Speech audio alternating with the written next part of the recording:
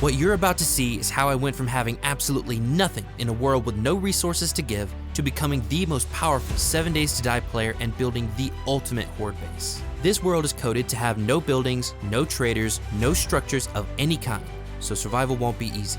With hordes appearing every 5 days, I'll have no time to relax, and every 25 days, I'm forced to abandon my home and move to a new, harder biome to start anew, carrying what I can on my back, never to return to my old base. This is the supercut of 4 episodes that took me over 3 months to record and edit. It took a while to make, so if you enjoy it, please remember to subscribe.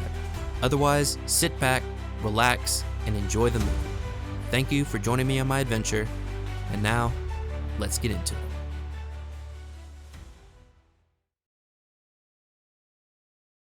Day 1 started began the same way that all 7 Days to Die playthroughs begin, completing a quest that has you picking up sticks, picking up rocks, and strapping them together. Once the beginning quest is over, we start making our way to the trader, and oh yeah, there aren't any. Or any POIs, or buildings at all. This is gonna be fun. Once my small existential crisis was over, I created a game plan for the first few days. The first thing we're gonna have to do is we're gonna have to do exploring. For the first few days, that is all that we're doing, is just exploring, because we need to find bags, we need to find cars, anything we can loot, which in this playthrough, there's very little we can. After finishing the first quest, I was awarded 4 skill points, so I took some time to decide how I wanted to spend them. Upgrading a skill means you're more likely to find magazines for that category, and since any points I spend are permanent, since there are no traders to sell me a forgotten elixir, I took my time. And then, I finally decided. Master Chef to help me unlock better food, salvage operations to hopefully get me that all-important wrench so I can take apart cars, lockpicking to get me closer to the forge and workbench, and finally, machine gunner. The pipe machine gun will be the best gun I can make early on, and that perk will help me find ammo for it. Now that all the early game stuff has been taken care of, I was off, looking for cars, trash, nests, and zombies. I soon after found my first car, looted it, and marked it on the map for future reference. I kinda wish I could take it apart now, but I need a wrench for that, and in previous attempts of this challenge, I knew it could easily take several weeks to unlock the crafting recipe or to find a wrench and loot. Next, I got my first loot bag. The loot was okay, but I didn't expect anything else. My level is really low, and you only start finding the good stuff as you level up. While wandering, I took some time to gather some sticks and grass to make my first 1.0 armor set, Primitive Armor. It provided a small amount of defense, which will help protect me for now, but I did find it a bit funny looking. How do I look? I look like Scarecrow from Batman. Look at me. Oh, I look menacing. What is up with that hood? Also, I like how my idea of protection for my front is just like half a dozen sticks. I don't know what I'm thinking in this world, thinking that's what I need to be wearing, but you know what? It is what it is. At this point, I had been looting for only a few in-game hours, finding a few magazines, bullets, and duct tape, useful stuff that would help out a ton. After a bit, I then saw another car. Naturally, I went to go loot it, and, no freaking way. No way I just found a wrench. I was joking earlier when I said, hey, why don't you just give me a wrench? Yeah, remember me saying how finding a wrench could easily take several weeks? Forget I ever said that. Apparently wrenches are so common now that I found it on day 1. I promise, I'm happy about this, I promise. The rest of the day was much of the same, looting cars, trash, and nests, and by the end of the day, I'd gathered enough resources to make a pipe machine gun and a pipe pistol. I crafted some building blocks and ladders, made myself a survival safety tower, patent pending, and spent the night looking down on the zombies that definitely wanted me over for dinner, and not in the good way. Morning arose on day 2, and I came down from my nest of safety. After saying hola to the neighbors, I harvested my first deer of the run, though I didn't keep the meat, just the leather. All I can make out of meat right now is charred meat, and while it gives 10 food, it takes away 5 water, which in a world where it is next to impossible to find a steady source of clean water early on, means meat right now is basically useless. My best food source right now is actually raw eggs. They give 5 food each, they don't make me thirsty, and they are pretty common, so I make sure to loot each nest I come across. As I continued looting, I started gathering as many scrap polymers as I could get my hands on, and it was around this point that my recording software decided it wanted to be quirky and fun by moving everything slightly to the right. Don't worry, it's temporary. Reason why I was gathering scrap polymers is because 1.0 had brought many awesome changes to the game, but in this challenge, one would be more important than most, the dew collector. It didn't require a filter to craft anymore, but now without a filter it only gave murky water. Once I got my hands on a cooking pot, however, I could purify it and have an infinite source of clean drinking water. That would be a project for much later on though, but I wanted to be prepared. Following the road eventually led me to the border between the forest and the wasteland, which provided a perfect opportunity to explain the most important rule of the challenge, which takes this whole thing to the next level. The rule that pertains to entering new biomes is every 25 days we move to the next biome. So the first 25 days we are in the forest biome, the next 25 we are in the desert, the next 25 is the snow, the next 25 is the wasteland. And I cannot enter another biome until that allotted time frame, and when I leave a biome, I am not allowed to come back. This rule makes it so every 25 days there will be a jump in difficulty when I move from my current biome to the next. In addition to the extra challenge of dealing with stronger zombies, this rule adds an extra layer of difficulty because you can only make one trip to the next biome. You can only take what you can carry, and when you leave, you can't go back. The rest of day 2 was spent looting, as was the plan. I needed to loot as much as possible as quickly as possible because hordes in this challenge were changed from appearing every 7 days to appearing every 5, meaning that I only had 3 more days before the first horde, and by then I would need a base, decent weapons, and some resources to get me through it. That night I spent my time in the top of safety tower number 2, looking down on all the peasants that couldn't even afford their own safety tower. I spontaneously decided to start shooting a big boy I saw, and when he started coming at me, I, with my smooth brain, decided to jump off the conveniently placed ladder and spray my leg. I still took down Bargain Mar Santa, but the shame of what had occurred still stuck with me for a while. Day 3 was the last day I wanted to spend looting before I started working on my eventual forest base, so I went all out. I looted every single thing I possibly could, shooting every zombie within my sight, and I even managed to pull this off. Oh, that might be a new record. While in the process of grabbing anything not nailed down, I figured out my favorite way to take out the zombies. First you shoot them from afar, then run up like mad and stab them in the face. It was effective, and honestly it was pretty fun, so I just kept doing it. While looting throughout the day, I was also keeping my eyes out for a good base location. Ideally I wanted my base small, elevated off the ground, and near both water and a road. There were several decent spots, but one stuck out, a river that pushed further inland and made an interesting feature on the map. It checked all the boxes, so I placed down a land claim block, some storage chests, and started deciding exactly how I wanted to build this base. I was still building when night came, but I was starting to run a bit low on resources and I grew bored. So I went night hunting with nothing but a tier 1 survival bow and a dream. Night hunting would quickly become a ritual of mine, but for now, I'll just enjoy this new challenge until sunrise. The morning of day 4 came, and I kept building out the beginnings of my base until my first wandering horde showed up. Not wanting to waste the opportunity for XP and loot, I quickly jumped down and took them on.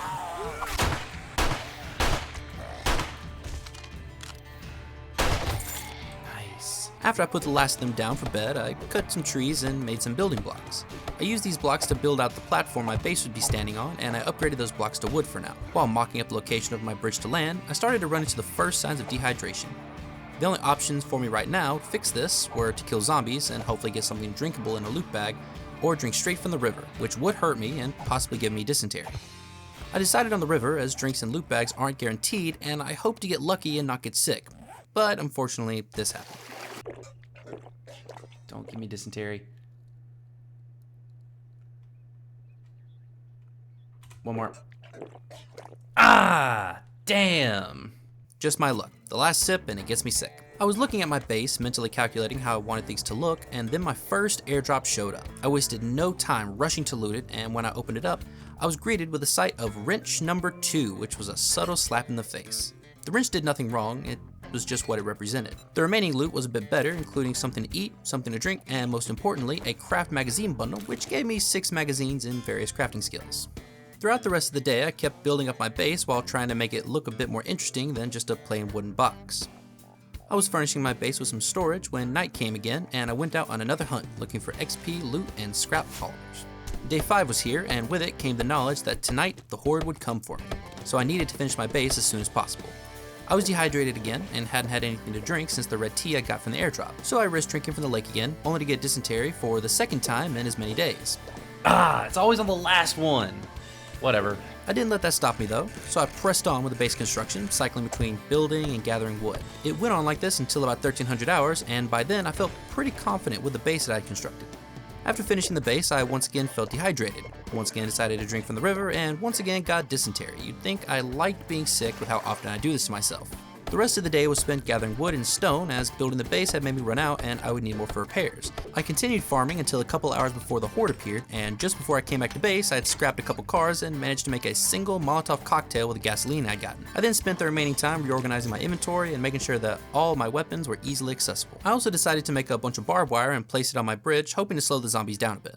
It wasn't much, but hopefully it would be enough. With my tier 1 pipe guns, barely 2 stacks of 7.62 ammo, and a will to live, I took on my very first horde.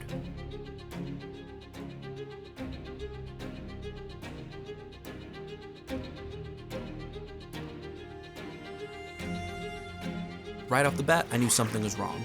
Most of the zombies weren't coming up to the bridge, opting to attack my foundations instead. Or they just breaking the area below me. Stop! Stop that. I worried that my base being built in the middle of the river was causing pathfinding issues, and if that was the case, I would have to waste more time building a completely new base in a different area with resources I didn't have. But a thought occurred to me, and I latched onto it like a drowning man being thrown a life jacket. I think I might have made this more difficult for them by adding on all this. Right here, hold on, let me see if maybe removing 1 or 2 of these helps. After removing the barbed wire, my relief was instant as I stopped hearing breaking wood and the zombies started steadily making their way up to me. Reasonably fixed, I think.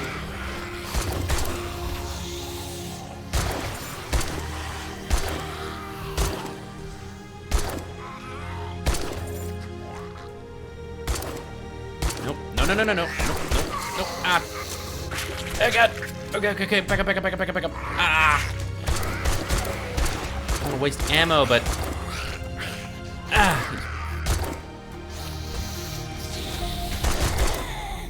Stab. Everything seemed to be going great until I ran out of 7.62 ammo. I was forced to switch to my pistol, which wasn't good. It didn't do much damage and it took a very long time to reload, allowing the zombies to pile up. I eventually had to use my single Molotov to buy time to reload, but more zombies just kept coming.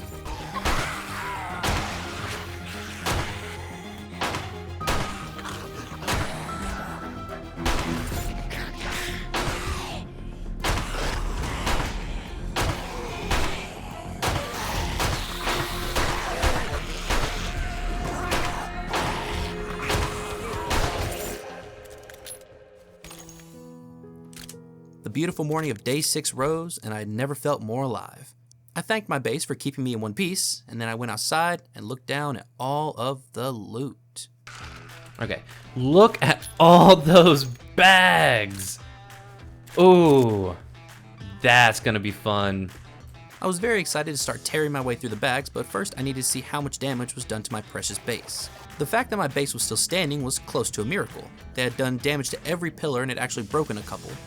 I decided I would make some drastic changes to how my base was built, but I couldn't wait on the loot bags any longer. So before I repaired anything, I dove into my riches, and the very first bag held exactly what I wanted. Alright, I survived. My base is still standing, barely. And we'll just see what goes on from there. Oh, yes! Yes! Right off the bat. 2 Forge Ahead bugs. Oh my god, that is huge. I was getting plenty of crafting magazines, as well as some ammo, food, drinks, and other miscellaneous parts, but now I had a mission. I took all my loot inside, and then crafted my very first dew collector. I would still need to unlock the forge before being able to purify the water I got, but I would eventually need to craft a few dew collectors anyway, so I might as well start now. Now that all my loot was squared away and my dew collector was collecting dew, I decided to do some housekeeping, mainly repairing the damage done to my base. Because the place was so small, it didn't take too much time to repair, though I didn't want to upgrade it just yet. Now that I had a semi-stable base to return to, I wanted to go exploring more of this world of mine. The world was my oyster, and I was an oyster farmer or something. I don't know how the phrase goes, but it's close enough. So I grabbed something to drink and headed out on my quest. Only I didn't get too far before this happened. Good food source for me. At least until I find one more food book. Oh shit.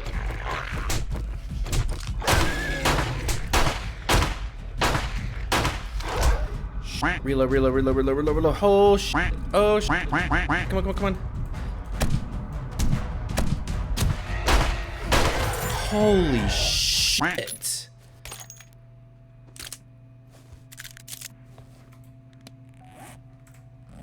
Okay, we're gonna run back for just a moment. Oh, explosives, nice. What's kind of funny is, other than this encounter, I won't see a single other dog pack in the forest, not one. I have no idea why this one randomly decided to just appear, but I'm thankful it is the first and last time I will see them. Now that I was thoroughly damaged and infected, I decided to head back to base to rest up and heal. It was only once I got back to base that I wondered why I didn't use my machine gun against the dogs and opted for my slower and weaker pistol. I continued to wonder this while I took the painkiller and honey to fix my condition. Immediately after, I headed back out on my adventure, though maybe a bit slower this time. During my travels, I uncovered a good chunk of the map, and what I hoped to do was uncover the entire forest area before day 25, but I wasn't sure I'd be able to. I continued to shoot zombies, then stab them, my favorite pastime, and loot any vehicles I came across. Jesus, I'm trying to get... Oh, wow. You, look a little rough. How long are you gonna roll? Oh, and you're gone. And shortly after this, I found my third wrench. I think it's just funny at this point. I wandered and looted on autopilot, not really thinking about what I was doing and just keeping the pace going. That is, until I found this. Makes sense, right? You harvest a chicken, you get eggs sometimes. Loot. Ooh. 2 vehicle books, leather, painkillers, shotgun shells, and a treasure map. Even though it was getting closer to nightfall, I really wanted to go after the treasure. It was my first quest since I woke up in the middle of the woods, and I wanted to complete it. So I made my way up to where it was buried, dug it up, and this is what I found. Night fell, and I jumped at the chance to go on another night hunt. It's the perfect blend of fun and terrifying, so I'll keep doing this each night as long as I can. When the morning of day 7 hit, I started the day by doing my normal searching habits, checking trash, taking apart the occasional shopping cart, and killing zombies by shooting them and then stabbing them in the face. After stabbying that zombie, I started to have some issues with finding more drinkables again, so I had to drink out of the lake. But this time, I prepared by taking a vitamin so I wouldn't get dysentery. See, I learn from my mistakes sometimes. I was looking forward to the days where I would have a forge and infinite clean water to drink, but I was still one forge ahead book away. I was thinking of wandering around to find one, when... 1 aloe cream. I would need 2 more to be able to make a first aid bandage, but first aid bandages are rare enough that would be worth it to keep. The airdrop decided to drop in the middle of an island, so I had to swim, which resulted in this kerfuffle. I feel pretty good. I might need to take the time to make a better machine gun when I get a chance. Holy shit. Can I shoot you?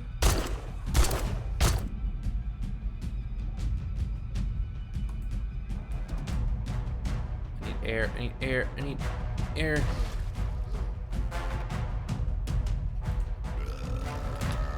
Your distance. Okay, my man. We need to go. We need to go. Come on. Get out of the water. Oh, I hate being in the water. I hate swimming. I really hate swimming in this game. But it was all worth it. Okay. Please, 1 forge ahead book. Yes! I can make a forge! Ah! I wasted no time running back to base to make the forge, knowing that it would be a game changer in more ways than one. Though ironically, after searching for so long for a single forge ahead book, I found this along the way.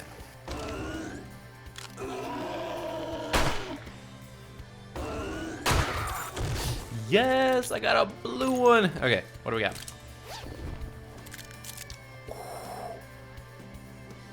Ah! 2 forge ahead books. Amazing. Yeah, so we'll do it there. Beautiful. Actually beautiful. I quickly made 2 pots and 2 grills, then started cooking up some fresh water and grilled meat. After that, I then crafted a second dew collector to double my incoming water. With my water troubles finally letting up, I could focus on upgrading my base with the forged iron I was now able to craft. With it, I made an iron hatch, which is a big upgrade to the wooden hatches I had, and while installing it, I accidentally attracted a wandering horde. Come on. Oh, it's a horde.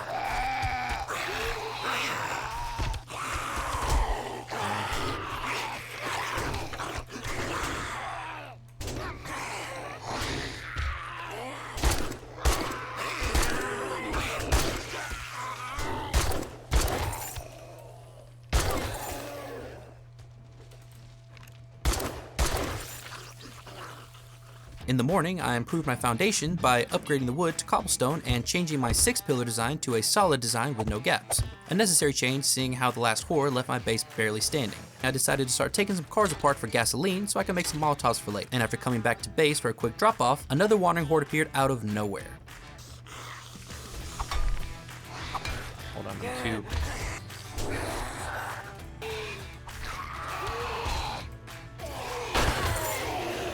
Ow.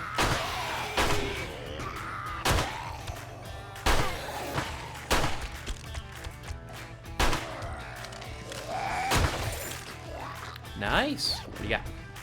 Ooh, more armor parts and some gloves. Ooh. I will be taking those and seeing what they do in a moment. And you drop me some more loot.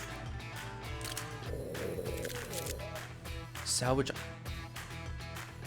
Okay, this is nice. I'm excited now. Nothing else interesting happened on day 8, and that night I did some night hunting to get XP and hunt some deer, though one zombie did get a little too close for comfort. You. Okay, run, run, run. Now walk, walk, walk. Nice and slowly. In a different direction. Stop. Oh, God, stop. Oh, God. The morning of day 9, I spent wandering in the hopes of finding enough scrap polymer to make another dew collector. Once back at base, I crafted Dew Collector 3 and placed it with the others to get me more of that liquid gold. Now that my water issue was no longer an issue, I started to think about the future and what kind of problems I would run into in other biomes. One big issue would be food, since places like the desert aren't exactly packed with animals. Since I already had a bit of rotten flesh for the blocks, I went out and gathered the remaining nitrate powder and clay I needed to make my first 3 plot blocks. I would need many more in the future, but for now, I would work with what I had. After that little adventure, and seeing as how I have the attention span of a toddler, my mind decided that now would be a great opportunity to throw together a screamer spawner out of campfires instead of farming for more farm plots. In 7 Days to Die, there is a mechanic called heat. And what that means is anything you do that either produces flame or anything you do that creates noise, that will add on to your heat value. But what happens is if your heat gets high enough, it will suddenly drop a certain amount and then a screamer will spawn. And screamers are very useful in this scenario because of course when a screamer screams, they spawn a bunch of zombies, and when you kill them, you have a 15% chance of getting loot. Now, in past attempts of this challenge, a screamer spawner was incredibly effective. But what I didn't realize is that in 1.0, they changed how heat works. So normally I would have half a dozen screamers spawning. This time, all I got was one single screamer. Oh, and there's a screamer already. Hold on, let me turn on the other ones. And it would take me a few more times of running the spawner to realize that wouldn't be changing anytime soon. That night, nothing crazy happened. I did some more zombie hunting, got some XP, searched some trash, and harvested a deer or two. Day 10 came, and I decided to try to run the screamer spawner again in the hopes that the one screamer from yesterday was a fluke. I spent some time cutting down some trees for fuel, starting up campfires, and just like last time, one screamer spawned right when I finished lighting the last campfire, and then after fighting whatever zombie spawns, I just sat near the spawner in the hopes that another screamer would appear. At that point, I heard the airplane signaling an airdrop, and feeling demoralized about my spawner, I left the campfires burning while I went to go get the drop. Not expecting much, but then what I found changed the run forever. All right, what do we got? Okay, 1/4. Ooh, range mod bundle. That might be useful. I will take it. I'm not gonna open it just yet, but I am gonna open up this. Yes! I can make a workbench. Let's go. With this, I could craft armor, ammunition, mods, advanced weapons, vehicles, and pretty much anything else my heart desired. With the workbench unlocked, I finally felt like I was making good progress and had a chance to majorly level up my abilities and equipment. I rushed back to base and immediately set about making a workbench. While waiting on the workbench to craft, I made a tier 4 pipe machine gun to replace my tier 3 and put my scope and bipod mod on it while throwing the other mod on my pipe pistol. And finally, day 10, I have myself a workbench. I wasn't able to do too much with it as it was getting late and the horde was almost here, but I was able to make a couple pipe bombs as a backup in case the zombies managed to pile up, and I made a pair of tier 2 commando gloves, which gave me an extra 10% range damage. I then spent the remaining time before the horde arrived looking through the different 1.0 armor sets and seeing what they did. Before too long, the horde was here, and it was at this point I realized just how powerful I had become.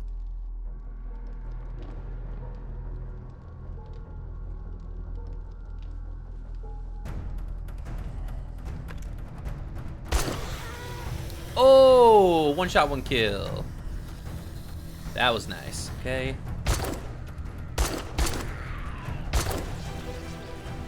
I'm one-shotting these guys in the head. Yes! Headshot after headshot, I killed most of my enemies instantly before they even got close to my fighting position. The scope allowed me pinpoint precision, and the gloves I crafted at the last second made each bullet more deadly. On rare occasion where the zombies would pile up while I was repairing my weapon, the pipe bomb took care of them all with ease, while the location of my base meant the zombies had to swim across the river to get to me, slowing them down and pacing them out.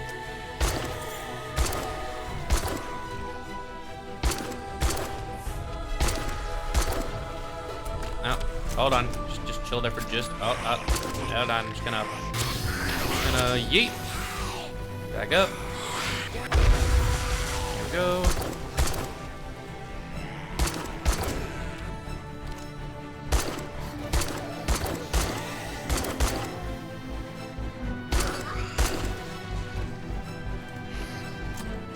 Wow, you took that shot to the face like a champ, girl.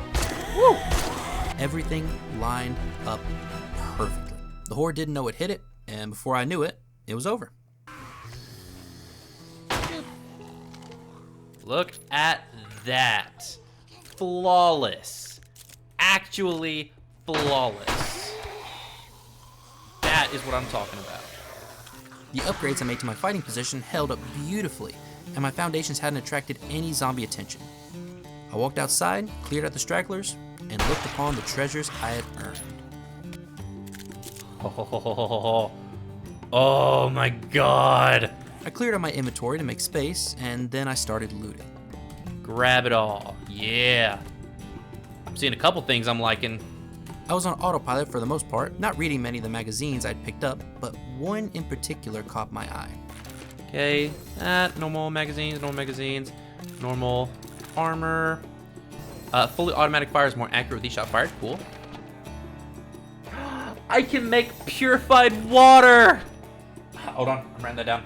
Purified water is the best drinkable in the game, giving a whopping 60 hydration, curing dysentery, giving stamina regen, and giving efficient digestion. This alone is an incredible find, but it wasn't the only incredible thing to come out of those loot bags.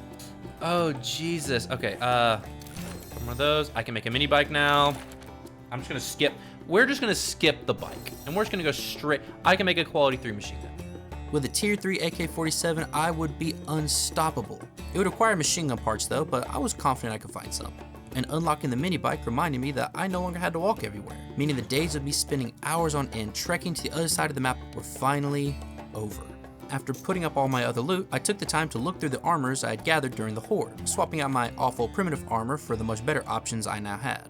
Once I finished looking through the armors, I was tired from so much hardcore gaming, and so I called it a day and started playing again the next morning. But this time, I had an unexpected visitor.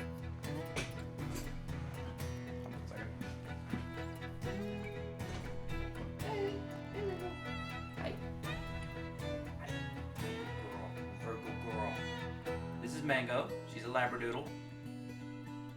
She's rotten. Mango lets me bully her, and I appreciate that for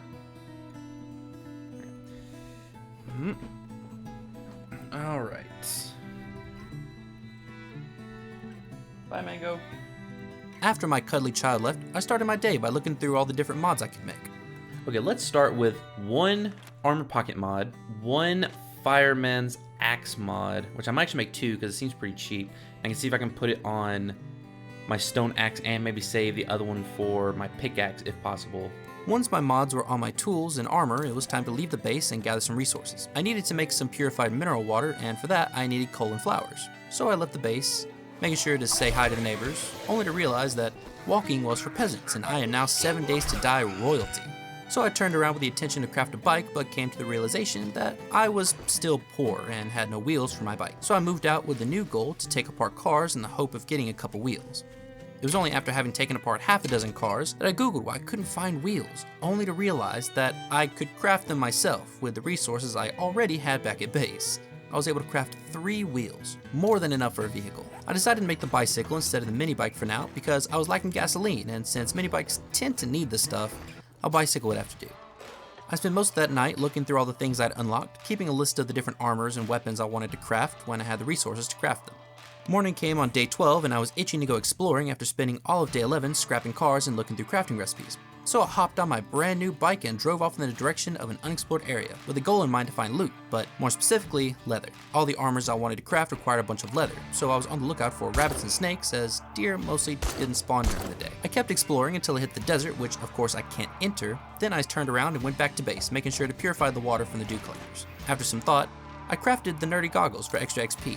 Since it was only tier 1, it was only an extra 2% XP, but any extra experience is never a bad thing. Night wasn't far off, and with it came the opportunity for more leather. So I hopped on my bike and headed off in search of some deer. Shortly after, I found my first deer, but in the process of shooting it, I made a small mistake. Thank you. Okay. Nope. Nope, nope, nope, nope, nope, nope, nope.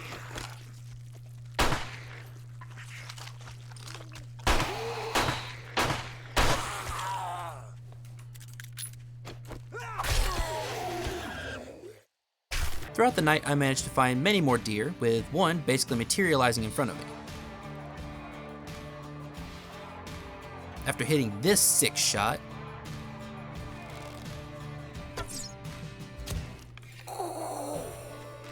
I went back to base with 34 leather and a ton of meat. The morning of day 13 arrived, and I saw I was only a short bit of coal away from the last wheel I needed to craft the mini bike. So I took the time to go gather it, and shortly after, crafted the beautiful thing that is the mini bike. It was at this point when I heard an airplane signaling that another airdrop was coming in. Once again, it decided to drop in the middle of the water, as the game is sensing I'm having too much fun and wanted to ruin my morning. The loot was mediocre, but it did have a farming hat, which made seed drops from plants more likely. Since I found the farmer hat and had armor on my mind, I decided to craft a couple new pieces. The nerdy outfit gives a chance to get 2 crafting points when using a crafting magazine, and the ranger boots give 30 extra stamina. Also, quick question, have they made changes to the wandering hordes? Because this horde outside was massive. Oh, wait, that is a wandering horde.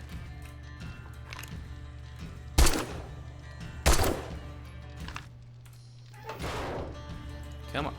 Wow, this is a big horde. This has to be at least 2 hordes.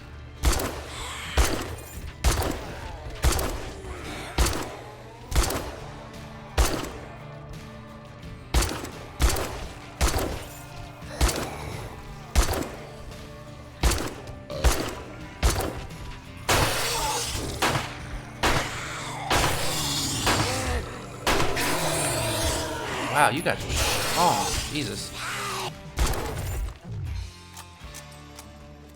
I did my nightly ritual of hunting for deer and zombies until daybreak. The entirety of day 14 was spent mining coal and nitrate powder to craft gunpowder. I wanted as much 7.62 ammo as humanly possible so I wouldn't run out in the middle of the horde. That night I went hunting as usual, though I focused more on exploring areas I hadn't been to yet than actually shooting zombies. It was pretty relaxing, like a nice nighttime stroll. Day 15 meant another horde was approaching, and I was feeling the pre-horde jitters. So to make myself feel better, I spent the day preparing by crafting up as much ammunition as possible, upgrading my walkway to cobblestone, and making a few backup grenades. I was doing anything I could think of to prepare, and so I decided to put some wood spikes on my roof to deal with any birds that may or may not spawn. And while doing this, I was visited by a very unwelcome guest. There we go. That's all I need. Is that a fucking screamer? Hold on. No. F that. I ain't dealing with no screamer right now, girl.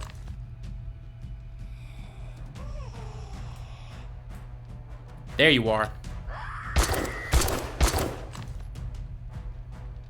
Damn. Okay, let me run around. Why did a screamer just spawn? How the hell does the heat system work now? There's another one. Nope, nope. While fighting off a screamer horde and racing against the clock, I was feeling the pressure to beat this horde before nightfall. And just when I thought things couldn't get worse. Alright, I have a little bit of time before nighttime falls. That's a cop!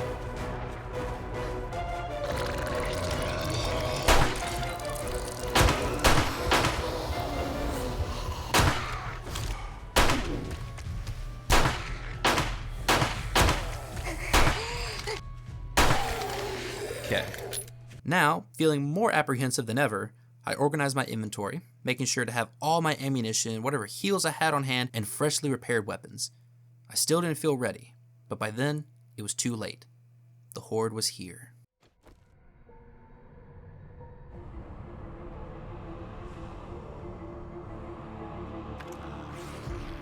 I noticed a difference immediately. Spiders were spawning, and there were more zombies coming at me all at once.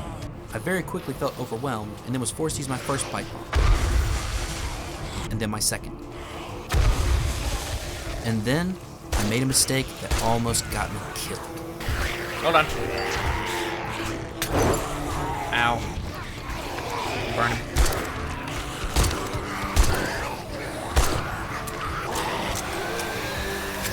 Hold on, let me heal real quick. Wait, whoa, whoa, whoa, whoa, whoa, whoa, whoa, whoa, whoa. Wow, I burned way more than I should have. Dog.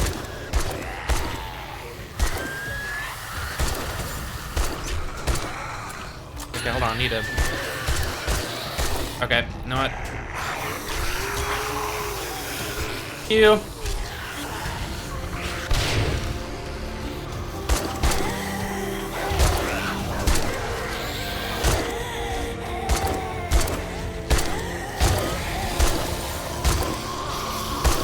After a while, I started to feel like I was slowly gaining control, bit by grueling bit. And then, it found me.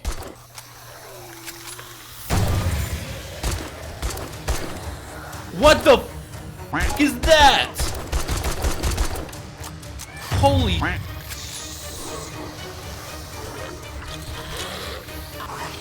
Okay, you, man. Hell nah. Hell nah. That guy's still alive! What the f was that thing? It came out of nowhere. A creature I had never seen before that shrugged off a grenade like it was nothing. This creature marked an end to the easy hordes that I was enjoying, and brought with it pain. Another demon dog came from it, and it took another grenade and a clip of ammo to put it down. My hatch was badly damaged from the monster, and when I repaired it,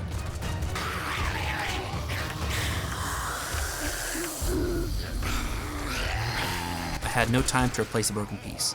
I could only hope that what I had left was enough.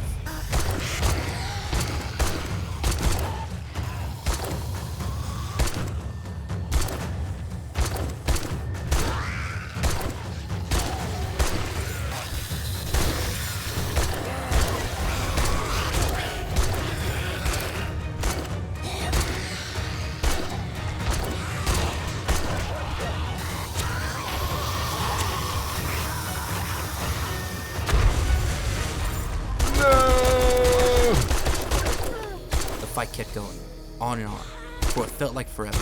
I kept watching my ammunition drop lower and lower, and then, it was over. The morning of day 16 came and I was still alive. Using my pistol, I took care of the remaining zombies, and once I was done, I emptied out my inventory and made my way down to where my prize awaited. Oh yeah. Oh yeah. Alright, let's jump in and go.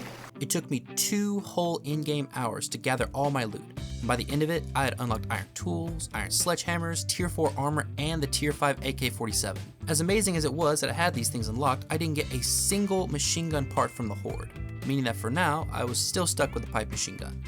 Afterwards, I went to sleep and jumped back on the game the next morning. I took a little bit of time to look back through what I had unlocked, and I found something interesting. Whenever I was playing the game yesterday, and whenever I was going through and looting everything, I heard a noise. And this noise normally shows, hey, you upgraded something, like one of the perk books, to max. And so I was like, okay, which one did I max out? I maxed out Lucky Looter. And it's funny because, of course, when you max out something, it gives you a little extra thing that is added at the end. So like this one right here, Fireman's Almanac, if you get all 7 books, then you sprint longer and you're never encumbered in the burnt forest of the Wasteland. But Lucky Looter, if you max it out, enemies have a higher chance to drop loot, which is a 20% increased chance. Now normally, this would be increasing like, let's say 2% or 3% to like 2.5 or like 3.5%. It's not a huge increase, but I'm doing 15%. So now 20% of 15, that's 3. So I have an 18% chance now of getting a loot bag. I feel like that might be taking a little bit too far, but you know what? We're just gonna run with it and we're just gonna see what we can do from there. While still looking through my perk books, the airdrop came, which I had completely forgotten about, and when I searched it, it wasn't very impressive. Once back, I wanted to better light up the inside of my base, so I crafted up an old lantern to spice up the area, and by the light of my new fancy lantern, I made some iron tools, because if I have to break coal with a stone axe one more time, I will lose my mind. Shortly before nightfall, I repaired the damage to the base and organized the random armor pieces I found. During the night, I repaired and upgraded my base until it looked like this, with spikes on the bottom to prevent birds from being caught and dealing unnecessary damage. Day 17, and I realized that many of the cars that I looted before should have respawned their loot, so I made it my mission to loot each one again.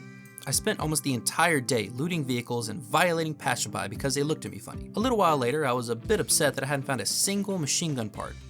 And then, this glorious series of events happened. It's a little unfortunate I didn't find any parts, but granted, I don't know for certain if I can find parts in vehicles. The only parts I ever found were robotic parts, and I found all of them in trash.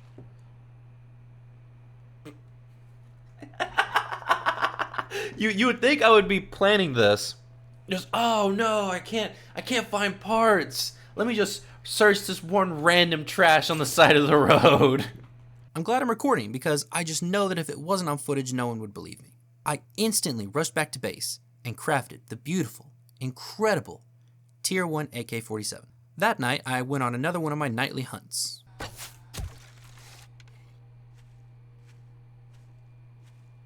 I enjoy taking zombies out like this. It's very entertaining. Ah, you were not supposed to run over here. No. Morning arrived on day 18 and I wanted to explore more of the map. I set a waypoint on the other side of some unexplored land about 2 kilometers away, or about 21 football fields to the average American. While on the way, I had a phenomenal recommendation for the 7 Days to Die game devs to take full advantage of. See, I kind of wish I could take these guys apart for rotten flesh as well, but I can see how it would be a bit concerning to be able to harvest like something that used to be a human for fertilizer, pretty much. I can definitely see how that would be a bit problematic for the game.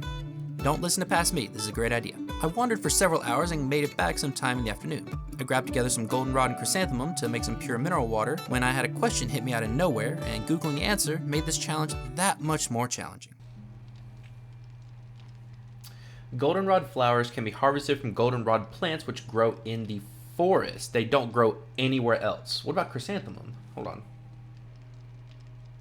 Which grows in the forest. Okay. Hold on. This meant in order to make mineral water, the best drink in the game, I would have to gather these plants now and farm them throughout the entire 100 days series. Though it's a good thing I thought about this now rather than after day 25. This is when I also realized that coal doesn't spawn in the desert, so any coal I needed for gunpowder would have to be brought with me. This lit a fire under me, so I ran straight out and started mining for coal, though I did have one very important thing to do first. Okay, I'm gonna chill here for a bit, get my stamina back while I'm doing that.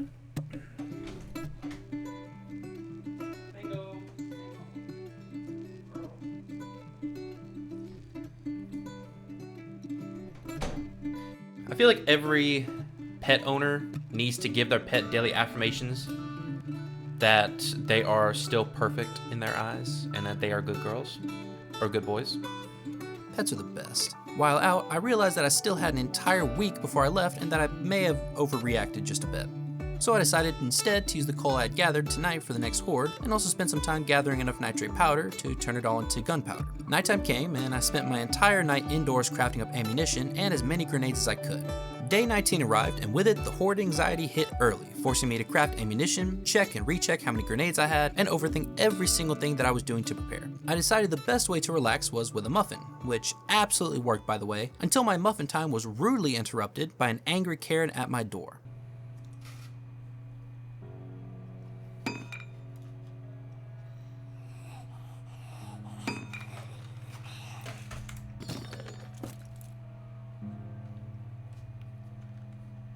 That was a screamer. I'll take advantage of it. Let's go. Yeah. And there's another one. Yeah, that's what I want to hear. Take it out.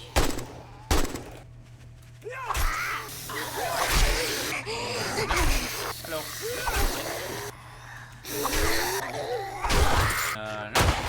Shoot you in the face. Nice. Afterwards, I decided to make a storage box that was meant to store things that I would be taking with me when I left the forest. Since I can only make one trip and I can't come back, I'll be leaving a lot of stuff behind, and I wanted to go ahead and figure out what I would be taking with me in advance. But while in the process of moving stuff over, another 2 screamers spawned. That's a screamer. Alright, let's go. That's 2! I wasn't happy at first with the disturbance, but then I imagined all the loot, and with nothing but greed in my heart, I led them around and let them scream, just imagining the bags I would get. What actually happened is I got trapped inside my base and had to use one of my grenades and some of my precious 7.62 ammo to clear them out. That night I spent moving stuff over to my take with box until it looked like this. The morning of day 20 saw me out mining iron to let off steam, and gathering plenty of chrysanthemum and goldenrod flowers to make seeds. After which my head was still filled with plants and farms and dirt and stuff, so I took the time to make a tier 4 farmer's outfit, which increased my chance to get an extra crop by 40%. Once taken care of, I stood in my base, not doing anything else except looking at what I had done and what I could possibly do to give me an edge. After a few minutes of nothing, I did have an idea. So I'm also thinking of like this. The tier 1 farmer outfit only gave you a 10% chance of getting an extra crop, whereas the tier 4 gave you a 40% chance. So does that mean that if I were to create a tier 4 pair of preacher gloves, that I would do an extra 40% damage to the undead? That would be huge. Matter of fact,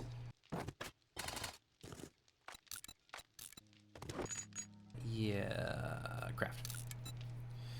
Let's see. 40% damage to the undead. That's what I'm talking about. That is exactly what I'm talking about. The last few hours before nightfall were stressful in a weird way. It was too early to actually prepare for the fight and too late to go do anything else to pass the time. So I took some time to reorganize my inventory. I spent the rest of the time I had left awkwardly looking around, trying to find anything else that I may have missed or that I'd overlooked, but from what I could see, everything that could be done was done. The die was cast, and the only thing left to do was fight.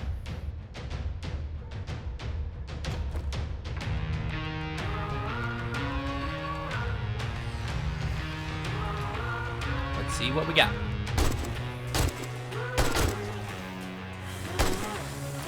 This is what I want to see. One shots. When the horde started, I took a recog. So with the recog and my preacher gloves, I was dealing an incredible extra 90% damage. Plus with my new AK-47, I was mowing through zombies left and right to the point where I felt unbeatable.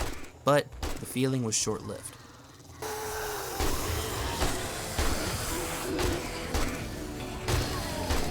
Hold on. Yeet! Oh geez, they're never ending! I mean, that is kind of the point, but still. There were more dogs, more spiders, more ferals, and for the first time during a horde, there were cops.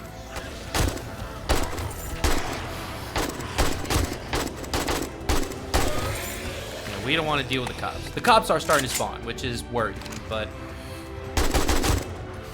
I would rather just waste a few bullets on them than try to go for headshots.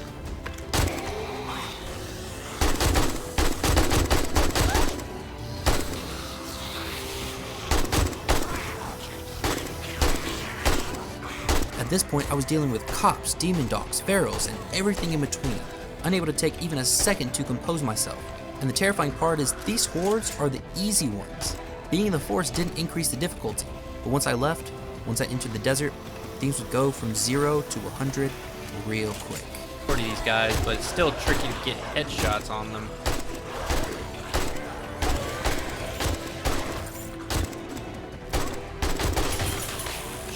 While I'm repair. While I'm repairing. Yeet!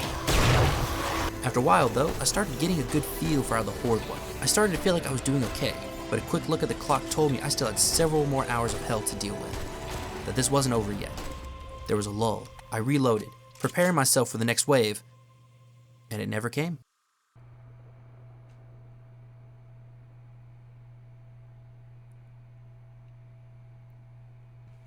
Did I actually manage to get through the entire horde?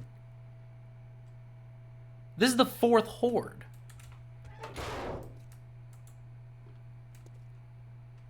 Huh. The zombies were gone. somehow I'd managed to beat this horde before 4 o'clock ever hit. That was awesome. And you know what's even more awesome? This. Look at that.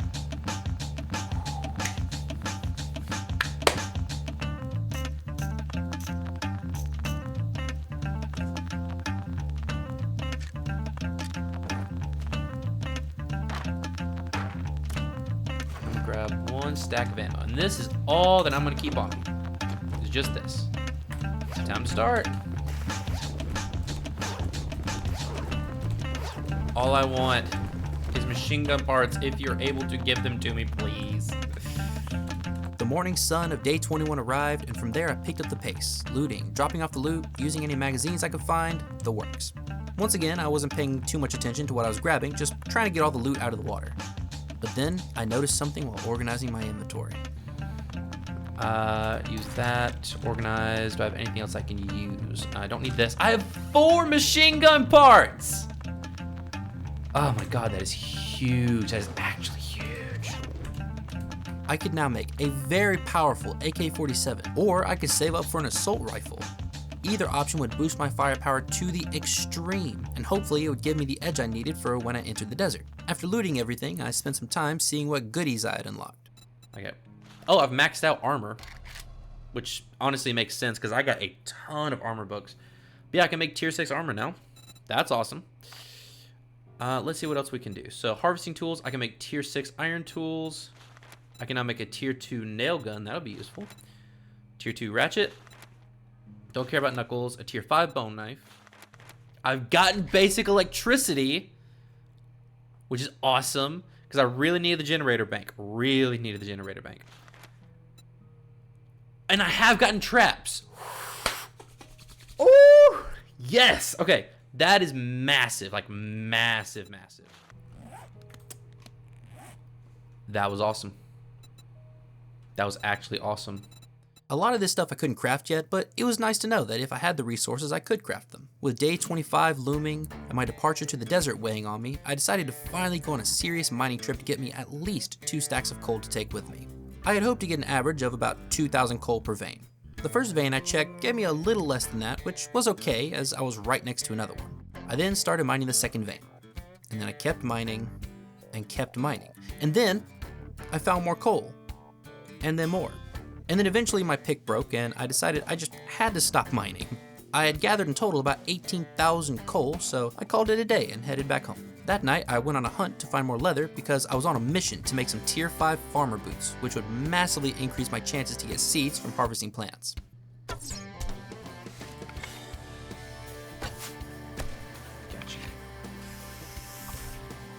Yeet. After getting back to base victorious, I quickly crafted them up and put them in my take-with box for safekeeping. Day 22 rolled around and I was still worried about my future with farming plants. So I rode off with a mission to find rotten flesh so I could make more farm plot blocks. I began my search and, ironically, when I wasn't even looking for other loot, I started finding some of the best loot, including 2 pistol parts and an iron spear. While on the road, the airdrop came and gave me another ranged mods bundle, which I gladly took, but this was the best part. I'm gonna open this, and we have forge ahead, wiring, tech planet, and I have the cement mixer. Yes.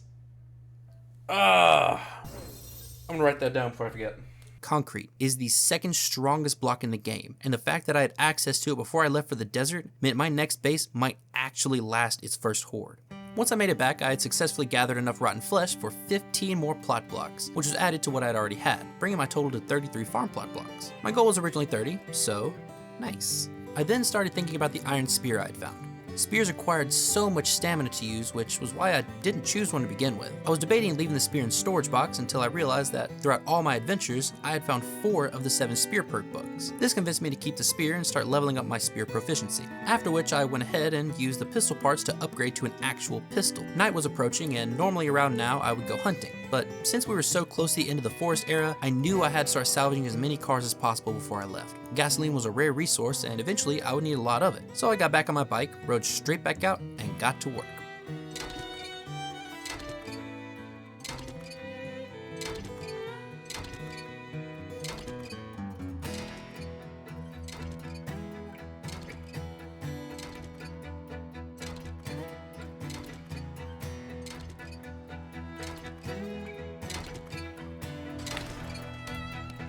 Let's remove that. And let's head back to base. During the last horde, I had found a few treasure maps, but I decided to ignore it until now, because they can also contain ammo, and I wanted to get more ammo before the final horde. I wasn't expecting much from the buried treasure, but I would very soon be eating my own words. What do we got? Oh shit! 2 machine gun parts! Okay, maybe I should actually check these. And that's what I really need is parts. Ooh. With a newfound interest in the buried treasures, I dug each of the other chests up one by one. Nightfall stopped my efforts, so I went back to my base and went AFK until the morning. Then I went back out and finished digging up the rest of the chests. None were as good as the first, but several had ammunition, and overall they were still decent. The rest of day 24 was the most uneventful day I had experienced yet. Pretty much the entire day I just organized chests, made sure that I had enough ammunition, and at one point I went outside and tried to make a version of a spiral staircase that wasn't a spiral or something. I don't know what I was trying to do, but after doing so much digging and grinding, I was just feeling uninspired that day and I wanted to do something different. That night, however, I got it in my head that I desperately wanted to start making concrete. I have 2 forges and 2 cement mixers going in order to get as much cement made, because I'm realizing once I get into the desert, having extra cement is going to be very useful. Make 55, we'll do 25 here, do 30 here. Got a whole production line going. The big day 25 was finally here, and I was still making concrete. I really needed to stop so I could prepare for the horde, but I just couldn't bring myself to. And so I kept going until just before nightfall. And by that point, I had crafted almost 2,000 concrete powder. I left myself just enough time to reorganize my inventory and prepare for the next and most important horde yet. I had new guns, a new spear, 2 rows of ammo, extra heals, and anything else I could think of. Grenades, recog, even beer. None of it was useless in this final battle where I would be hit with the best that the forest had to offer. Let's go.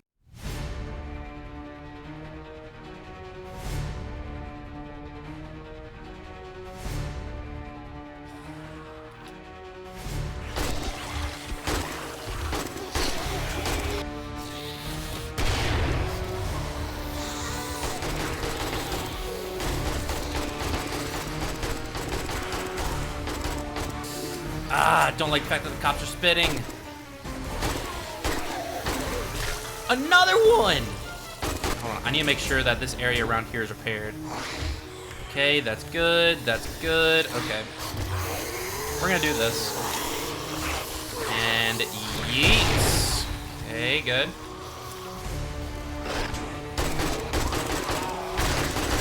No. Nope. Oh, I'm tearing through this ammo. I know I am. Wait. No. Nope. You're not spitting on me today, motherfucker. I eventually just started emptying clip after clip, but no matter how many bullets were sent at them, eventually things started to break down. Repair that and shoot these guys. Quick. Oh, hold on. Something broke. Feral after feral, biker after biker, dog after dog, it never ended, and I always felt like I was just barely ahead of the curve, just barely able to keep the horde at bay. And then, I made a mistake. Repair while it's going on.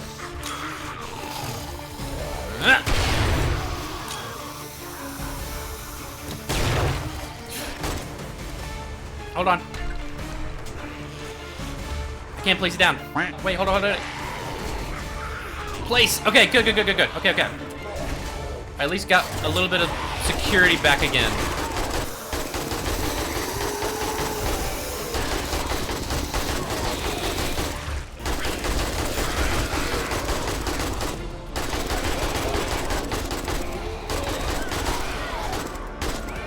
Dude, I cannot hit you in the face, man.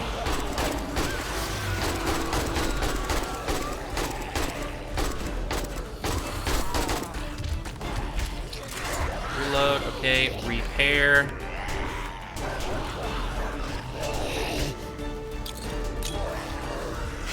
Grenade! Ow. Oh, I am hurt. Okay. Take a painkiller. Okay.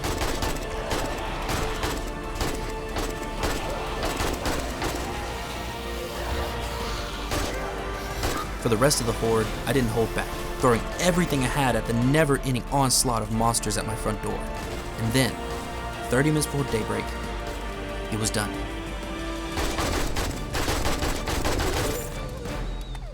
Holy.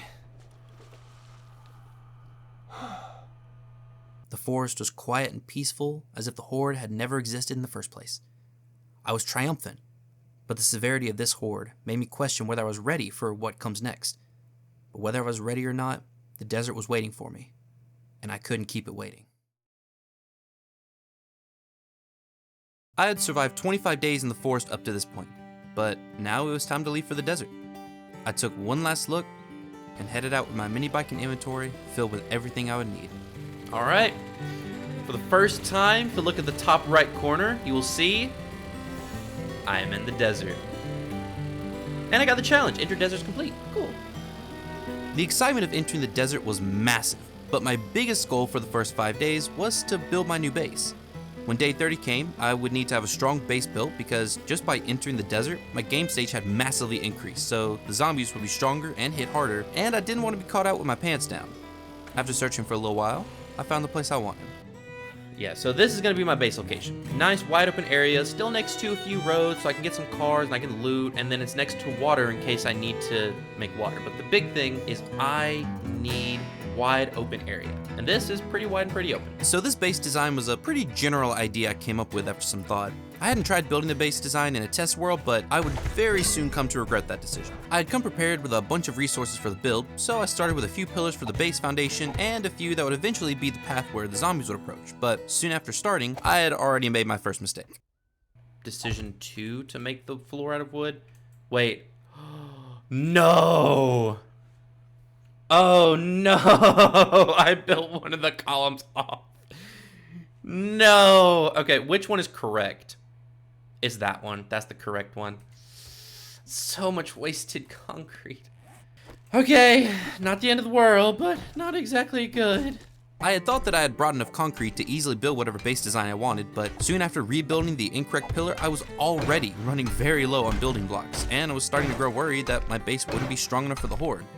But I had no choice but to just build what I could and press on. Construction continued throughout the day, and that night I sat on top of my new platform thinking of base design ideas while not making a sound. Day 27 arrived, and I was worried about the stability of my base because I had heard somewhere that if you build your base on top of sand, you would lose a lot of stability. So I took the time to dig down and build each pillar from the stone layer up.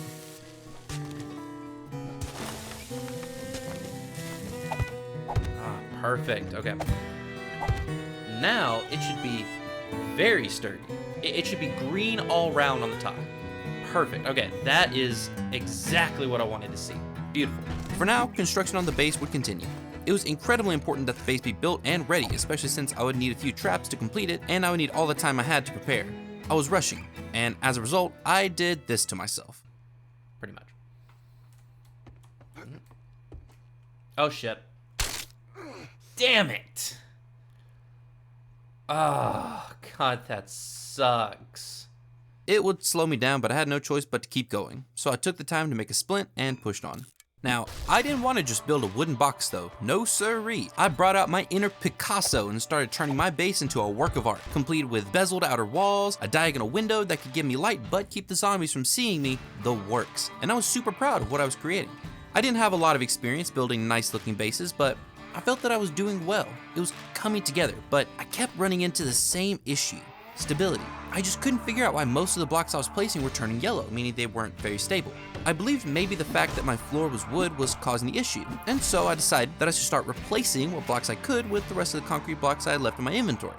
And this decision alone destroyed any hope I had of being prepared for the next horde. Just watch. Ground block as concrete, so like right here should also be concrete. Hopefully it doesn't destroy my base.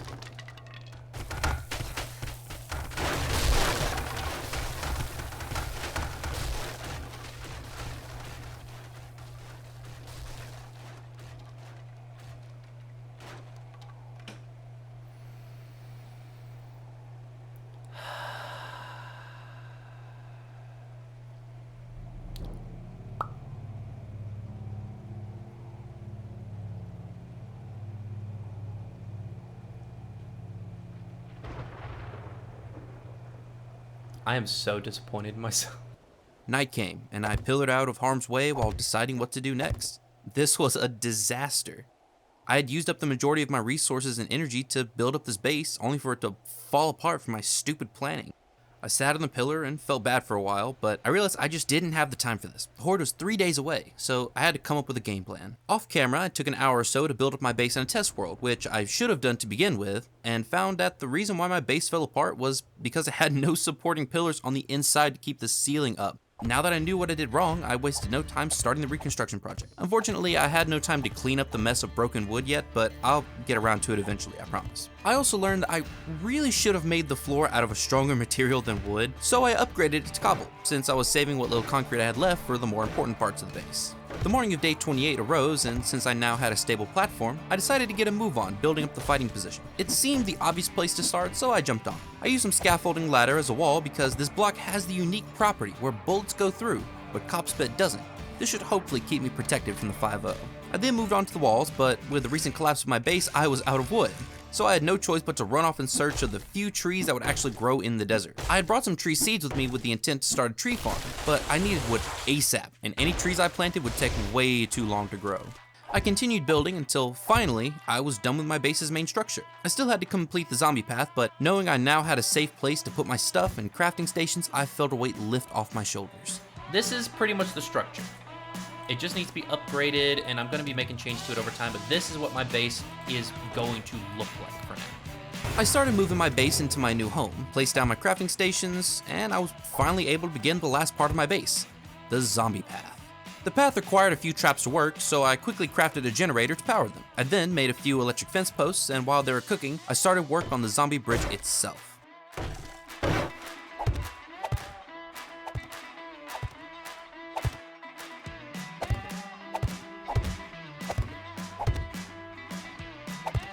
I continued building the bridge throughout the night because I just kept changing my mind on different dimensions and where things were supposed to go.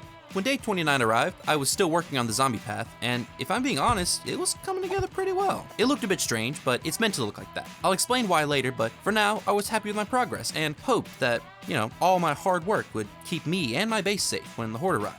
So far, all the supports for the bridge were still wood, so I took the time to craft some more concrete and upgrade them, though I didn't have the time or resources to turn the entire thing into concrete. With all the building, crafting, and smelting going on, it was only a matter of time before a screamer spawned, so in one did, I wasn't that concerned. But what I saw next terrified the hell out of me.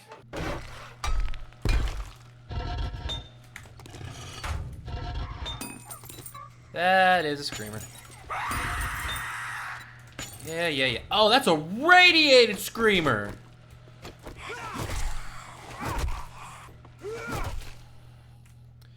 Oh no, I'm getting radiated zombies, no! Radiated screamers were bad, but I soon realized they were just a preview for the insane difficulty I would face in the desert. The next horde might just be my last. Once the screamer horde was taken care of, I realized that if I didn't get my fighting position up to par, I was screwed. The amount of radiated zombies that showed up were ridiculous compared to the 0 I was used to, so I moved on to the next step, which was to get my hands on some dart traps. To craft dart traps, I needed oil, and as I had exactly none to my name, I rushed out to quickly take apart cars. I was so stressed, I didn't even care about the loot. I was laser focused on trying to stay alive, and oil would help me do that.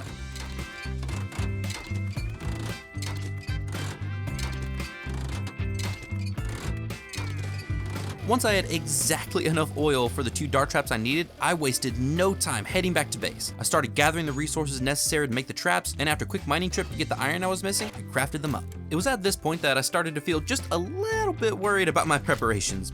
So I decided I wanted to make myself a tier 1 assault rifle, a massive upgrade to the tier 1 AK-47 I was still using. I thought I had everything I needed to make it, but because past me didn't want present me to have too good of a time, I didn't bring enough duct tape. So I spent the entire night searching every bit of trash for the duct tape I needed. I arrived back at base in the morning of day 30 with just enough duct tape to make the assault rifle, and when I started crafting the assault rifle, I felt 1,000 times better about my situation. Since tonight would be my first experience with a desert horde, I wasted no time setting up the rest of my traps. First, I made some electric components like switches and a relay, and then I got to work.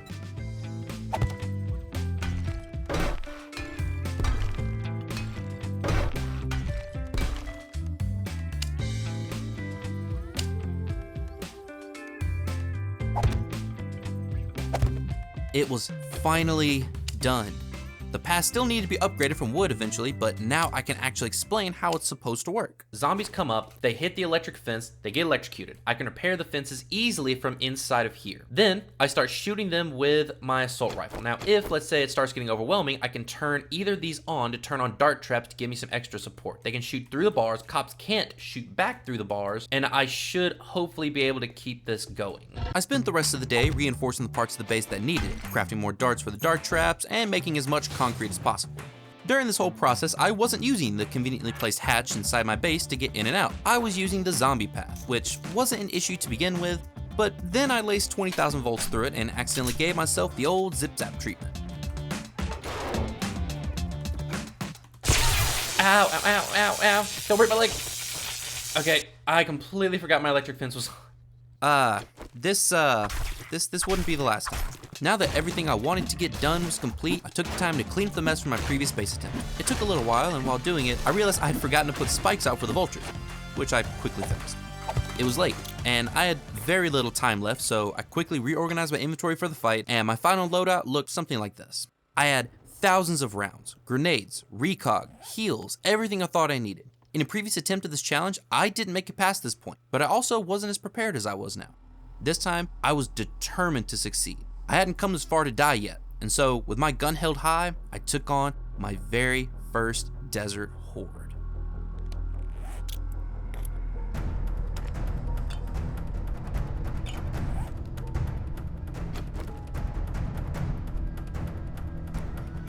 Please don't attack my foundations.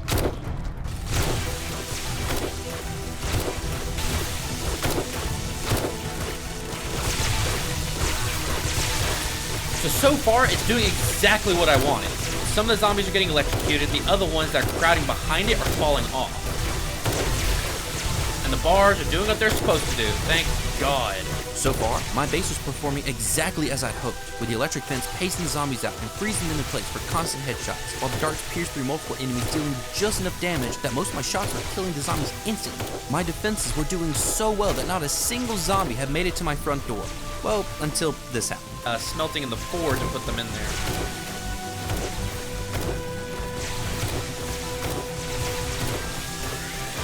Oh, wait. Nope. I'm so glad I set up this dart trap beforehand. I need this.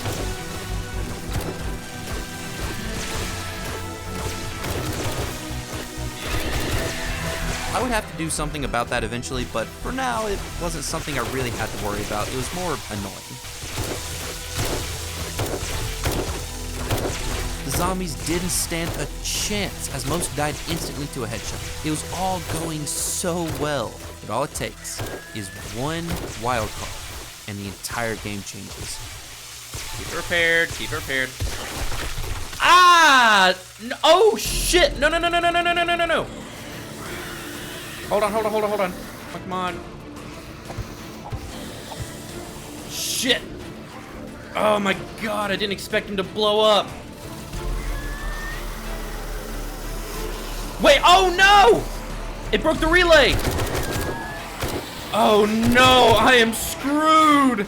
That one cop managed to take out the bridge and the relay that connected my electric fences to my generators, completely disabling my entire defense. I decided to fight the zombies at my door, trying desperately to hold them at bay, unloading bullet after bullet. I tried to keep my footing at my base entrance.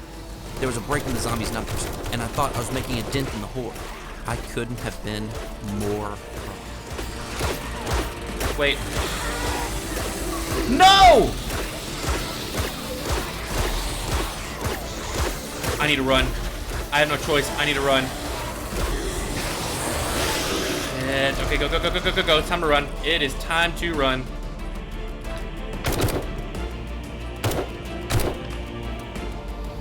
Run, run, run, run, run, run, run, run, run, run. Okay, also, drink a little bit of coffee.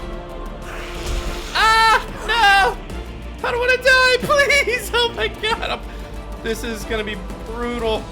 What started out as a promising horde fight turned into a mad scramble for survival. Chugging coffee to keep my stamina up, I ran as fast as I could, barely keeping a gap between me and the feral monsters at my heels. I had never been more terrified. Oh, this is an actual mess. Nope, Screw you, dog. I don't want to deal with you. Nope. I don't want to aim because I don't want to waste stamina. I need stamina to run. I mean, hey, on the plus side, I'm finally exploring the desert.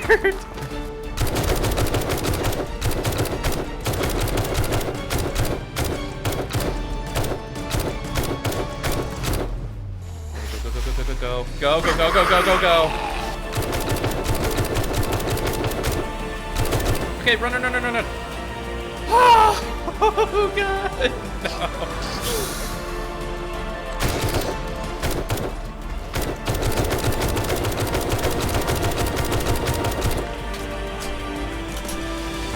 Almost there. Come on, come on, come on. 10 more seconds. I have some ideas about my, my base. Day 31 arrived, but I was still running. Even though the horde was over, there were still dozens of pharaohs coming after me. I took a bit to take them all out, and once I did, I took a breath to calm down.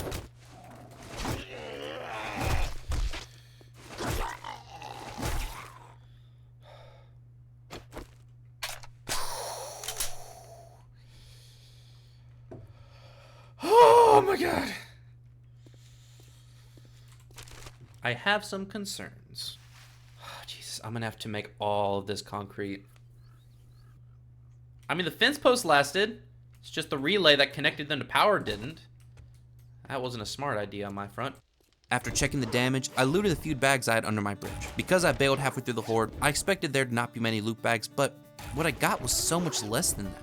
On the plus side, I didn't die, which is good. It wasn't a requirement of the challenge, but I really wanted to make it to day 100 without dying, and so far I was still on track.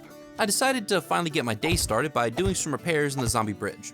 I used whatever concrete blocks and concrete powder I had to fix and upgrade as much as possible, though I wasn't able to finish it just yet as I didn't have enough materials. I was determined to fully upgrade it by the next horde though, because I was convinced the only reason it failed was because it was wood and broke too easily. Before it broke, I was handling the horde beautifully, so if I just made it stronger, I was sure I'd be fine. While repairing the bridge, the first airdrop fell, but I didn't have time to go get it yet, so I just marked it and kept going. After using whatever concrete I had, I decided that now was the time to really step it into gear. I went out and mined up some iron for more darts, started making more concrete, and I took the time to get my garden going. I planted trees, chrysanthemum, goldenrod, potatoes, corn, and coffee, and with these, I should be good on all my food and water needs, and eventually I would have all the wood I could ever ask for. Night fell, so I decided to stay indoors and make more concrete for the bridge. I went outside to upgrade more of the path, only to forget about the electric fence again and electrocute myself. Again. This also won't be the last time. Yeah, the last time's, it's gonna be a bit before the last time comes around. The rest of the night I spent crafting darts, making concrete, and finishing the electricals from when my relay was destroyed. I finished upgrading my bridge entirely to concrete just when the morning of day 32 arrived. And there we go, nice. Shortly after, I was feeling a bit cooped up from all the work and repairs, so I left to go get the airdrop I had marked yesterday. And when opening it, I was greeted with a farm bundle, which will help me expand my little garden. While I was out there, I felt the need to go exploring. I had been in this biome for almost a week and I hadn't willingly explored it yet. So I picked a direction and set off. It wasn't long until I realized there was an issue with this biome. A strange issue that I really wasn't expecting at all. There's just too much water. There was so much that I came to the realization that in order to actually explore the majority of the desert, I would have to build bridges connecting the land masses together so I could drive my mini bike over there. Fun pimps, would it really be that hard to add a boat to the game? Please? I really hate swimming.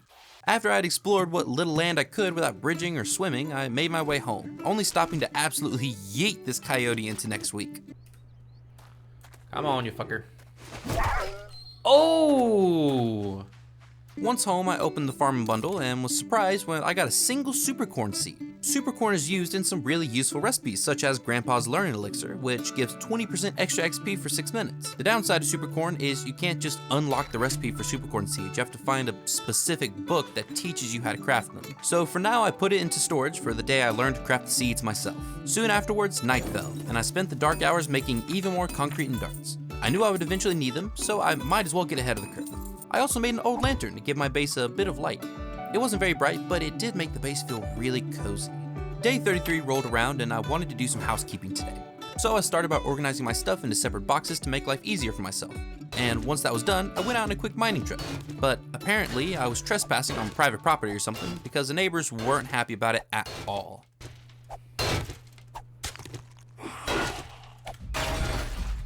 Shit.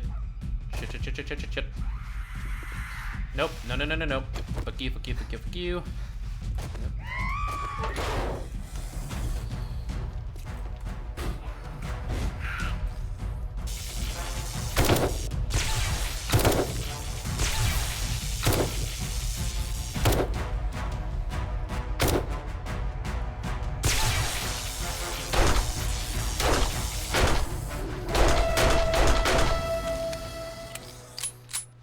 Once the neighbors were kindly asked to vacate the premises, I noticed my garden was grown, so I went out and reaped my very first harvest.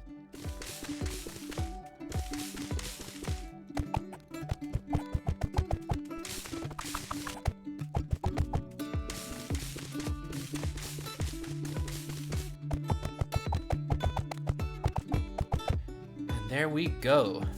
Our first harvest, which really ain't too bad. My trees were also grown enough to go ahead and cut down, and as I had very little wood to my name, I desperately wanted to attack the forest. But I also wanted to take full advantage of the situation. So I went back inside and crafted myself a tier 4 lumberjack hat to give myself an extra 20% wood harvest. I then rushed outside and got down with some funky deforestation.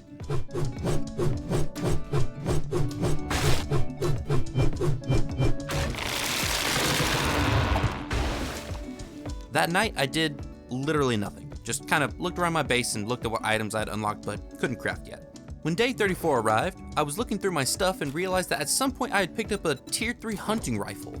I don't know where I got it from, but it was probably from a random loot bag. I was debating using it for the Horde instead of my assault rifle, but I wasn't able to come up to a decision, so I just put it in the box for later. Now that my position in the desert was finally starting to seem just a bit more stable, I knew it was time to figure out exactly how I was going to explore this biome.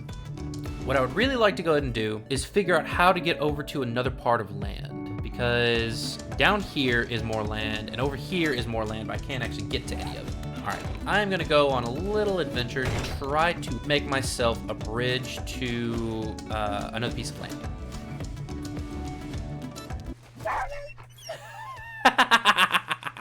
I'm sorry, Fido, but you flying through the air is just so funny. I headed to the point that I decided would probably be the best place for me to start bridging, only to realize that it was a tiny island that connected to nothing. I still built the bridge to the island just to see what was over there, but I didn't find much. I don't know if getting over to this area was even worth it, but it is new. And that area is the area I really want to get to because I can see a main road there. And if I can get over there, then I'm golden. I need to find an easy way to get to a new piece of land that doesn't involve me making a 20,000 mile long bridge.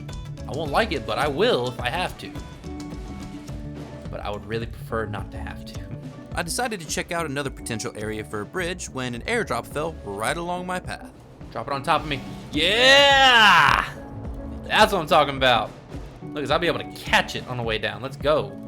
After looting the airdrop, I continued on to the possible bridge location, only to realize that it was ridiculously far away from the other continent. Now, that is a very long way to go to get to land, but that is a lot of land. I was grudgingly willing to build a bridge that long, but I think the desert heat was getting to me because I started to hallucinate.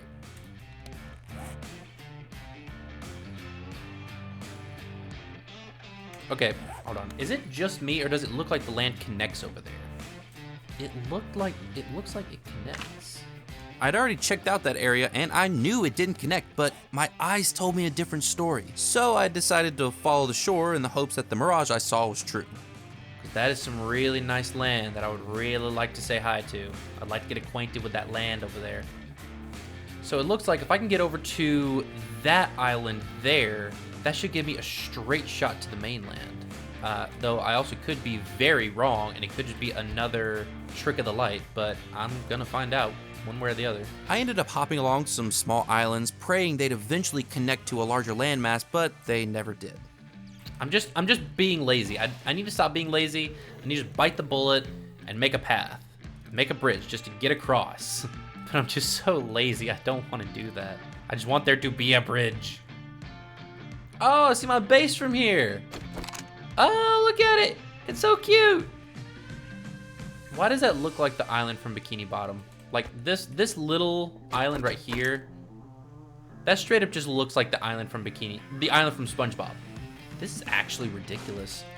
I am just struggling to get to this area that has a main road.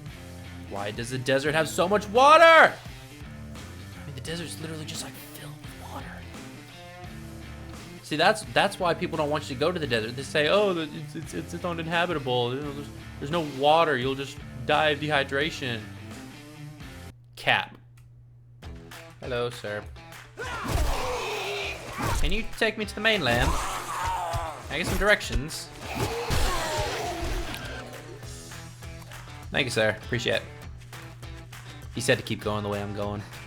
He looked like he lived here. I thought that road was so much closer than it is. I really did. I mean, look at this. I've been island hopping this entire way. I am almost 2 kilometers away from my base, and that is not straight kilometers. This is not like the crow flies.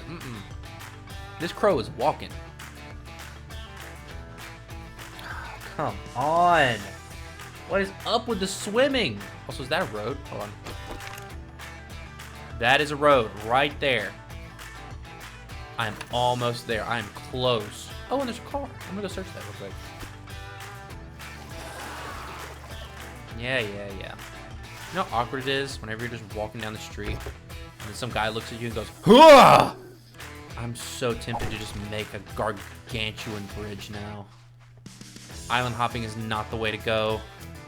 It's exhausting and slow, and it keeps giving you false hope. And you're like, no, man, maybe that'll be good. Maybe I can get there. Yeah, I'm close.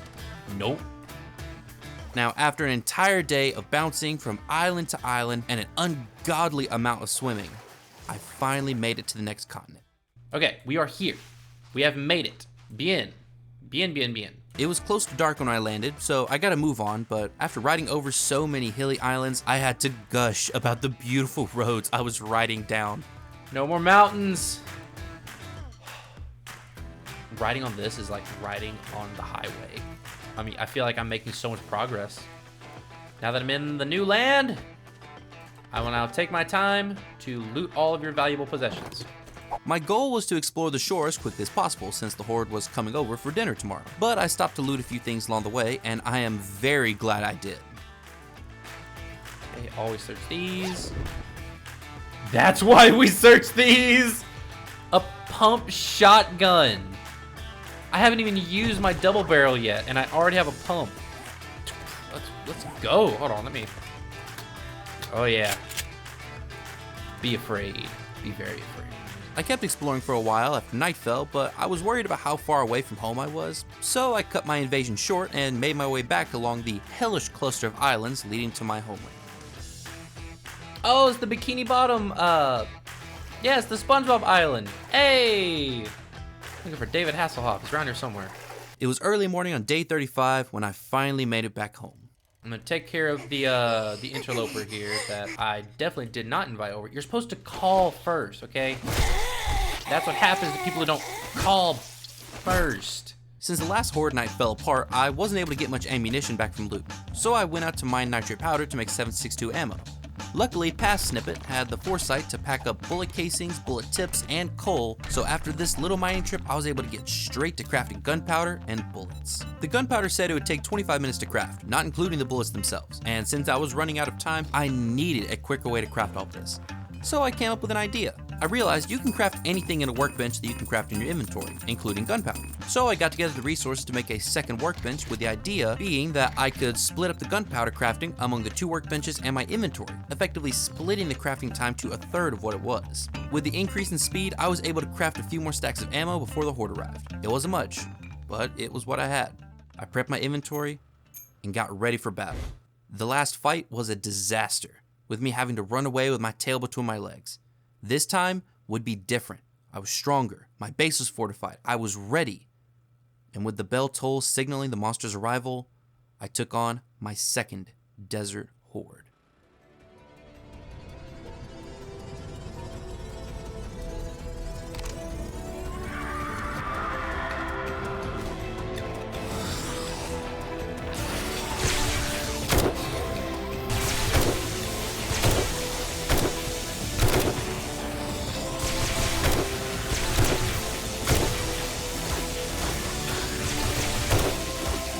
This horde definitely feels so much better than the last one, at least so far. With the upgraded bridge and a stronger foundation, my base was actually holding up against the horde. I didn't have much ammo, so I focused on headshots, which the electric fence made easy, but when a cop appeared, I held nothing back, blasting each one of them until they stopped moving. I was taking no chances this time. I was successfully holding them back, and so far, not a single zombie had made it to the second part of my bridge, let alone my front door. But it wasn't too long before that statement became false, and I realized a new issue with my base.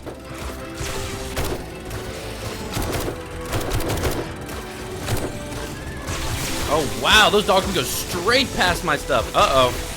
I'm gonna have to go over there and take care of those dogs soon. There, I got it. The dogs making it to my door was an issue because every time I had to leave my position to deal with them, the zombies forced their way closer. I knew how to fix the issue, but now wasn't the time. Rad. Still alive. I don't know.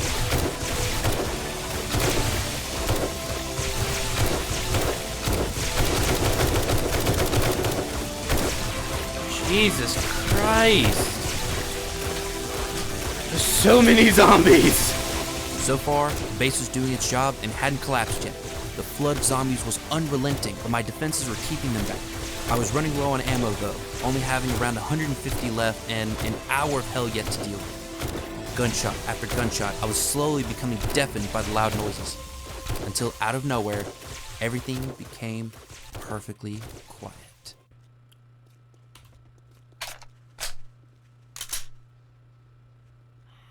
I won. Wow. And as far as I can tell, my base held up beautifully. And I got a little bit of loot down there. My base had taken a bit of damage, but the important part was it was still standing. I emptied out my inventory and headed outside to greet the morning. The sun shined on day 36 and I was so excited to finally get my spoils of war. So I went outside and started looting. Okay, let me see. Ooh, that's actually a decent amount of loot bags. Not a lot, but hey, I'll take it. There was once again less loot bags than I was used to, but there was still enough that I didn't really question it.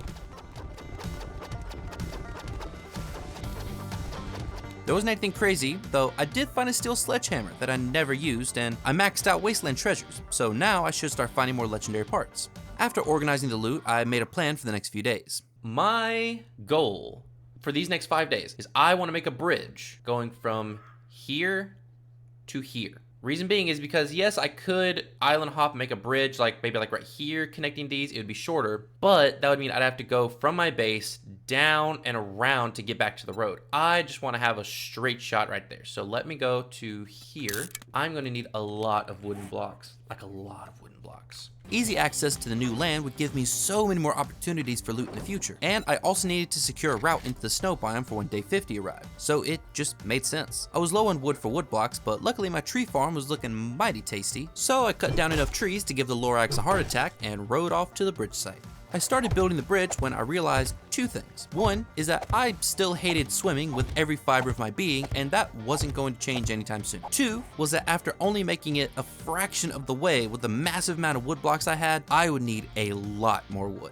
So I went back home and cut down even more trees. Unfortunately, I lost track of time, so once I finished with my wooden massacre, night had fallen. Not wanting to be trapped in the dark with the zombie fish, I decided to stay at base and do some sorely needed repairs. I also noticed that at some point, I'd unlocked the recipe for meat stew, the best food in the game in my opinion. It gave a ton of water, food, health, and best of all, the ingredients to make it were easy to farm or hunt, so I could count on it as a steady food source. The plan for day 37 was to continue the bridge, so I threw some concrete onto craft and drove off.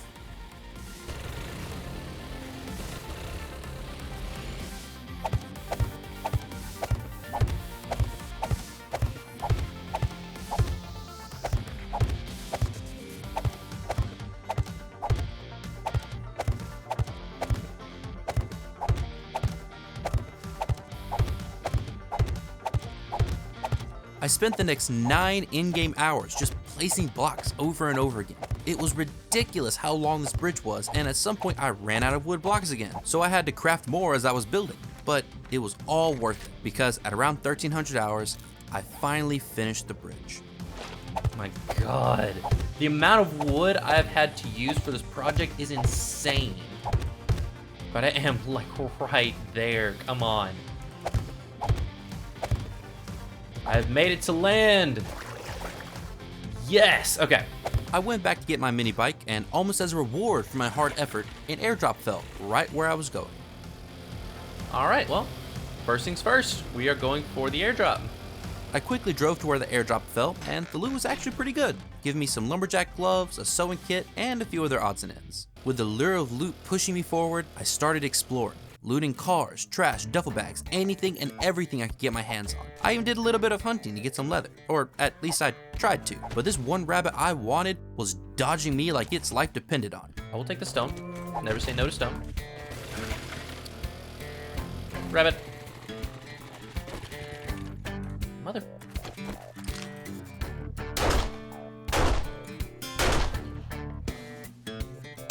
Oh my God. I want the leather. Jesus. I kept exploring, and at one point I finally saw the snow biome in the distance, my next destination. You can't look at that and tell me that doesn't look like a postcard. Like, that looks so beautiful. It's gonna be hell to traverse that, though, but it'll be really fun. It was beautiful, but I knew the mountains would be a massive issue when time came to build my snow base. Or maybe I could build my base on top of the mountains. I'll think on that. After exploring and looting until nightfall, finding decent stuff and some more machine gun parts, I decided to start heading back home. On the way, I looted more and took on some nighttime zombies since I was feeling a bit more confident in my abilities. Are you a feral or are you just excited to see me? I was like, you were just excited to see me. Oh, he's all jiggly. I got back to base, and soon after, dawn came. When day 38 arrived, I realized I was still low on a few resources. The same resources I always seemed to be low on no matter what I did. Iron, stone, and nitrate powder. The main ingredients for darts, concrete, and bullets. So I spent the majority of the day just mining for resources and crafting them all into stuff I could use. I also harvested my plants again. It's annoying that you have to max out the farming skill tree just to effectively farm, but it's just so enjoyable to watch your plants grow. Night was close, and I was making some more upgrades to my base. I wanted to enclose the pillars under my base in a low wall to hopefully encourage zombies to path around it instead of going under and breaking things. While in the process, I went out my front door instead of my actual entrance and jumped straight into the electric fence again. Ow. I was literally just about to say, I was hoping that I turned it off because I thought I did, but apparently I didn't. I had had enough of getting zapped, so I was gonna fix that. I didn't have sensors yet, which would have been the best option, so I did the next best thing. I put a light outside that would only turn on when the fence was high, giving me a clear indication that I probably shouldn't touch the wire. And now, if it's on, I should see the light. Let's see. There, so I come out here, and I'm like, oh, the light bulb's on. That means that the electric fence is hot. So I shouldn't just jump over there. And it provides a little bit of illumination. Hopefully it would help, though I have the mind of a toddler, so it probably won't. During the night, I just kept crafting concrete. Having a bunch of extra concrete is never a bad thing, and I would need all the resources I could get my hands on. The sun of day 39 rose and saw me outside massacring hordes of innocent trees for their flesh. I would need the wood eventually, so I might as well gather it now. I then wanted to continue my exploring journey because after looking at the map, it looked like the new land I'd found would continue upwards. So I drove down the bridge I made back to the new continent and began looking for adventure. After searching for a while, I came across just more water and more islands, though just across the way it looked like a big new landmass that connected straight to the snow biome. Just what I was looking for. After more swimming, gross, I finally made it across. I doubt there's gonna be anything of real interest over here. Granted, there is a road over here, like an actual road. Ooh. I have a car. 2 cars. Ooh, what is this? Like a... Wait, what is this area? Huh. I think this was probably where a building may have stood at some point. But obviously it is no longer here. If I'm lucky, I can find a place like this in the snow biome of the Wasteland pretty early on. Because like I said, this would have been such a cool place to build a base. Perfectly flat, no obstructions, and it looks purposeful. It looks like you built it at the end of the road. Ah, that would be so cool. Even though this new area was much smaller than the last continent, it had so many cars to loot that it was ridiculous. I marked them all and continued exploring, taking out any zombies on the way. I wanted loot bags, but for some reason I wasn't getting any. I had a 15% chance to get a loot bag, plus I had the perk that increased it to 18%, so I definitely should have gotten at least a few. Now that I think about it, I haven't been getting many loot bags for a while now, and last couple of hordes barely gave any. A gnawing suspicion entered my mind, and I decided to investigate it. And I am so glad I did. Turns out that at some point the game updated, and the way that I am making it so there's a 15% loot bag drop rate is I'm editing the XML file, but when the update happened, it just completely replaced the XML file. So it reset it back to the default like 3%, and that's why I haven't been getting half as many loot bags as I should have been, is because I've technically been playing with like normal settings. It's fine. It's fine. It's fine. It's fine. Almost immediately, I started to get loot bags again, which made me feel so much better. At this point, I had looted any land that I could get access to, so I made my way back to base to spend the night making myself a new and improved iron spear. Day 40 was here and the Horde would be back for me, so I needed to address some issues with my base. Mainly the fact that dogs and spiders seemed to be able to get to my door pretty easily. I didn't have time to make any drastic changes to fix the issue, so I went with the simplest solution. I made a robotic sledge to punch them off the bridge. They definitely wouldn't appreciate it, and they'd probably break stuff afterwards, but at least this would let me stay at my shooting position instead of going back and forth. After looking around at my base and trying to think of anything else that might help during the Horde, I took a moment to be proud of what I had gone through and what I had created. I am really happy with how my little base turned out. You know, it's pretty sturdy. The really important parts are completely built out of concrete, so they're not gonna be breaking anytime soon. I got myself a little tree farm right here, a little forest. I got my actual farm right there, growing me some corn, potatoes, the stuff I need for mineral water. Then I have some water being gathered right here. All of my farm stuff's in that little box right there. I want for nothing. I just need to try to survive the Horde. That's the big one. While looking around, another airdrop fell, so I went to go get it. I had been disappointed with the majority of airdrops up until now, but there's always a possibility of getting something really nice, and this just happened to be one of those times. What do we got? Cool. Ooh, a pump shotgun bundle. I'm excited now. Okay. Opening it gave me a tier 2 pump shotgun, which was an upgrade to what I already had, just in time for the Horde. It was pretty late in the day at this point, so I began preparations. I placed down my new sledge at the door, crafted a few more forged iron for repairs, and straightened up my inventory. The last Horde night went pretty well, and I was feeling confident in what I had built, but I knew the price of overconfidence in this world, so I would take no chances, making sure to have beer in my hotbar in case I had to run. My usual loadout of guns, grenades, and heals filled my hotbar, and armed to the teeth with whatever I could find, I took on my third desert Horde.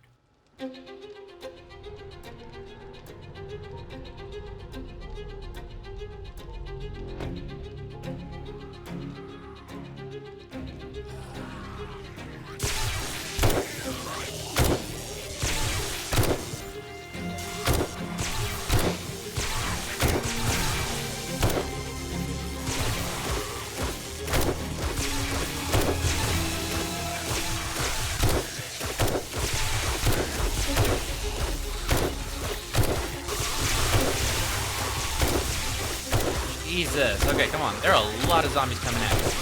I felt the difference in this Horde. There were many more zombies than usual, and most were irradiated or feral. Long gone were the hordes of normal sprinters. The big boys were here to play. They didn't stop coming, piling over themselves to get just a bit closer to me, but I held my own, dishing out headshots galore while the fence kept them at bay. I got so caught up in the moment that I forgot one of the most important rules: keep the electric fence repaired. God, there's so many! Oh God! Oh snap, hold on.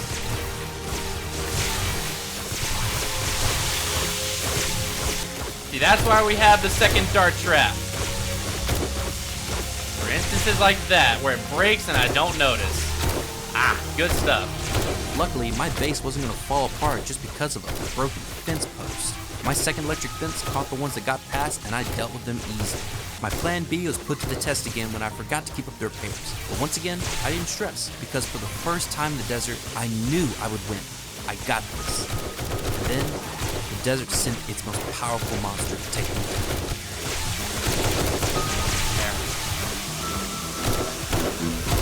Demo! The fact that I'm getting demos already is not a good sign. I wasn't even halfway through the challenge and I was already getting demos? How? Now that they were spawning, my zombie murdering spree has suddenly changed into a high-stake game of darts, where each shot had to be made with precision and accuracy, and where one stray bullet could destroy everything I played. The flashback to the first horde had me terrified because a demo explosion could send me right back on the run, and I couldn't have it. With my slower, more cautious firing rate, the zombies made ground, getting over halfway down the first part of the bridge. I was feeling the stress behind every shot I made.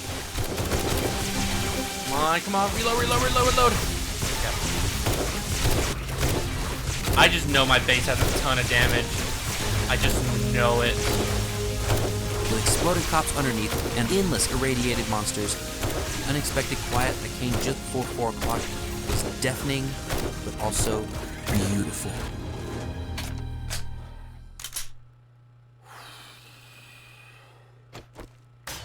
Thank you, fence post.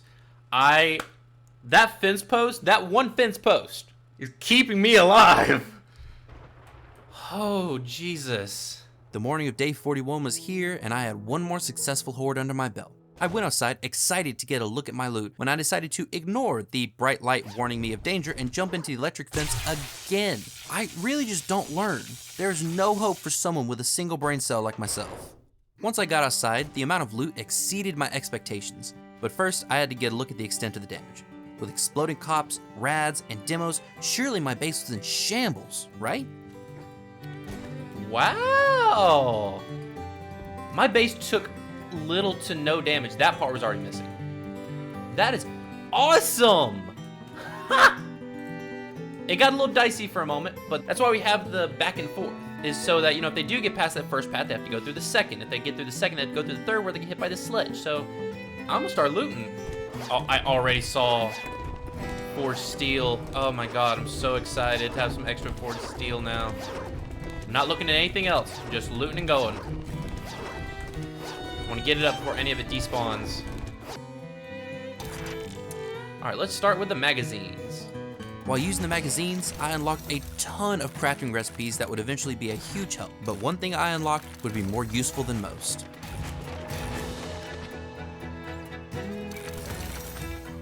I wasn't paying attention. What did I max out? Hold on. Spears! I maxed out spears! Oh, that's perfect. While playing, I got to thinking of what I wanted to do for the snow biome. My hope was to have a unique base and playstyle for each biome, and I was thinking my next base would probably be a melee base. I wasn't 100% sure about the idea yet, but fully maxing out the spear perks made the decision for me. Boys, we're gonna build a melee base. It took me a bit to get all the loot inside, but before I organized it, this is what I got, minus the books and such. It was enough to make a grown man cry. By the time I was done putting everything away, I had gotten so much good armor and gotten much better tools. Since I would need to dig for resources for my next base, I am so glad I got the upgrade. I would definitely need it. The amount of things I had unlocked was a lot, and it was a bit late, so I wrote down a list and called it a day. The next morning, when I got on the game, I read the things I was able to do and got excited. By the way, I tweaked some microphone settings to hopefully make the audio sound a bit better. Leave a comment and just let me know whether it worked or if I should just go back to how it was, or if you have any recommendations. I'm okay with any of it. And the list of stuff that I've unlocked and that I'm going to be taking advantage of over the next 5 days is as follows. A motorcycle, better armor, a hunting knife, gas tool, steel tools, sensors, bandolier mod, ironbreaker mod, vehicle mod, steel spear, fork bites. I need to spend my skill points, and a shotgun trap. Now, the shotgun trap, I don't think I'm going to take advantage of now. If I did, I would probably just put it like above the door to take care of the dogs and whatnot. Everything else, I am 100% jumping on. Many of the items that I had unlocked required forged steel to make, and unfortunately, one of the things I hadn't unlocked yet was a crucible, so I couldn't craft everything I wanted to just yet. After some thought, I decided to make my first piece of tier 6 armor, a rogue hood that increased my loot bonus by a whopping 20%. In this challenge, loot was king, so finding better and higher quality loot meant I would hopefully have an easier time in the snow. Another item on the list were sensors, like pressure plates and motion detectors. I didn't think too much of it, but I soon realized that sensors would solve 2 annoying issues I was having. One is I could use pressure plates to automate the firing of dart traps, keeping me from wasting darts when zombies weren't actually on the bridge. But the biggest use was I could use a sensor to turn the electric fences on and off automatically when a zombie approaches, so I could finally stop frying my ass on my own traps. By now, night had fallen, so I quickly made the pressure plates and set them up. I also quickly crafted the motion detector and threw that bad boy up on the wall. I was so excited to not be electrocuted anymore. The rest of the night, I fiddled with the timing and positions of the sensors, trying to get them exactly right. When day 42 arrived, and since I didn't have any repairs to do to the base, I took advantage of the free time to come up with a new mission. Okay, so I've got some iron smelting, but I know for a fact there is a ton more desert over on this side. So what I would like to do is actually go on a bit of an exploration mission. It's day 42, I have more than enough time. Let's start, see I got a little bridge right here. Oh yeah, I remember this area. This is just a ton of hills and mountains. Okay, we're gonna start there. I packed up what I would need and set out on my mini bike, excited for the day that I could actually afford to make the motorcycle and mods that I want. After driving around the shore looking for an easy way to get to the new land I could see across the water, I actually ended up using my tiny bridge I had made early in the episode. I made it almost as an afterthought, but looked like it actually served a purpose now. I drove as far as I could, but inevitably, I ended up at the water and was forced to swim. I think I'm actually gonna go for this point. It looks a little closer. And then I can just ride my mini bike over to the main road. See if there's anything nice over here. Almost there. There's also a snake. I will take care of the snake. Okay, looks like there isn't a lot more to swim. I need to swim from here. Hi, chicken. Sorry, I'm on your island. I may have killed your neighbor. Yeah, there was a snake up. You don't, no, don't! He couldn't live with the fact that his friend was gone. Mr. Snake. He will be missed. After a grueling trudge through the water and mountainous terrain, my feet finally hit asphalt. Almost there. I remember seeing this road so long ago from a distance, but now I can finally drive it myself. We are here. Let's go. Trash. Rifle parts, I will take it. Never say no to parts. I have learned that the hard way. You never say no to parts. The mountains kept me from seeing the entire land, but eventually I got past them and saw a giant, beautiful new continent just waiting for some good old-fashioned American freedom. So I began my exploration and looting. Another big boy, we're gonna leave him alone. My first car in this new land. Ooh, my first two. Ooh, there's 3 cars, 4! Cars were everywhere, much more common than they were where I set up base. I was still marking each car on the map because since I would be getting a motorcycle and possibly even a 4x4, I would be tearing through gas. And in this world where it's impossible for me to get a chemistry station, cars were the only source I had, so I would come back and take all these cars apart later. But for now, the looting continued. I looted and looted and looted. I was also killing any zombies I came across for loot bags as usual when one zombie dropped me a treasure map. Luckily, it was pretty close, so I took a little detour to dig it up and got some ammunition and pipe bombs for my trouble. At this point, night had fallen, and I thought it was the perfect time for me to make my way home, as at some point I had found the perk book that removed encumbrance at night. So no matter how much I had on me, I wouldn't be slowed down. I retraced my steps, which was just as tedious going backwards as it was forwards, then made it back to base a couple hours before dawn. I spent the remaining time organizing my loot into my boxes. When day 43 came, I was still a bit aggravated that I didn't have much forged steel. So I wanted to do something about that using a familiar strategy. If you remember, back in the forest, I tried making a screamer spawner using campfires. And used to be that that would work really well, but they did make some changes to the heat. And the reason why I mention this is because over the weekend, I watched a couple videos that explain the situation.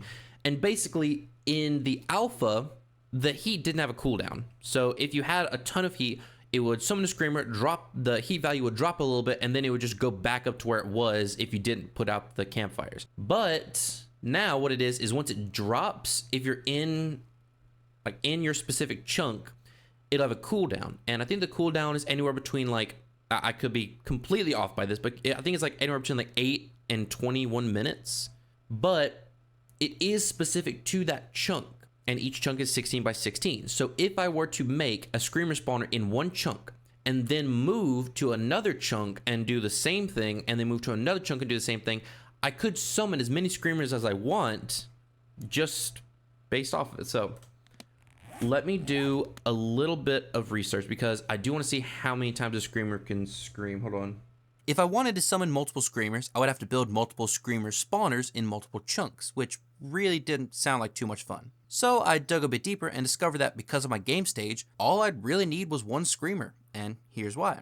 Okay, so my game stage is currently above, it's 159, so the game stage that I would be setting would be the 156 game stage, between 156 and 164. Meaning the max number of zombies that can be summoned by a screamer per scream is 47. Whereas the maximum number that can be alive at any one point summoned by a screamer is 142. Yeah, I'm gonna be making another screamer spawner. I crafted 20 or so campfires, placed them down a little ways outside my base, lit them all, ran back inside, and nothing happened. I couldn't understand why a screamer didn't spawn when the fires should have produced more than enough heat. After a little bit more research, I figured out that since screamer spawning was now a lot more chunk based, the campfires needed to be closer. So I crafted even more campfires and placed them just outside my base. I was fixing to light them when I was distracted by an airdrop. I was really tempted to just leave it for later, but I figured I needed loot anyways, so I might as well check. Boy, was I glad I did. What do we got? Yo, yes! Oh, that's huge. Yes, the supercharger mod. Now, doubly determined to get the steel I needed, I went straight home and started lighting the fires. I was halfway through lighting them when finally I was successful. Okay, screamer, screamer, screamer, screamer. Get inside, get inside, get inside. Woo! Okay, yep, you're coming up. Close that, yep. Scream again. That screamer spawning right off the bat gave me such a heart attack, it is not even funny. Okay, scream again for me, girl. There we go. That's what I like to see. Bring them in. Keep them coming, keep them coming. Overall, it worked out pretty well, and I got a good handful of loot bags, though the steel I needed continued to elude me. Since the screamer spawner was on cooldown, I decided to go out and harvest my trees.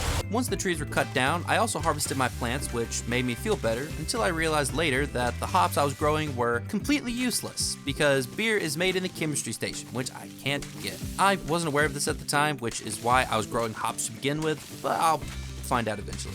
I was inside by the time night fell, and since I had been running full tilt all day with spawning screamers and harvesting plants, I took the night to chill at home, get some concrete cooking, and plan what I needed to do the next day. So what I want to do is, I've already made a bridge going from here to here, which is good. I need to make a bridge going from here to here. That is my goal for tomorrow, because if I don't have an easy way to drive my motorcycle from the desert to the snow biome, I will be screwed. And unfortunately, I can't like cut through the forest biome. I'm not allowed to enter it again. While I was figuring out the best way to approach the snow biome, I had a very loud guest show up.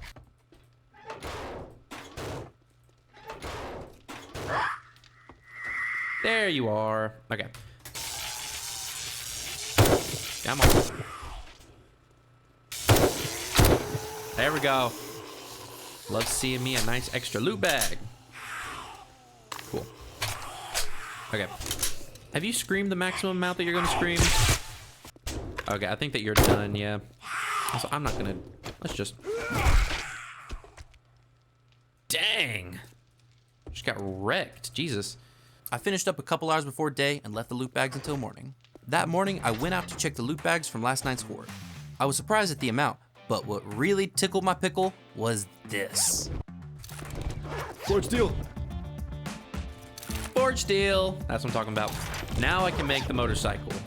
I'm glad that I dealt with that. I'm glad I did that. That little bit of forged steel was exactly what I needed to finally craft myself a motorcycle. I wasted no time crafting it up, and when it was done, I put it outside to look at it in all its glory. I haven't seen the motorcycle design yet. That looks awesome. That looks really awesome. Oh, it looks so awesome. And look at how fast I'm going. I'm practically on a rocket. And just wait until I get the supercharger on. With the motorcycle crafted, I sped off like a rocket, heading towards a place of interest that I might be able to bridge to the snow biome. When I got there, I took a second to decide how exactly to approach it. Now, what I'm going to do is build out the bridge as far as I can, And then once I hit the snow biome, I'm gonna stop building, because remember, the rules is I can't enter the next biome. Now, unfortunately, this kind of requires me to enter it briefly, and then I'm gonna exit out. And then whenever it's time for me to leave into the snow biome, I will bring a bunch more blocks, I'll build out the rest of the bridge, and then drive my motorcycle across. That'll probably be my best bet.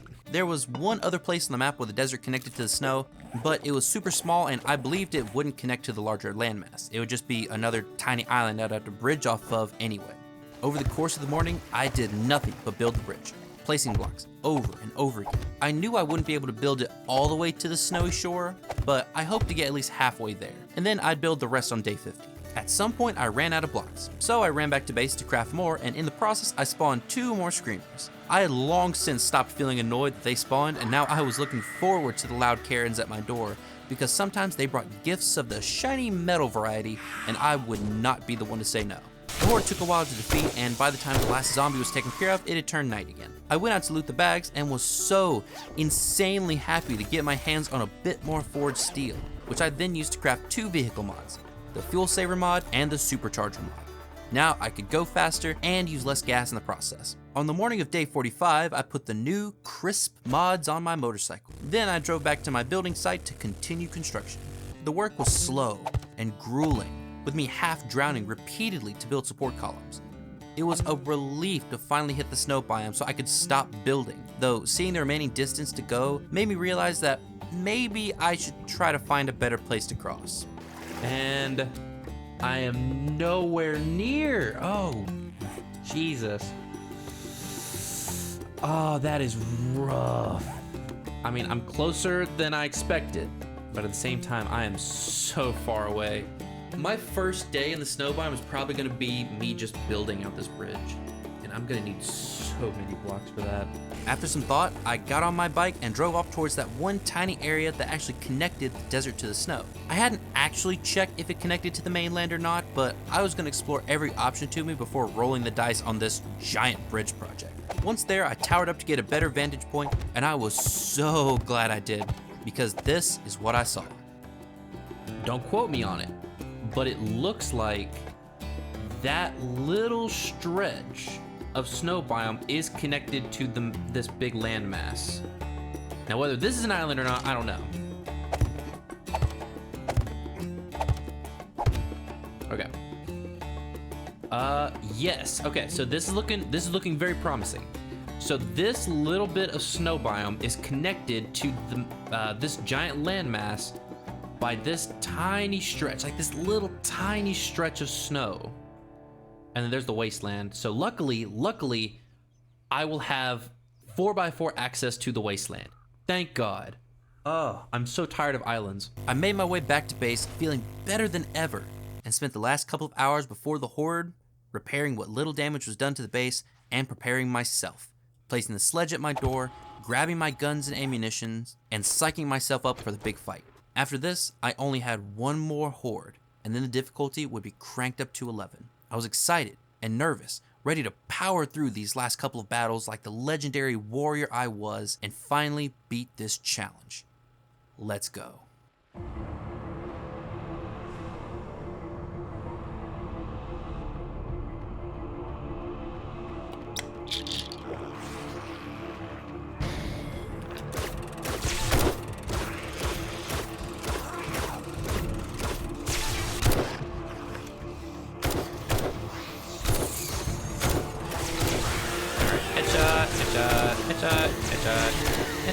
Headshot.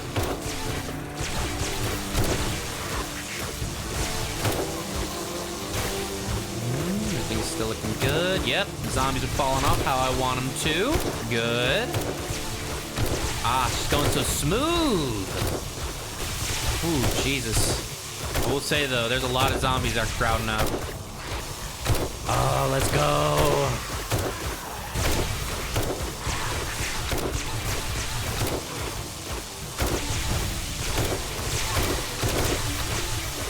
Okay, good. Woo! This is stressful. I mean, this is awesome, but this is stressful because they're getting much closer than I want them to. And I'm trying to be so careful about the demos Because if they explode and break my path, I am just screwed. I'm the master of headshots. Look at me go. Yeet, yeet, yeet, yeet. Granted, it does help that they are being kept in one place. It definitely helps they're being kept in one place. Yeah! I'm so glad that this one weird idea I had for a base design is working out so well. Cool.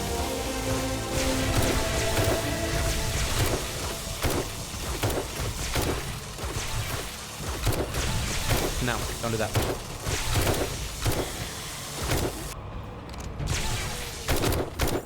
There. I will count that as a roaring success. The battle was perfect. No cops exploded on my path. No demos exploded at all. It went as smooth as butter. I lived to see the morning of day 46, and I felt the need for loot. The only kind of loot that could fill that need was sitting underneath my bridge. Look at this. Look at all these loot bags. Look at all those chickens. I went outside and once again swam through the loot like Scrooge McDuck. Looting was second nature to me at this point, and as usual, I wasn't paying much attention to what I was picking up, just using all the magazines to make space. Then, the most incredible thing happened that would make conquering the next biome that much easier. Yes, I got a crucible! Yes! Unlimited steel meant my weapons, bases, and vehicles would be that much more powerful. I was ready to take on the cold. The number of things I unlocked were too many to list, so here's some of the better ones. Gas tools, steel tools, a rad remover, double pocket mods, and powered doors. The powered doors will make much more sense with my Wasteland base, but I'm not gonna spoil anything just yet. It was 1400 hours when I finally finished organizing and swapping out all the loot. I had unlocked so many things, but there was one that was still at the forefront of my mind. Okay, well, now I can make a crucible. What do I need for a crucible? Okay, I need that. Oh, let me just do that. Yeah, that'll give me enough. Yeah, and I can put these back. Everything I need. Let's make a crucible. Yes! Okay. After crafting the crucible, I knew I had to get serious. I only had 5 days left, and there were many things that had to get done. I started packing up my take with box, which is a box of stuff I would be taking with me when I left, believe it or not. By packing now, I would save time by not scrambling to pack on day 51. It was fixing to get dark, so I decided to tackle my concrete problem. And while the concrete was cooking, I multitasked by going out to get some nitrate powder. With my mining helmet, steel pick, max perks, and being buzzed from coffee, each swing got me over 100 nitrate powder. So it took next to no time before I had myself 3 stacks of nitrate powder. And since it was so fast, I decided to get a few stacks of stone for concrete. At this point, it was nighttime, but I wasn't gonna stop. I kept mining until I had 3 stacks of stone. Then because I was on a roll, I did the same with iron. I was only halfway through the night when I went back to base with 18,000 stone, nitrate powder, and iron. The last few days went by pretty quickly. I spent the first 12 hours of day 47 just crafting concrete blocks and forged steel.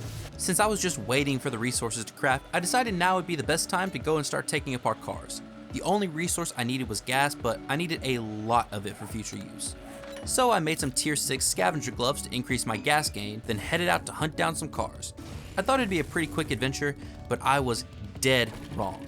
There were so many cars spread across several different land masses, and I wanted every single one of them. Throughout the rest of the day, and the entire night as well, I took apart dozens of cars, but it was worth it, as by the time I made it back, I had a ton of gas to my name.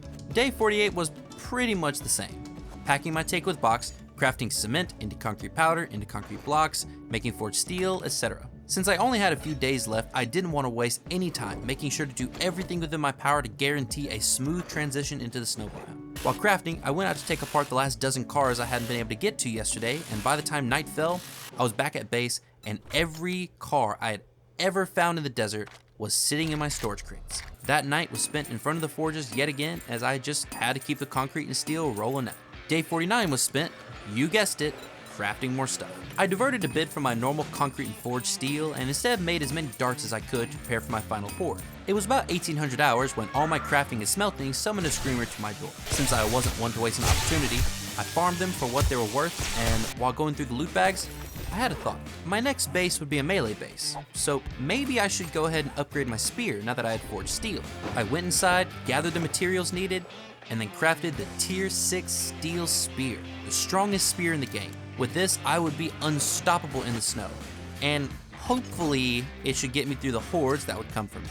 Night fell, and I decided to spend my last peaceful night in the desert fixing up the damage on my base and looking through the things I could craft. The big day 50 was finally here, a day I was looking forward to for a while because it marked the halfway point, a point I hadn't reached in previous attempts of this challenge. I was in uncharted waters without a map, but I was so excited for the adventure. That morning, I was still crafting concrete. By now, I had almost 2 stacks, or almost 1,000 blocks of concrete made, which should hopefully be enough. I would soon find out one way or the other.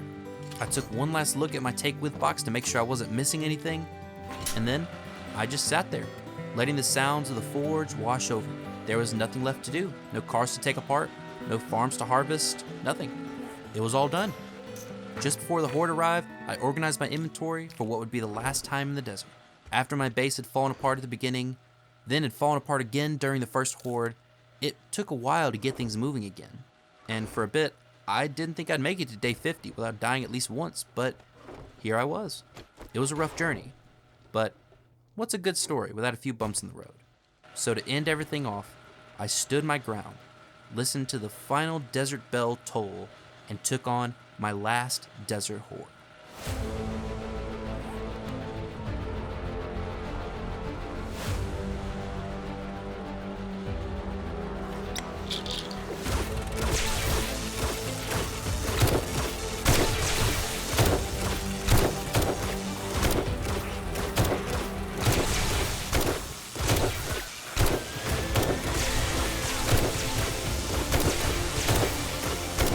As if the zombies knew that I would soon be leaving the desert, they rushed me with everything they had.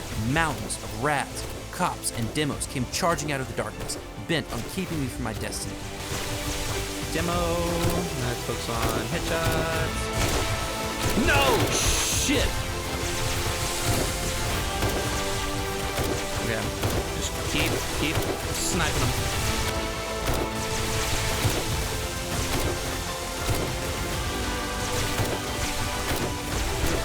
This is insane. It's just gonna get so much worse in the next base. The amount of zombies at my door eventually caused me to start unloading with wild abandon. No more precision headshots. I needed to go for maximum carnage. Okay, I am now out of recog again. Let me check one more. I shouldn't have taken that one actually. It's 3 o'clock. I'm almost at the end.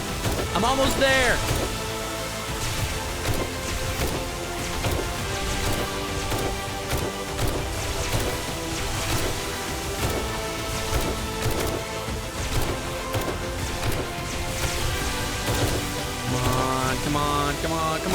Come on.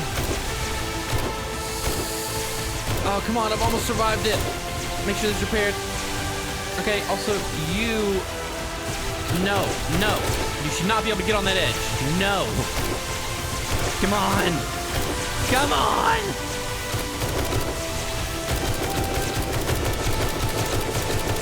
Yes! After a hard-fought night filled with gore and battle, I finally saw the sun come up, signaling my victory over the desert. It took a little while longer to take out the remaining zombies, but once I was done, I was done.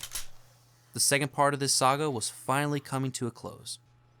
Yes! Oh my god! I made it through the desert. I quickly emptied out my inventory and began looting the last bundle of bags I had at my doorstep, knowing this would be the last time I would be doing this in the desert. It was late on day 51 when I finally arrived at the edge of the snow.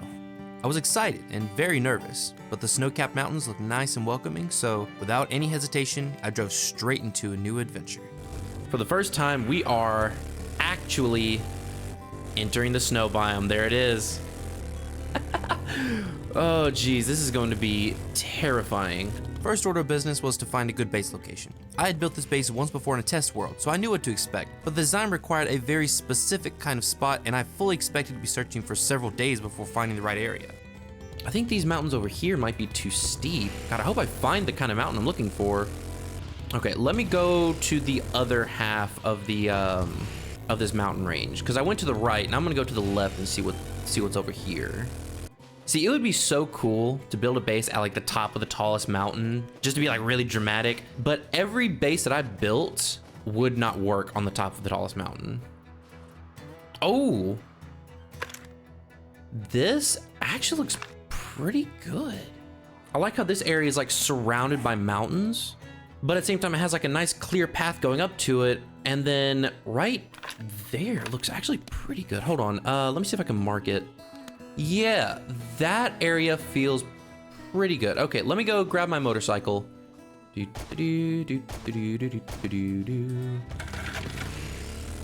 I'm also gonna have to be careful because the zombies are about to start running. It's about to be nighttime. Let me see, there is a shallow bit right there, but I'm looking for like more shallow, because I'm probably gonna spend the first like day or two just looking for a base location, because the location for this is just so critical that if I mess it up, I am just screwed. Okay, this area up here is like really nice when it comes to the location. Let me check. That has to be steep enough, especially if I were to go from like here out. Ooh, and that view looks really nice. I think this might be it. I found it. A mountain with one gradual side that could be driven up and one steep side that would be used for, well, you'll see. Since I found the site for my new base so quickly, I wasted no time setting up a temporary camp and got straight to work. Now, I had mentioned in a previous episode that I would be doing a melee base this time around, but I didn't want to do just any old melee base. So while designing this one, I had a little fun with the design. It was going to look incredible once it was done, but the first part to be built was the most important part of the entire project. The invisible foundations. Whew. So what we need to do to start off with is we need to build out a square that connects straight to the bottom. The way this square is constructed is very important, because there can't be anywhere that any of these blocks don't connect straight to the ground. This base is going to be very unique in the fact that it is going to be attached to the side of the mountain, but it's going to be attached in such a way that it actually looks kind of interesting. What we need in order to make this work is a special block called the Catwalk V2 Rail Only Double End. And the thing that is special about this block is this. So if we go to advanced rotation and we rotate it to where it is facing the ground like this, when you place it down, like you see how the bottom railing vanished? You can do that going all the way up. You see how it vanished? It's invisible, but this is still stable. And the beauty of it is we can do this as high as we need it to go. Now, normally I would be against doing this kind of thing, at least in this kind of run, because at the end of the day, it is a glitch. It's not actually meant to be in the game, but in this instance, I'm not using this for any other reason other than aesthetic. Like, this is just meant to look good. That's it. You could do this base using just a giant pillar of concrete blocks, but I'm doing it like this because it just looks better. Soon after the morning of day 52 arrived, I finished the invisible foundation. The floating platform looked a bit strange, but the game believed it was still connected to the ground, so it was completely stable and would make a great starting point for my new home. I then started the construction on the base main structure. Right there, that's what I need. Yes, that is exactly what I want. Like, exactly what I want. I built up the 4 walls so that the outside design would show up properly, and while doing that, I started on the roof. This interior space would eventually be turned into 2 different rooms, a garage and a crafting room, but since I didn't have much space to work with, everything had to be perfect, which it was until I noticed an issue with the roof. I should have double checked the base design before I built out the rest of the roof, because I built part of the roof wrong. Part of the roof is 1 block too short. It's not the worst thing. The worst thing is that it's just more wasted time. Like, I do not have a lot of time to build out the rest of this base, and I haven't even started on the fighting position yet, and I still don't know if this is actually going to work. After fixing the roof, night fell. I kept working on the base, building out as much of the 3rd level as I could with what I had, and then I moved on to the zombie path. The path itself was simple, a staircase connected to a thin bridge that led to my fighting position, but this is where the beauty of my base location really starts to shine. See, because my base was over the edge of a mountain, any zombies that bunched up at my fighting position would fall off the thin bridge well over 20 blocks down, ragdoll, and would have to come all the way back up the mountain to get me, making it next to impossible for me to get overwhelmed. I didn't know exactly how the zombies would react to me dropping them off a cliff, but so long as they left my main foundation alone, I really didn't care what they did. I finished the zombie path soon after morning rose on day 53, and since the majority of my base was finally built, I started moving my stuff inside from the temporary camp I'd set up. I didn't organize anything just yet because I still had a few things needed to do first. The bridge that led to my entrance was still made of construction blocks, and I wanted to fix that. Now we need to go through, remove all of these blocks here, and then we'll start replacing all of it with concrete. While working on the bridge, an airdrop fell. As I was pretty busy, I decided to leave it for later.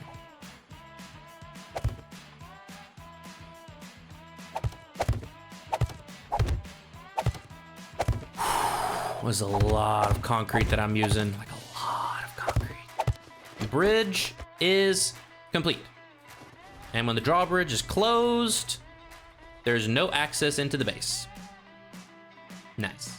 Now that the bridge was done, there was one other issue I had to tackle. See, the plan was for the roof to be made of bulletproof glass, but as of right now, I didn't have most of the resources required for it. So I went on a quick mining trip to get the iron and lead that I needed. I could have just gone for normal glass, but I didn't want to repair it every time a stray vulture broke something. For the rest of the day, I smelted the resources necessary for the glass, and that night I crafted them up. While waiting on them to finish crafting, I took the time to upgrade part of my zombie bridge to steel. Hopefully this next horde would go perfectly well with all the expensive upgrades I was doing. It would sure be a shame if all of this was for nothing.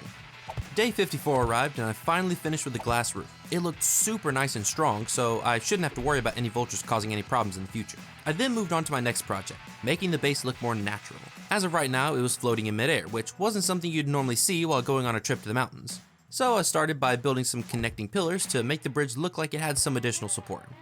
Right when I finished, my first wandering horde showed up. I quickly rushed back inside to test out my new base, and it went really well. Yeah, that's what I want to see. Perfect. Oh, nice. Okay. Now what I want to do, yep, one of you fell. Okay, so these guys fell. And they ragdolled going all the way down, and now they're making their way up this side, which is pretty steep, but it's not so steep that they can't make it. Yep, they're still coming. They're still working their way up, and they made it to the top. Nice. See, that's what I wanted, is for this to be steep enough that they ragdoll whenever they fall, but not so steep that they couldn't get their way back up. Okay, nice.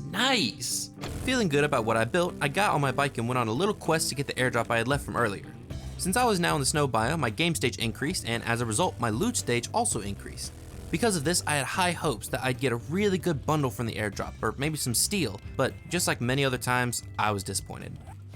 What do we got? Yes, no, and I might as well open this and use these. It always seems like a gamble with these airdrops. Either they are awesome or they're junk. There's not really an in-between. I didn't let that get me down though, since I have more work to do on the base and I couldn't waste any time. Since I had finished the bridge supports, I decided to now build the main base supports. They wouldn't actually support anything, but they would make the base look more natural and would give it a cool vibe. It took a bit of finagling to get the supports to look good, but once I was done, the base was looking really nice. All right. And now my base is officially done. Nice. So if you look at it, the supports here connect to the mountain, and then these supports connected to the bridge. When you go up, there's a staircase right here. That's where the zombies are gonna go. They're gonna go up this staircase, they're gonna go along that path, and they're gonna end up at my fighting position, which is on the, third floor, technically? But then this is how you get in. So you get over here. This is not a centered pole block, so the zombies can't path on this. So what you do then is you lower the drawbridge. Once you lower it, you come into the garage. The garage already has my motorcycle in there, but the cool thing about this base design is it's actually big enough to hold a 4x4 as well. So if I wanted to, I could make a 4x4 and park it in here. And then you close it up. Up top is going to be the next floor, which is going to be the crafting and storage room right here. Everything is still more or less in a work of progress, but We have 2 forges here. We have 1 workbench there, which we're eventually gonna have a second one. Same thing with the cement mixer. We're gonna have 2 of those. I have 1 right now, but I'm gonna have a second one here. And then just above it right here on these shelves is 2 campfires. We have 1 right there and 1 right there. When it comes to storage, we have these crates right here, which will eventually be upgraded to steel. We have 4 steel cabinets. And then right here we have an old lantern lighting the place up, making it look nice. And then you go up into here.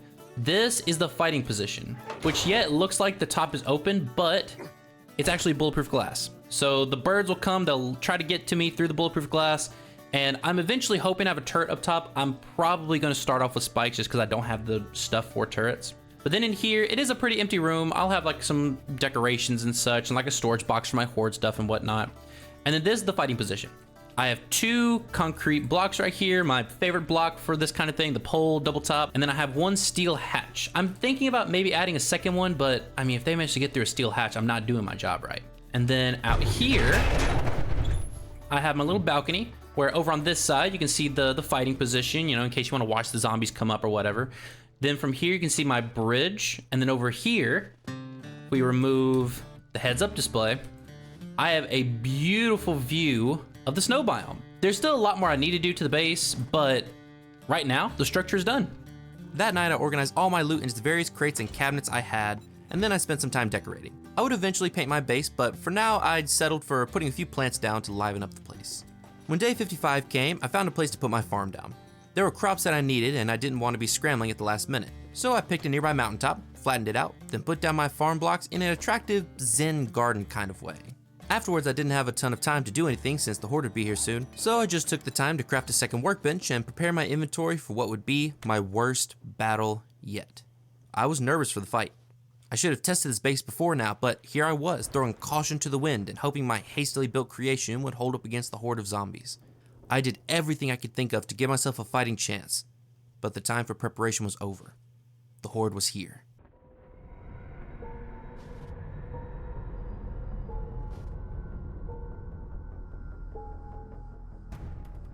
Okay, they're making their way up. Good, good, good, good, good, good. Okay, come on.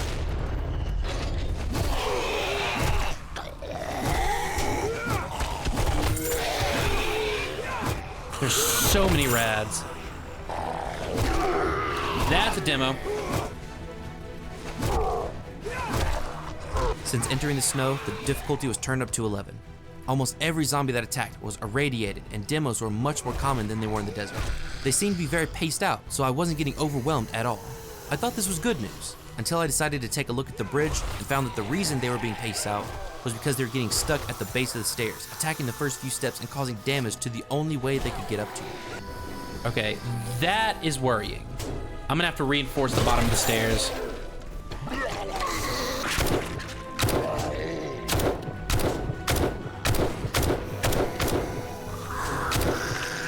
I'm just gonna have to hope it doesn't break it all the way. Oh shit. This was very worrying, but I had to maintain my position and just hope that my zombie path held up until morning. Soon after, I saw they had broken a stair block and were forced to jump up on the bridge. The path was still upright though, so I kept fighting, taking out zombies left and right with my spear, praying that I wouldn't have to run. And then, I made the worst mistake of the entire challenge.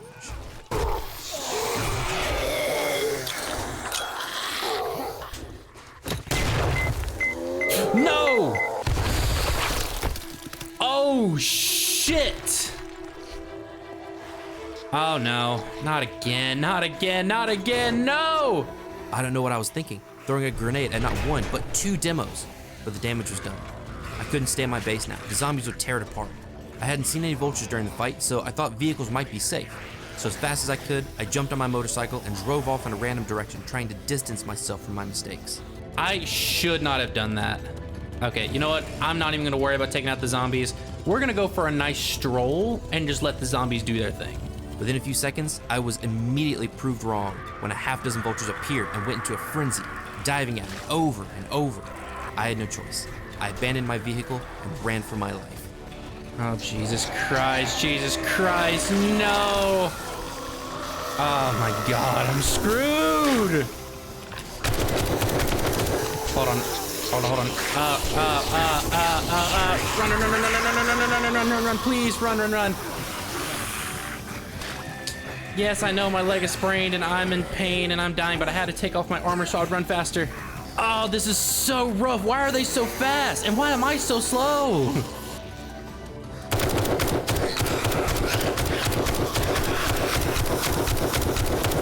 Come on, give me the stamina back. Go, go, go, go, go, go, go. Drink another beer, drink another beer.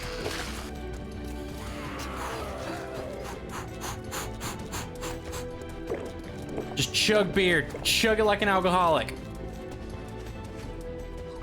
Oh no, go, go, go, go, go. Go, go, go, go, go, go, go. It's like anytime I have to stop to reload, it's just like instant fear. Keep it going, keep it going, keep it going. How are you guys so fast? Back up, I don't care if you explode, go away. How are you on top of me? These tank barrels are so fast now, no! Wait, no, those are the birds spitting at me. I thought those were cops. When did birds spit? It was almost daybreak. If I could survive for just a couple more hours, I would win. But then, the luck that had kept me alive this entire challenge finally ran out. Time to run, time to run, time to run! Run! Run, motherfucker, run! I'm about to die. No, no, no, no, no, no, no, no, no, no, no, no, no, no, no, no, no, no!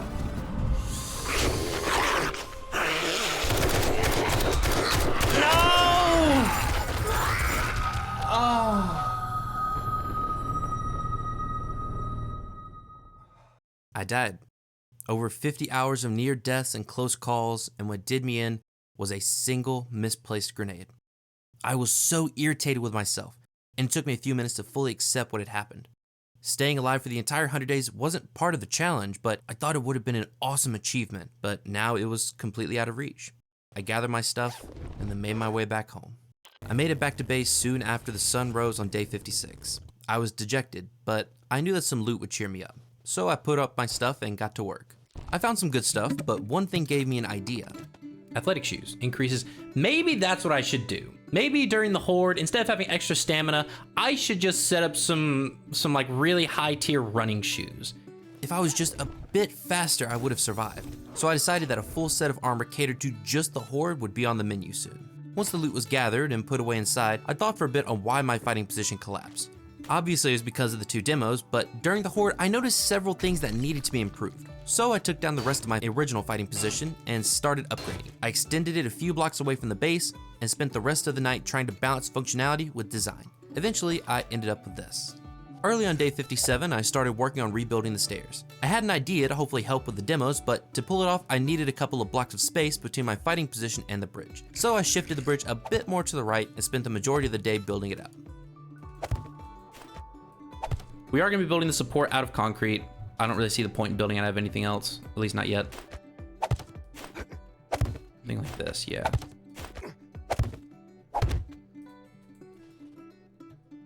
There.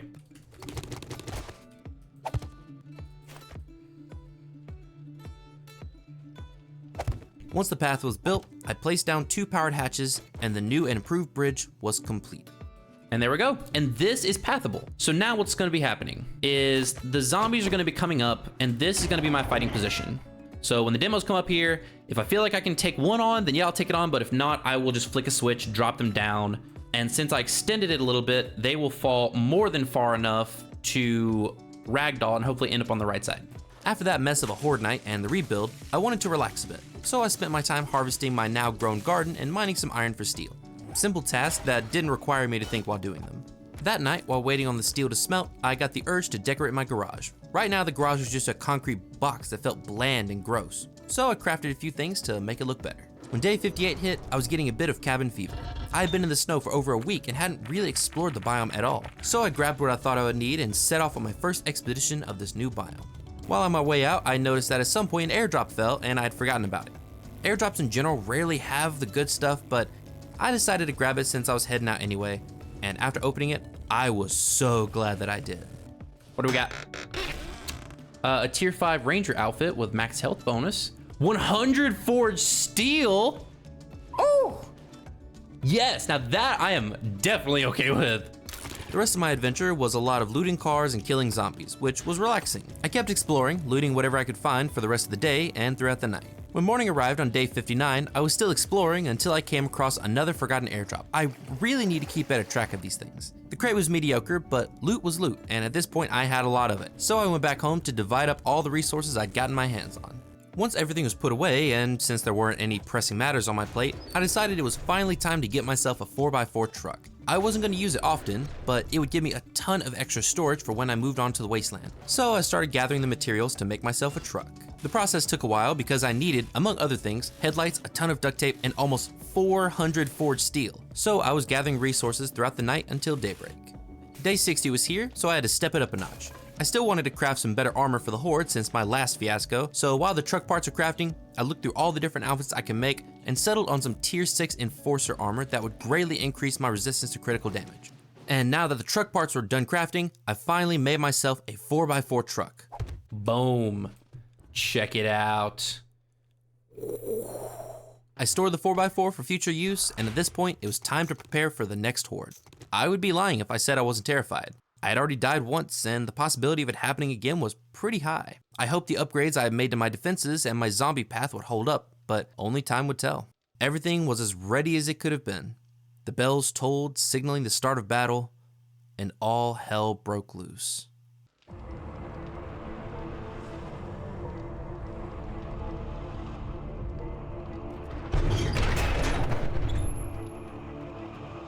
The first few seconds were tense, because while I watched the zombies approach, none of them were using the path I'd created, making me think that the zombie dropper I had made wasn't pathable for them. Wait. Oh no. Oh no, they don't see this as a path. They should see this as a path though. This was disastrous news, and while I was trying to think of a solution, the zombies' pathfinding updated and they started making their way up to it. Okay, you know what? It seems like they're starting to come up here now. With a feeling of relief, I started attacking the zombies with gusto. It's just nothing but rads.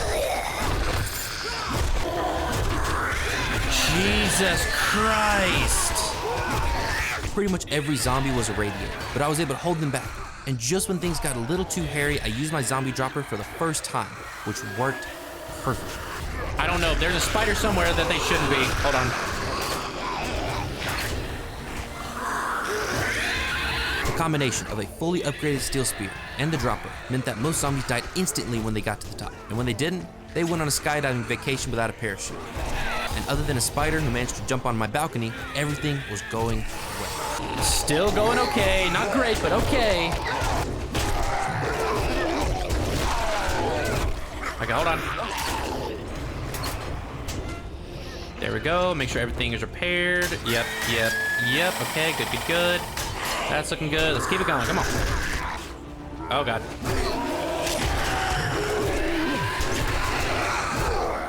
That's a demo. Nope.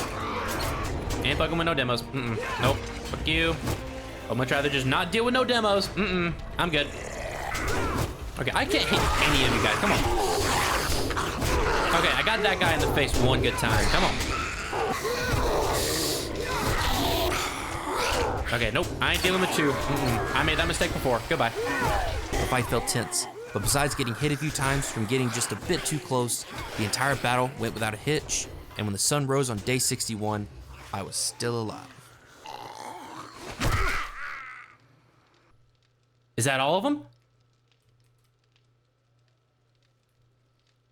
Yes! Okay. Hell yeah. And so far, I only see one block that they knocked out, and honestly, I was half expecting it. Once the Horde was thoroughly taken care of, I went outside to look at the damage done to my base. Oh no. This is worrying. It looks like they did some damage to this. And I can't upgrade them either. Oh, they really attacked this area. The damage to my main foundation was worrying, but it looked to be the only part that wasn't at full durability, so I counted that as a success. I started looting, heading down the mountain as I picked up bags, only to realize that my base took a bit more damage than I originally thought.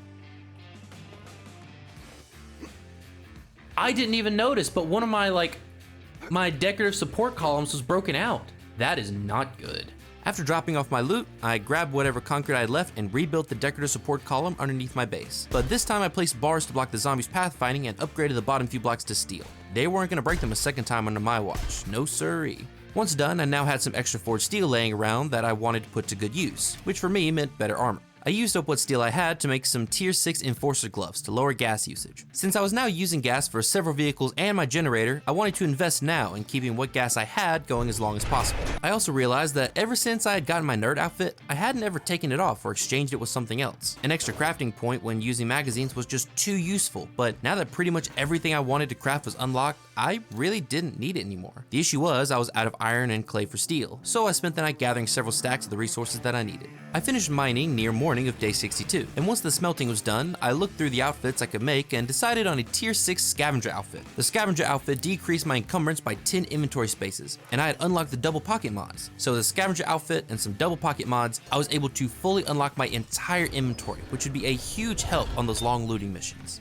I had also unlocked the drone from the loot I had gotten last Horde night, so I quickly crafted her up, and I can now introduce you to Susie Lucy. While crafting the drone, I also gave her the robotic drone medic mod, which meant she would heal me automatically if I got too hurt. This would be a huge help later on. It was starting to get late in the day, so I took advantage of what daylight remained to fix up the side of my mountain. I didn't really care that the zombies were causing damage to the mountainside, but I wanted to alter the terrain just a bit to hopefully make the zombies take the preferred path up to my base instead of causing damage where they shouldn't. That night, I decided to scrap my pump shotgun for the shotgun parts. It was a tough choice, but I didn't want ugly spikes on my roof to deal with the vultures, and I didn't use my shotgun as much as I used to. So I used the parts to make a shotgun turret to hopefully take care of those pesky birds. When day 63 arrived, I felt the itch to go exploring again. I hadn't even scratched the surface of what loot was out there, and with my fully expanded inventory, I could bring it all home.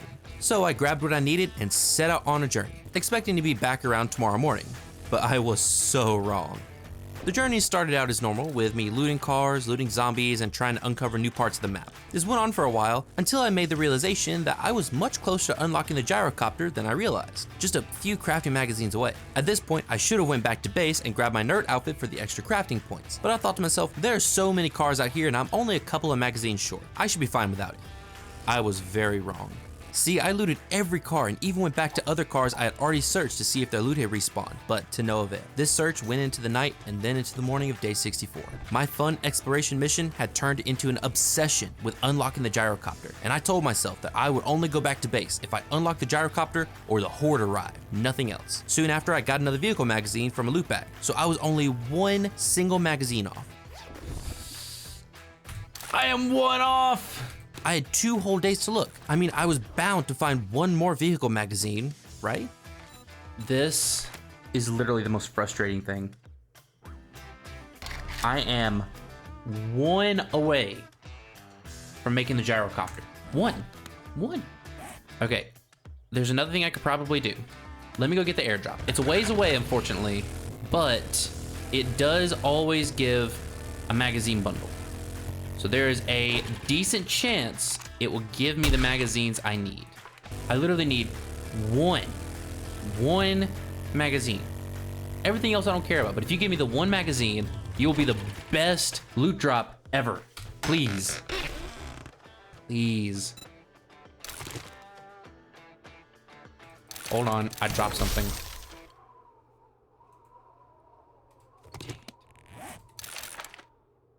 God, that sucks. Okay, am I in new? Yes, okay, so this is new territory. I come across a trail here, then something I haven't searched yet. Okay, loot, please. Jesus. This is insane. This is actually insane. Right here, okay, we're gonna follow this trail, see what I can find. And it's Horde night tonight, so if I don't find it tonight, I'm gonna have to head back empty-handed. Please give me what I need. Please. I had searched every road, every trail, and somehow I couldn't find the last magazine I needed. I was miles away from home on a long, winding mountain trail, and it was starting to get late. Even though I wanted to keep searching, I had to call it quits and make a break for home before the Horde arrived. If I was still outside when they were, I would be screwed. The fact that both of these paths lead farther away tells me that I just need to pick a direction and go back.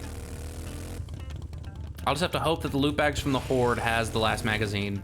Odds are it will, but I was really hoping to have something to do today before the Horde, but looks like I'm not gonna have anything to do today before the Horde.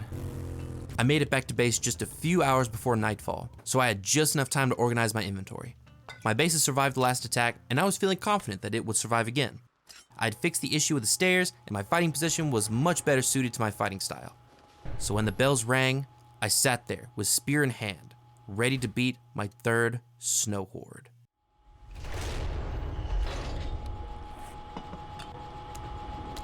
Okay, it's time to go regardless. Let's do this.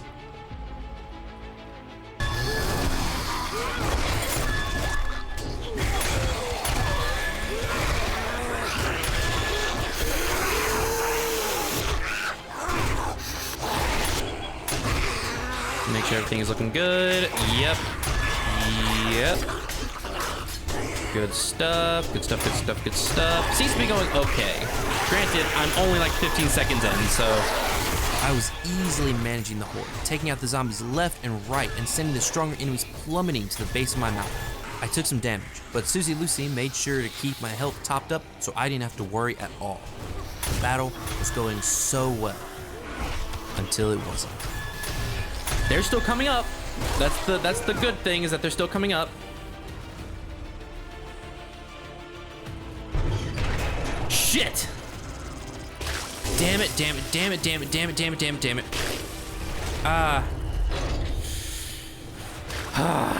Damn it. Okay, it's time to run again. Time to go. Nope. Nope, nope, nope, nope, nope. God, how did my bridge break again? I was having flashbacks to my untimely death, and this was the exact scenario that led to that. I ran as fast as I could, chugging coffee and beer to keep my stamina up. But luckily this time around, I was wearing my full set of horde armor I put together just for instances like this. My shoes made me faster, and my outfit made me more resilient. I was just fast enough to outpace the irradiated zombies and ferals, so this time I actually managed to survive until daybreak. And 4 o'clock.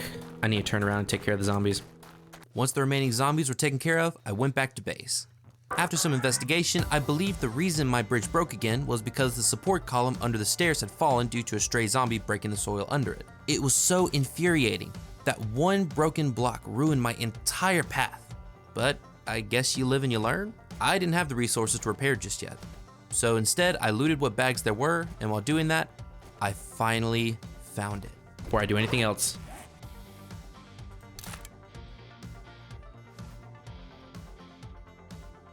wait for it.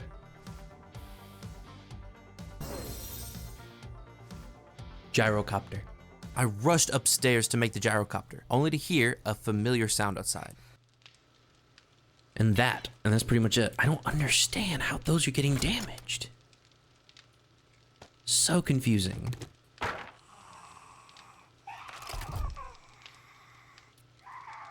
That is a screamer.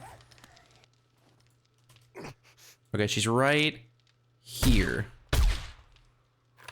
Out of all the time I'd spent in the snow biome, I was surprised that this was the first time I had encountered a screamer, though my base position probably meant that any screamers that did spawn would just wander aimlessly until they despawned. So another bonus to my base design. After that, I crafted up the gyrocopter pieces, and then the almighty gyrocopter. I had never actually flown one of these before, so after looking up some best practices, I took my first test flight.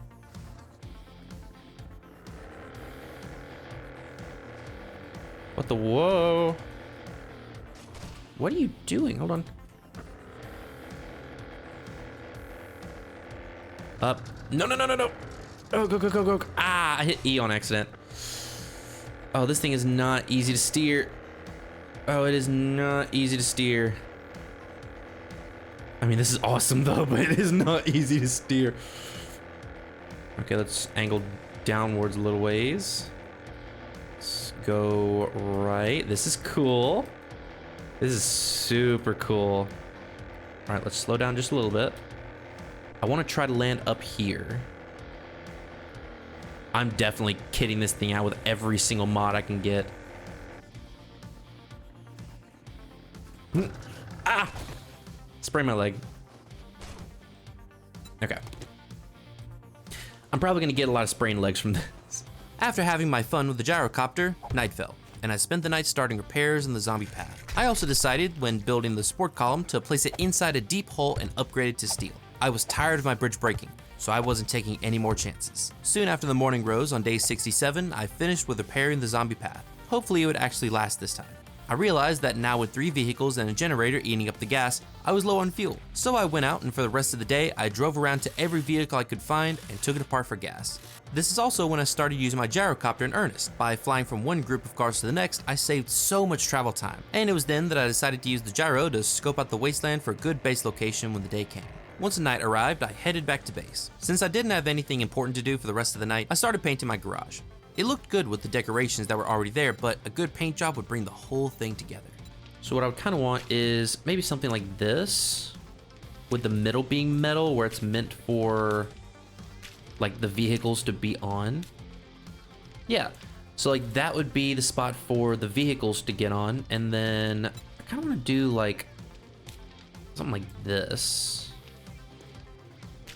Yeah, to make it look like drains for if you're like changing your oil or something. Now there's this, which says concrete wall. Oh, interesting. I could probably use that for the outline on the ground.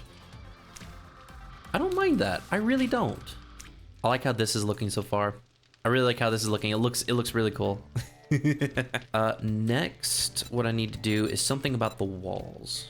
Overall, I like the walls, but I kind of want them to look a bit more fancy. So like if I were to do something like this, make it look like it's made of stone. This is a lot of fun. I like this.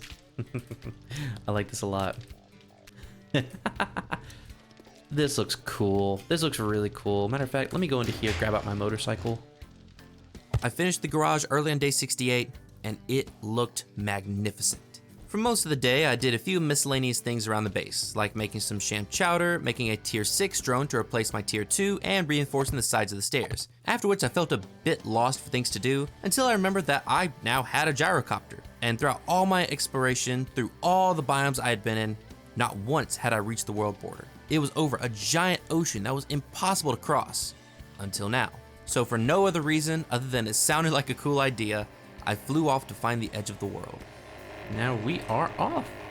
This is 7 kilometers away, but because I'm going straight there, I should be able to get there really fast. Matter of fact, with the progress that I'm making, I might be able to get there before nightfall. So now, let's go see what's at the edge of the world. That is beautiful. Because it looks like the edge of the world is right here. Okay, yep. Now go up. Okay. Okay, I'm turning around. Oh, man.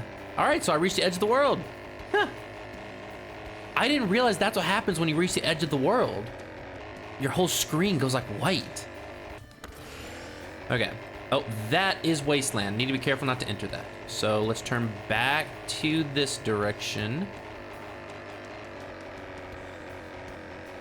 Oh, come on. God dang it. All right, I need to go back. I need to get closer to land. Okay, let's angle downwards a little bit. All right, so where is home base? It's like right up here. Oh, wait, I see it. I see it. Angle down. Okay. And then gently land it like so. That was an awesome adventure right there. That was cool. When morning hit on day 69, nice, I got on my gyro and flew off in a new direction to see if there were any more roads I hadn't come across yet. After searching for a few hours, I didn't find anything new, so I went back to base. Once back, I wanted to see if there was anything else I could do to improve my chances in the upcoming Horde. I couldn't think of anything, but out of all of my Horde armor, the nerd goggles were only tier 5, leaving some room for improvement.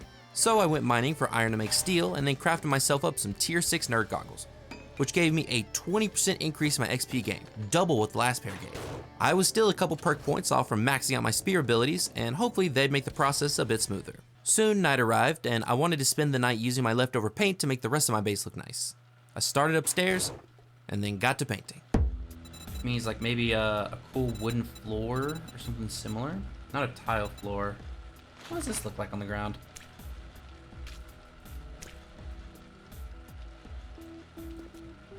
Okay. Now, what I want to do about the walls. So, if I'm doing like a rug kind of look on the walls, I wouldn't mind like a soft wallpaper or something similar. Let's see. Could even do like a wood crown oak. What does this look like? Oh, that is very aggressively brown. Yeah, we're not gonna do that. Drywall cream baseboard.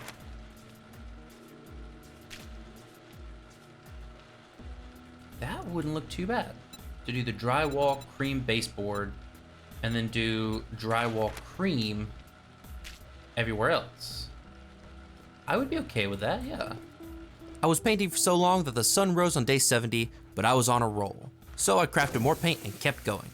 I finished with the upstairs room and then moved on to the balcony. And then I moved down to the crafting room, and once everything was done, I was super happy with how it all looked. All right, so I just finished painting the inside of the house. As you can tell, the outside is still unpainted. I'll probably get around to that at some point. But whenever you open the door and you walk in, first you're greeted by the garage, which you've already seen. It has like a metal ground with some vents, has some concrete floor with some stone walls and a vent in the roof. Cool. As you make your way up into the crafting room, you're gonna notice the walls are all concrete as well. The roof has 2 vents in it. The floor is made of metal because I'm thinking like it's a crafting room. You know, you're gonna be generating a lot of heat, a lot of debris, like having a way of dropping all of it out is gonna be beneficial. And then the rest of the ceiling is adobe. And then for the fighting position, I went for something a bit different. I wanted to go for cozy, because thinking of this almost like a bedroom. So we have like a rug right here. We have some poster board on the wall with a bookshelf right here with all my books, like my Magnum Enforcer book. And then I did do the balcony as well. So if you take a look, the ground is granite. That's why it's kind of shiny. We have the stone pillars, the concrete edging, and then we also edged the top in shingles.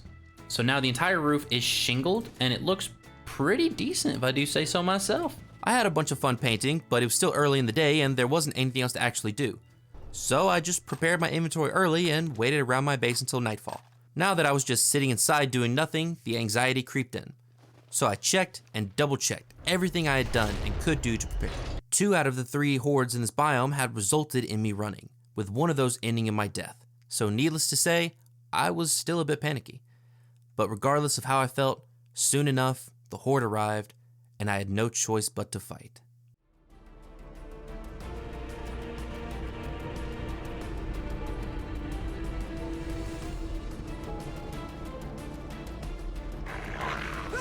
That's a dire wolf.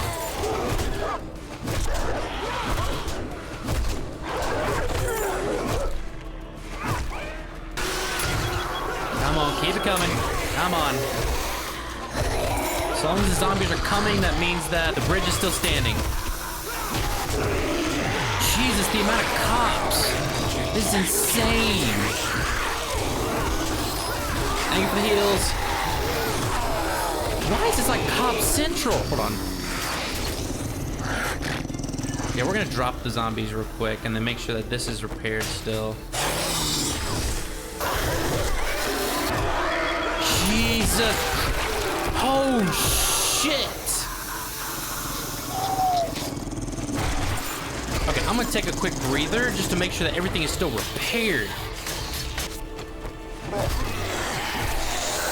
It's like they come up in groups. That's a feral big boy. Oh, no. Oh, come on, come on, come on, come on. We're almost there. We're almost there. Come on, come on, come on, come on. We're almost there. Ah, my base survived the night. The fight went perfectly. And when day 71 arrived, I was still there and still killing zombies. The actual horde wasn't defeated for a couple hours more. But once done, I was finally able to relax, knowing I had actually succeeded.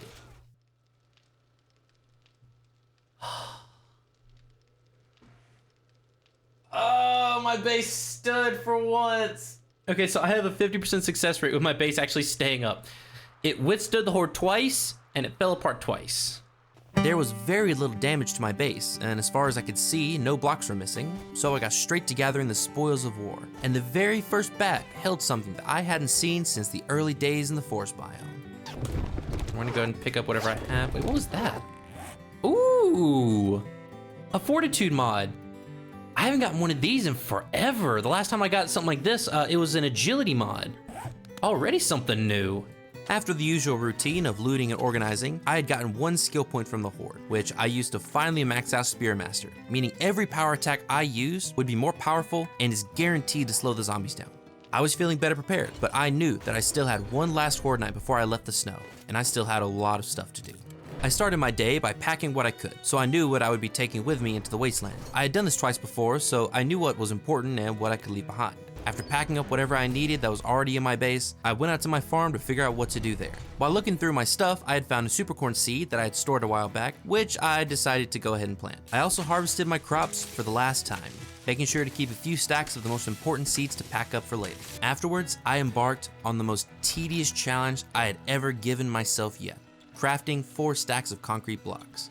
My next base would be big, complicated, and would require quite a bit of building materials. So I mined up 4 stacks of stone and got down to business. I spent the rest of the day crafting as many concrete blocks as I could, and that night saw me taking apart the few cars that I had missed the first time around. I didn't want to leave any precious gas behind, so I made sure to be as thorough as I could, and once I got back to base early on day 72, every single car on the snow biome was taken apart and in my boxes. I kept crafting concrete throughout the morning and packing more into my take with box that I'd forgotten. This continued for the majority of the day until I looked outside and saw my supercorn was finally grown. I held my breath, hoping to get another seed, and I did. Once back inside, I looked at what I could craft with the corn, which included glue and Grandpa's awesome sauce, which wasn't useful in this challenge, but I could also make Grandpa's learning elixir and Grandpa's moonshine. The elixir would give me an extra 20% XP on top of the 20% I was getting from my nerd goggles, so I crafted up a couple of those. Unfortunately, I didn't have the stuff to craft the moonshine. I hadn't actually used Grandpa's moonshine before, and when I looked at what effect it gave, I was so angry at myself, because the effect increased my melee damage by 400%. Which would have been really useful for a melee base, but I guess you win some and you lose some. Later on, while crafting more concrete, I looked at the map and realized that I had once again forgotten to get an airdrop that had fallen previously. I was tempted to leave it since airdrops were pretty trash lately, but in the completionist spirit, I went to go get it, and I am so glad that I did. Nice. What do we got? That is perfect. Literally perfect. 100 concrete cubes to add to the amount that I'm actively crafting. That night was spent in my crafting room making more concrete blocks. It was slow, but it was efficient. Day 73 was filled with more concrete crafting. I was making so much that I actually ended up crafting 2 more concrete mixers to keep up with the production. For hours I crafted, only stopping one time to move my packed stuff into my truck, and then I was back on the grind. The concrete cycle continued all the way throughout day 74, only stopping to mine more stone and top up the furnaces. It was tedious, exhausting, boring work that I knew would pay off in the long run. My final base would be incredible, and I would give it the best chance of succeeding. Crafting continued throughout the night and continued into the morning of one of the most important days in this entire challenge. Day 75 was finally here. The last day I would be in the snow biome. I was still making concrete, but I could see that the end was near. I pushed through, and at around 1400 hours, I finally had 2,000 concrete blocks, crafted and ready for my ultimate base. I now have 2,000 blocks of concrete. Jesus Christ. Okay. I was so relieved to have finished. So I organized my inventory for the last Horde fight and rested until nightfall. All the successes, all the failures, all the ups and downs were leading us to this point. No matter what happened tonight, I would be leaving tomorrow, but I was determined to go out with a bang. One more victory was on the horizon, so without further ado, I give you the last snow biome blood moon.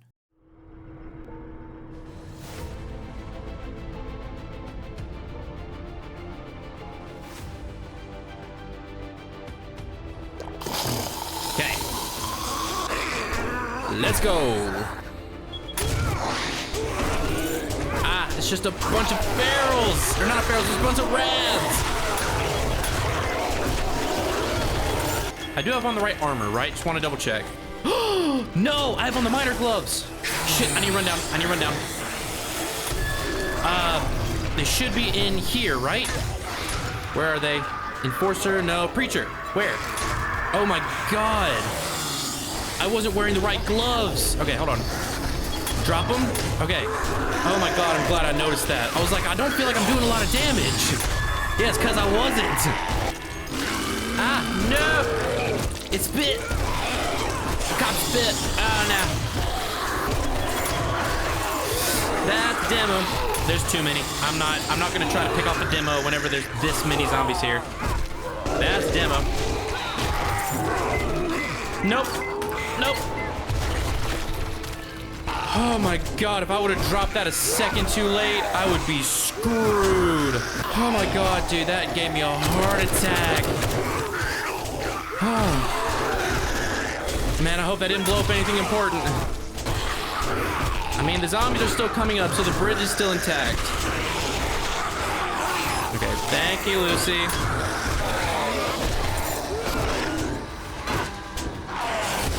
Ouch! Shit, he blew up, did he? Okay. Okay, everything's still looking good. Thank God I upgraded all that to... Nope. Nope, nope, nope. I am risking nothing when it comes to demos. Nope. I will save them for the end.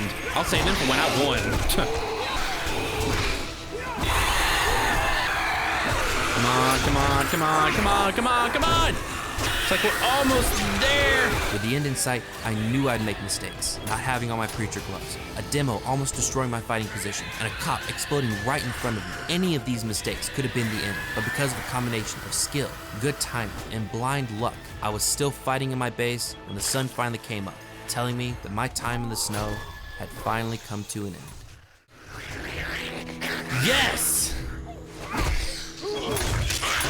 Oh, thank God!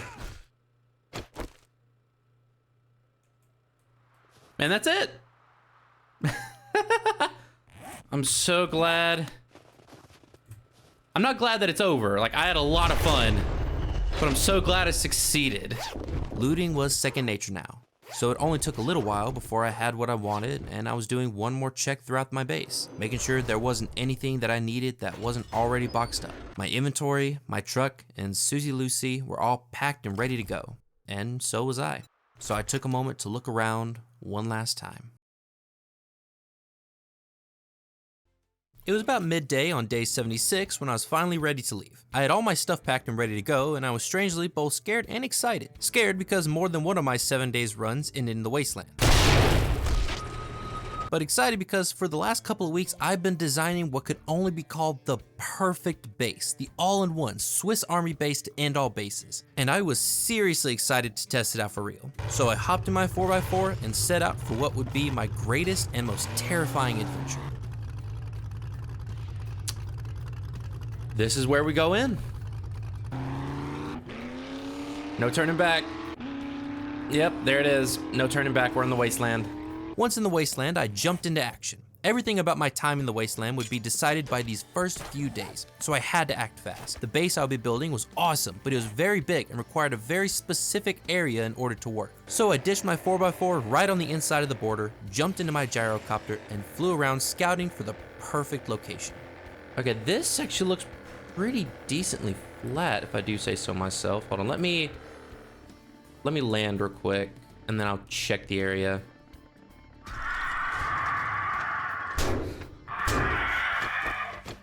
What is up with these birds? Do they just attack regardless? What I was looking for was a wide, flat area, near enough to a road for easy transportation, but most importantly, it had to have as low of an elevation as possible. After looking around for a while, I eventually found a spot that was exactly what I was looking for. It's right here. The elevation is 22. And then it is right off of a road. Okay, I think that for the sake of finding a place that is going to work, this is probably going to have to work. So after slapping down a quick starter camp, I flew back to my 4x4 and drove it back to what would turn out to be the most incredible base you have ever seen. Once back, I outlined the area that would be my base's footprint. Then I started on step 1 of the ultimate base, the pit. I needed every part within the outline section to be dug all the way down to bedrock for this to work. It was starting to get late in the day, and the idea of digging during the night in the Wasteland didn't sound like a very good idea, but time wasn't on my side, so I rolled up my sleeves and got to work.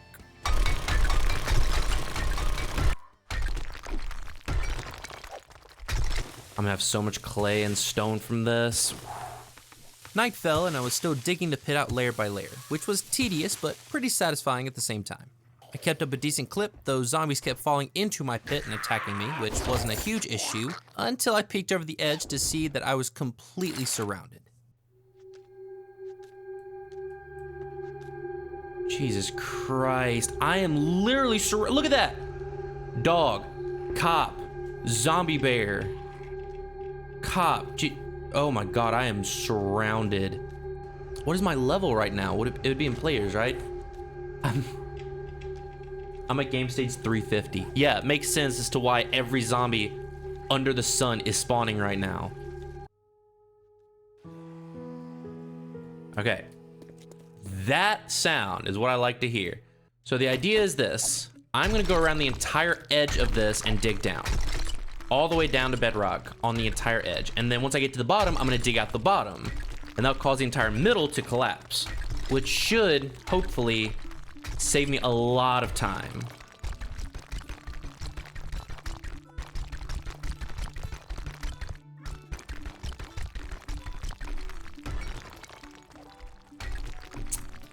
Look at this giant pillar of stone. This looks cool. And the fun part is when it's gonna all come crashing down.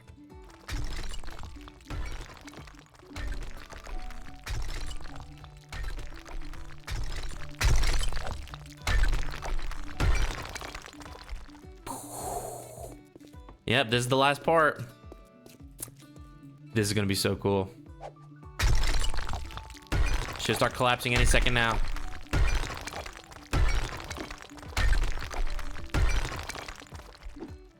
Okay, go, go, go. Up, up, up, up, up, up, up. Look at it go. Okay, we need to go to the top. We will be having a screamer. Matter of fact, we might be having a couple. There she is. There they are. Damn it.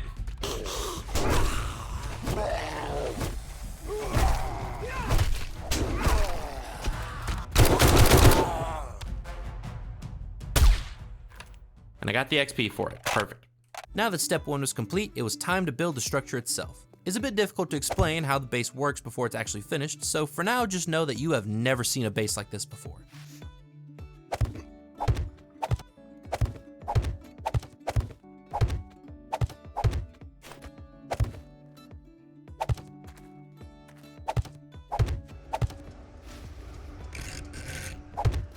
Okay. Now we have this nice convenient spot, which allows the zombies to go up. Now I am gonna put one extra block in these corners, just to kind of even it out a little bit, make it look a little bit nicer. And I'll probably come through with extra concrete and fill this in eventually. For now though, this is working great.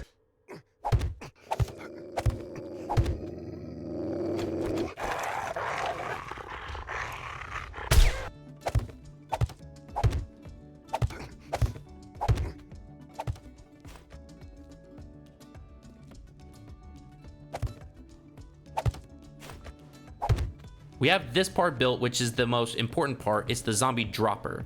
The zombies are gonna path up the stairs, try to get to me here, which they think this part is a path, and then they're just gonna fall into the pit where we have certain goodies waiting for them. I was making good progress when I made a stupid mistake by jumping off my base and breaking my leg, but I pushed on and continued working on my base throughout the night. Just as morning rose on day 78, I finished with my base's fighting position.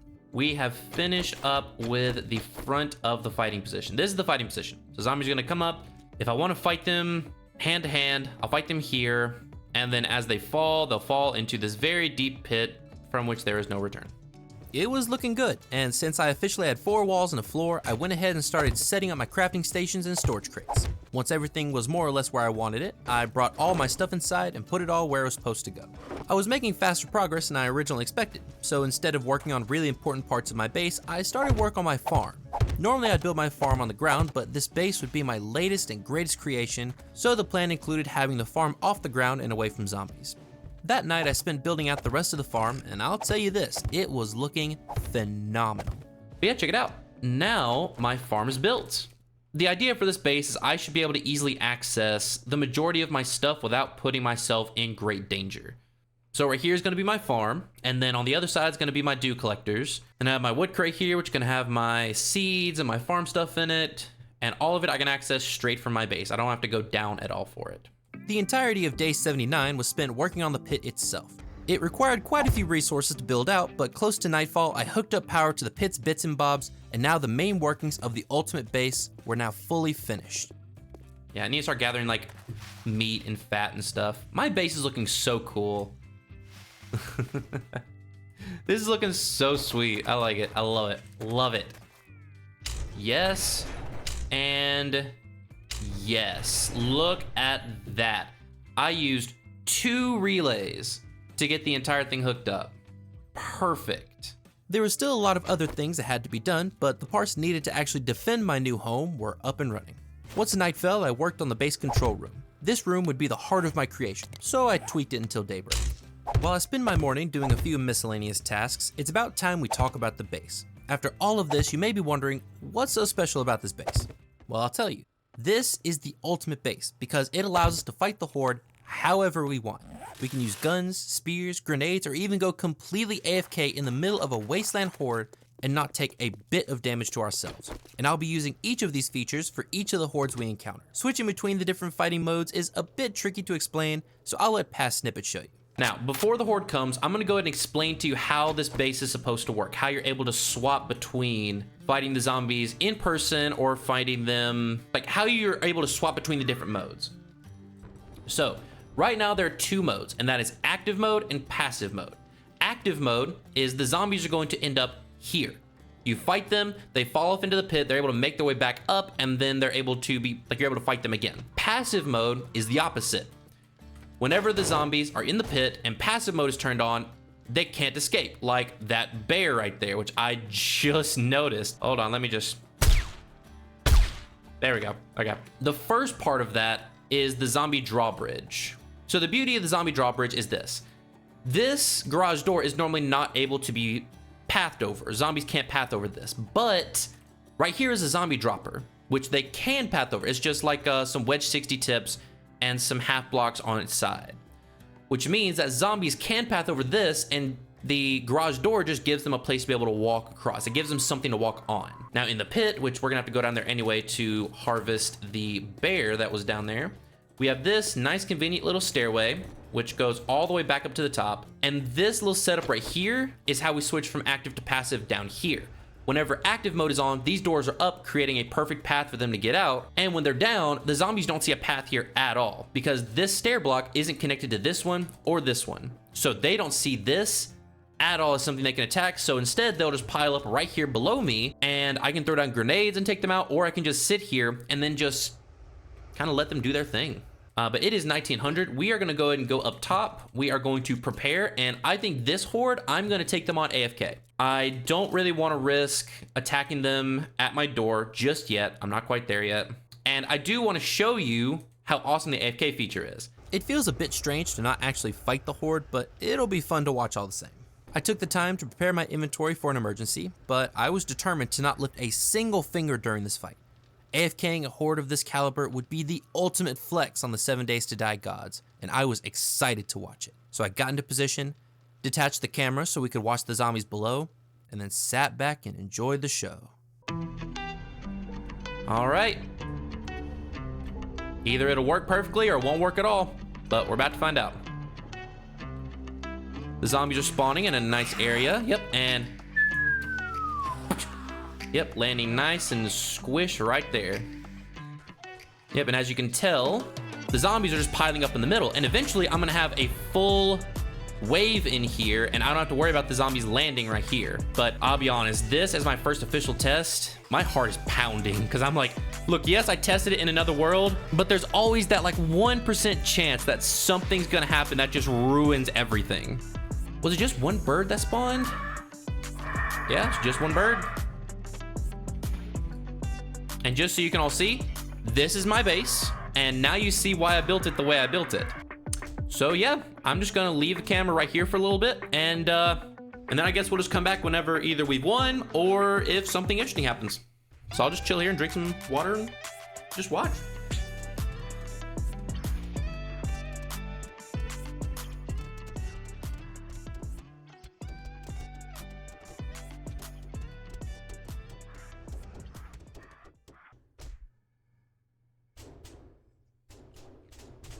All right, so that guy can sense it's a path, but there is no actual block for them to be able to path to. So they're getting confused. I'm just really hoping they don't path on the door.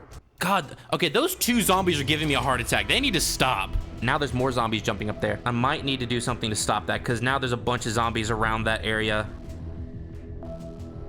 Okay, the zombie, like, piling up right there is a bit worrying. Let me readjust the camera real quick. What are y'all attacking? And why? Oh.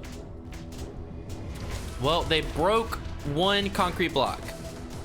Not good. And there's nothing I can do. If I flip the switch, it's just gonna cause more issues. I said it was gonna be AFK, and I'm going to leave it until something has happened. Yep, they have a path out. Okay, hold on. Oh, well, now they definitely don't have a path out. Taking them out is going to be an issue. I'll probably use some grenades because there are some zombies still piling up right here. Matter of fact, no, I said this was going to be AFK. I keep thinking I could just throw some grenades in here and be good. No, I said this was going to be AFK. And that's exactly what we're doing is AFK.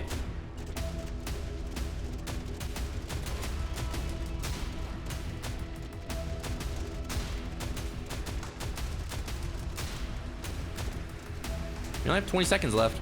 What's kind of funny though is they piled up here. They recognize that this stairway right here is an exit, but instead of going to the bottom of the stairs, they're trying to pile up in the middle. Like, dude, y'all had the answer to escape, and you just decided not to take it. And there we go. Morning rose on day 81, and as promised, I didn't do a single thing during that horde. Granted, the pit sorely needed some reinforcements, but regardless, the base did its job and kept me completely safe the entire time. I quickly rushed down into the pit and dispatched all the zombies. Since there was only 1 wave of zombies in the pit, there were only a few loot bags, which I quickly grabbed up. Once done with that, I saw that my plants were finally grown, so I was able to reap my first harvest. The super corn would be very important later on, as it is the main ingredient for Grandpa's moonshine and Grandpa's learning elixir, both of which will come in handy during some of the later horde fights. These super corn, I have to get at least 1 super corn seed from. I didn't get any super corn seed from that one. Come on, come on, come on, come on, come on. Okay.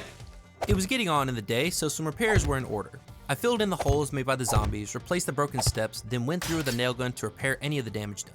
Now that I had successfully built out all of the core parts of the base, I could finally relax and start working on some quality of life changes, mainly the garage.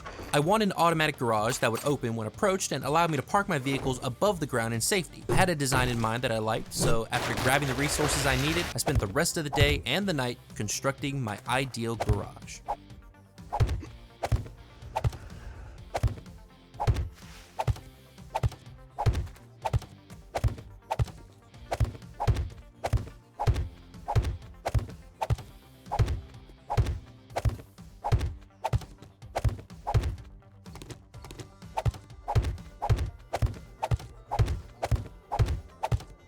And this is what the garage is going to look like. And this is going to allow me to drive my vehicles up and in without having too much of an issue. Hopefully. When day 82 arrived, I put a few finishing touches on my fancy new garage and then stood back to admire my work. The garage actually looks pretty good from the outside. I mean, this is like 95% of the base done. And all I need to do is grab a vehicle, ideally the 4x4, and I want to test out this. It came together exactly how I wanted, and all that was left was to test it out.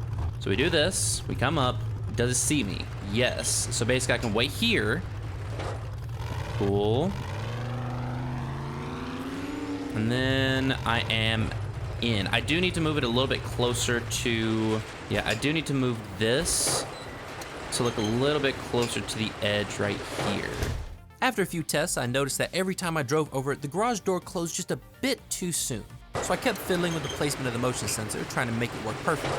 I thought the best way to check whether it was working was to drive over the door very slowly so I could see the exact point that the motion sensor stopped seeing me, which was what we in the business call a very bad idea. And let's see, if I go up, it sees me, okay? And I go in, oh God, oh no.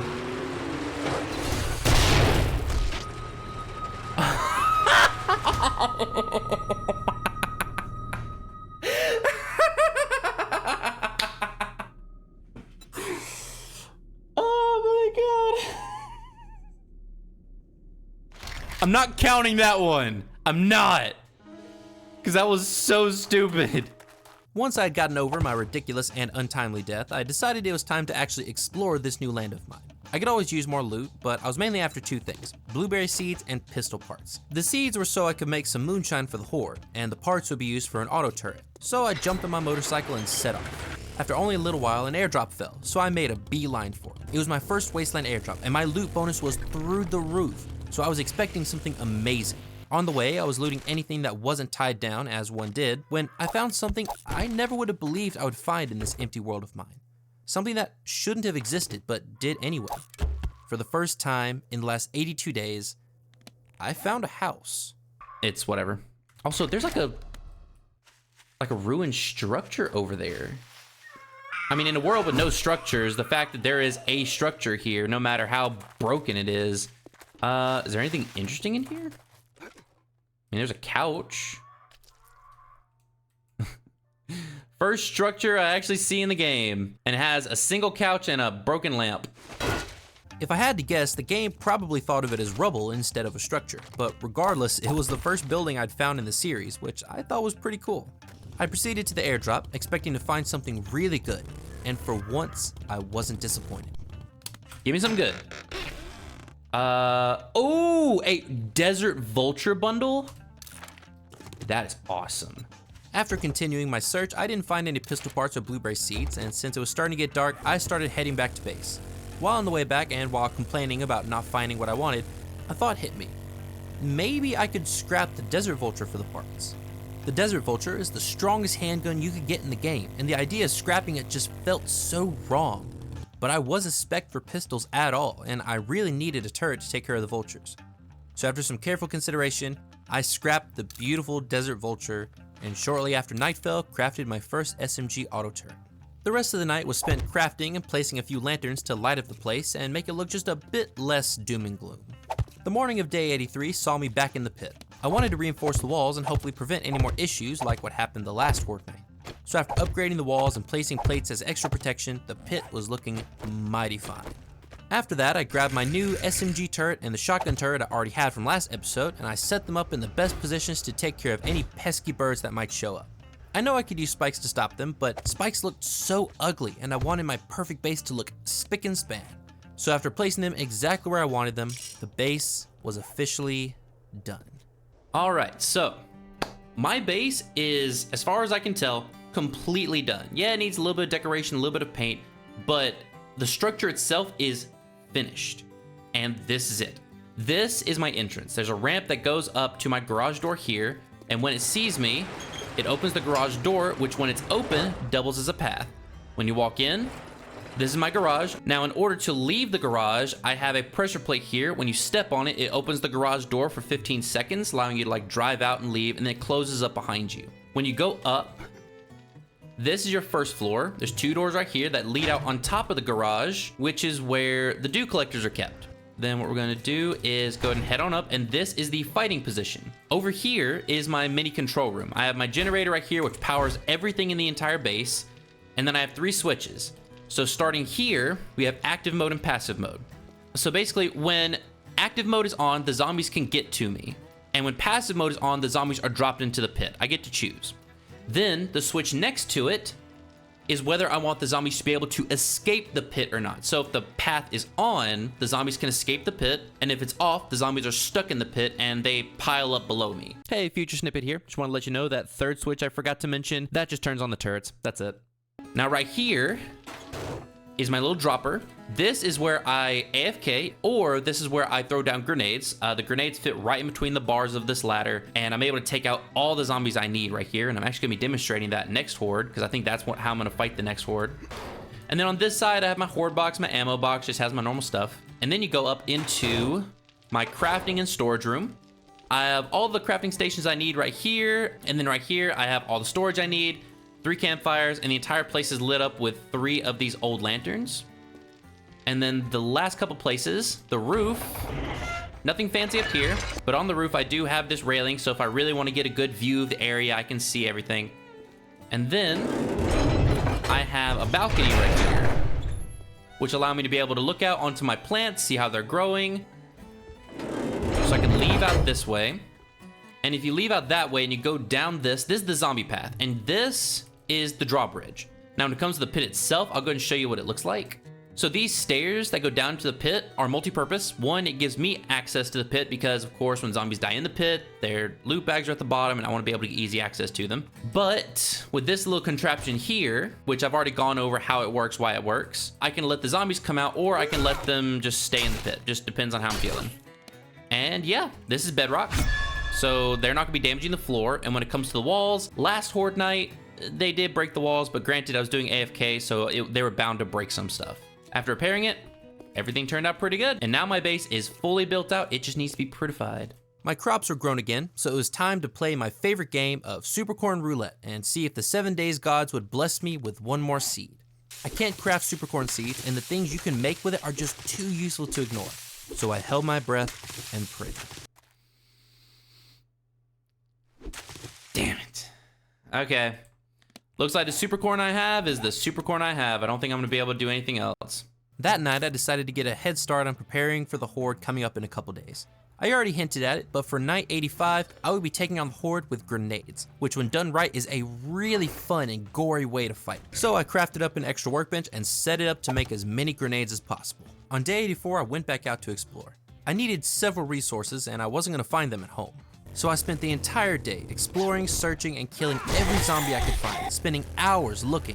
And when I got back to base close to dark, I had found exactly 2 blueberry seeds, which from an outside perspective looks kind of pitiful, but for me it was exactly what I was looking for. I planted them, then spent the rest of the day crafting more grenades. Once night fell, I felt it was time to start decorating the base. It was a gross mismatch of bare concrete and steel, and I knew a good coat of paint would fix that. So I crafted up a bit and started prettifying my base. Day 85 was here, which meant I needed to prepare for the Horde, but I was just having too much fun. So I just kept painting, working my way through my base. Soon after an airdrop fell, and seeing how the last airdrop went, I rushed to it as quick as I could, only to find a second Desert Vulture bundle. I don't know the odds of finding the same bundle twice in a row, but I wasn't gonna say no to another turret. For now though, I went back to base and put the Desert Vulture up for later. Then I continued painting. Painting kept on until just before nightfall. So when it was time, I prepared my inventory with all my grenades and some emergency items in case something catastrophic were to happen. I activated passive mode, which would force the zombies into the pit. Then I got into position to take on my second Wasteland Horde. Whew, I'm nervous. I'm very nervous.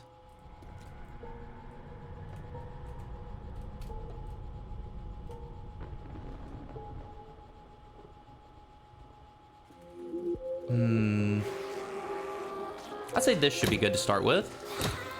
I'll throw 4 grenades. Wait.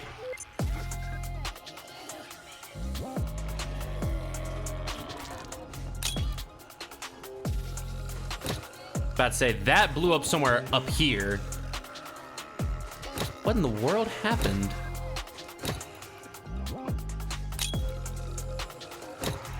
There, okay, blow up. That's what I wanted to see. All right. 2, 3, 4, 5, 6, 7. We'll say 7. We'll try that. Okay. What do they got? Yeah. That's why I like explosive bases so much. It's so fun and entertaining to watch them just boom. The amount of loot bags down there is insane. Okay, let's go ahead and 1, 2. Oh no, wait, hold on. Throw him, throw him, throw him, throw him. There's a demo right there. Please kill this demo. Please.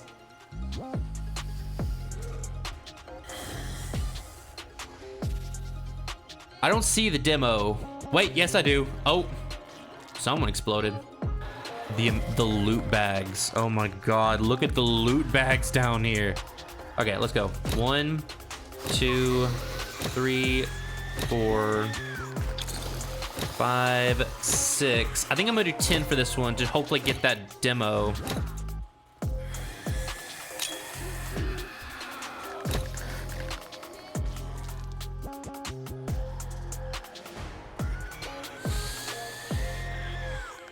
Okay, the demo didn't explode. Good. That was so stressful. Because anytime that I tested out this base and it failed was because the demos exploded. And so long as I can kill the demos, and I'm guaranteed to kill the demos, I'll be fine. 5, 6, 7. We'll just do all of them. 8, 9, 10, and hopefully this grenade lands.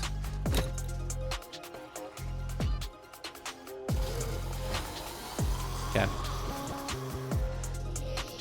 I guess I'll take some shots at him. I mean, I can't miss.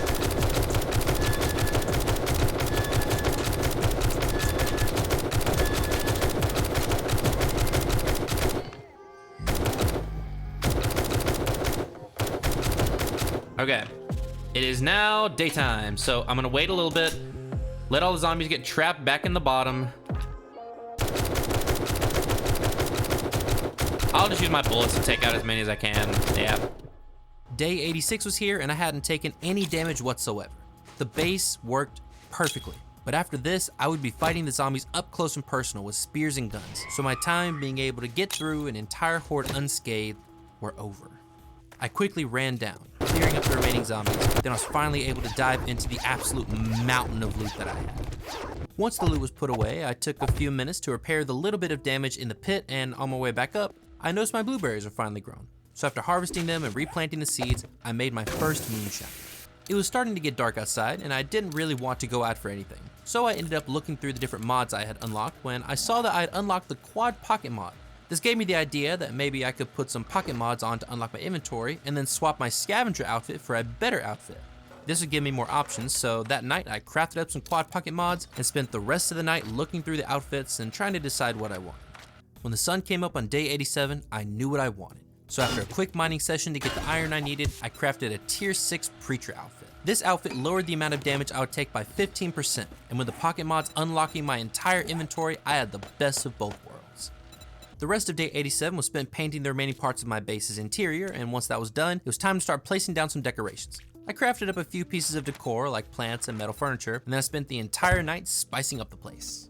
I kept decorating into the morning of day 88 when I decided it was finally time to undertake the difficult task of painting the outside of my base. Painting the inside of rooms are easy, but making the outside of a giant base look natural and good at the same time is tricky. While thinking, I decided to first fix a few things on the base to make it look better, starting with building an actual border around the pit and then using ramps to smooth any harsh corners. I got a little carried away, so once I was done, it was already late. But at this point, I had a good idea for how I wanted the exterior to look. So I got started, and it was then I realized I may have bitten off more than I could chew. I definitely feel the stones are gonna be the base for what I want. I definitely feel that. 172 left. I've barely done any sides.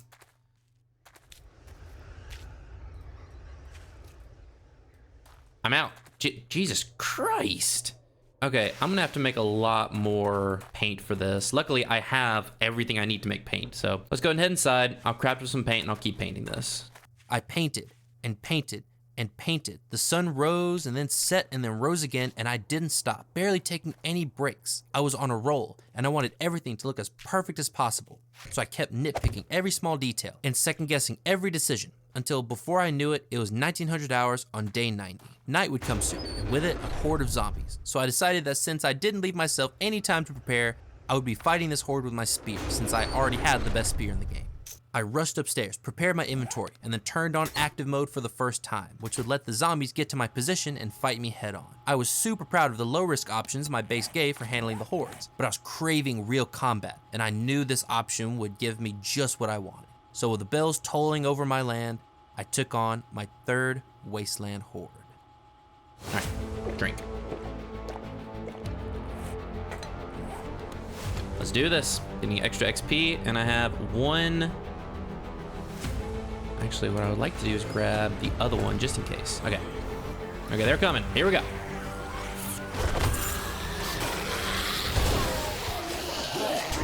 There we go. Oh, and she just jumped somewhere. If I get overwhelmed, luckily I have some stuff to help with that. Make sure everything's repaired. Good.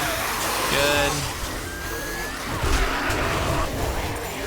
Kind of want to use a moonshine. I'm gonna use a moonshine. I'm excited to see how this works. Oh yeah, let's go. Can't see shit.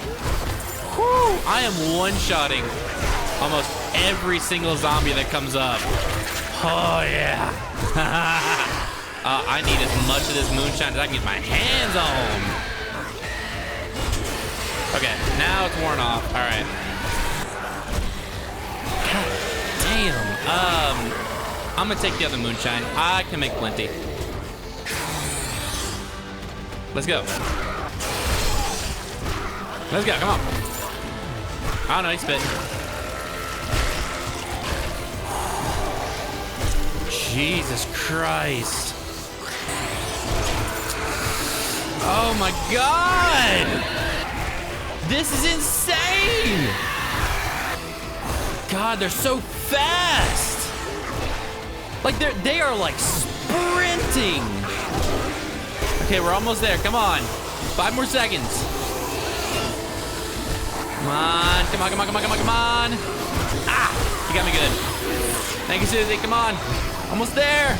Almost there. Yes. Okay. Okay, now we just need to clean up the rest of them. No new zombies are spawning, so every kill I get actually makes a difference. When day 91 arrived, I was still alive. A little battered and bruised, but alive.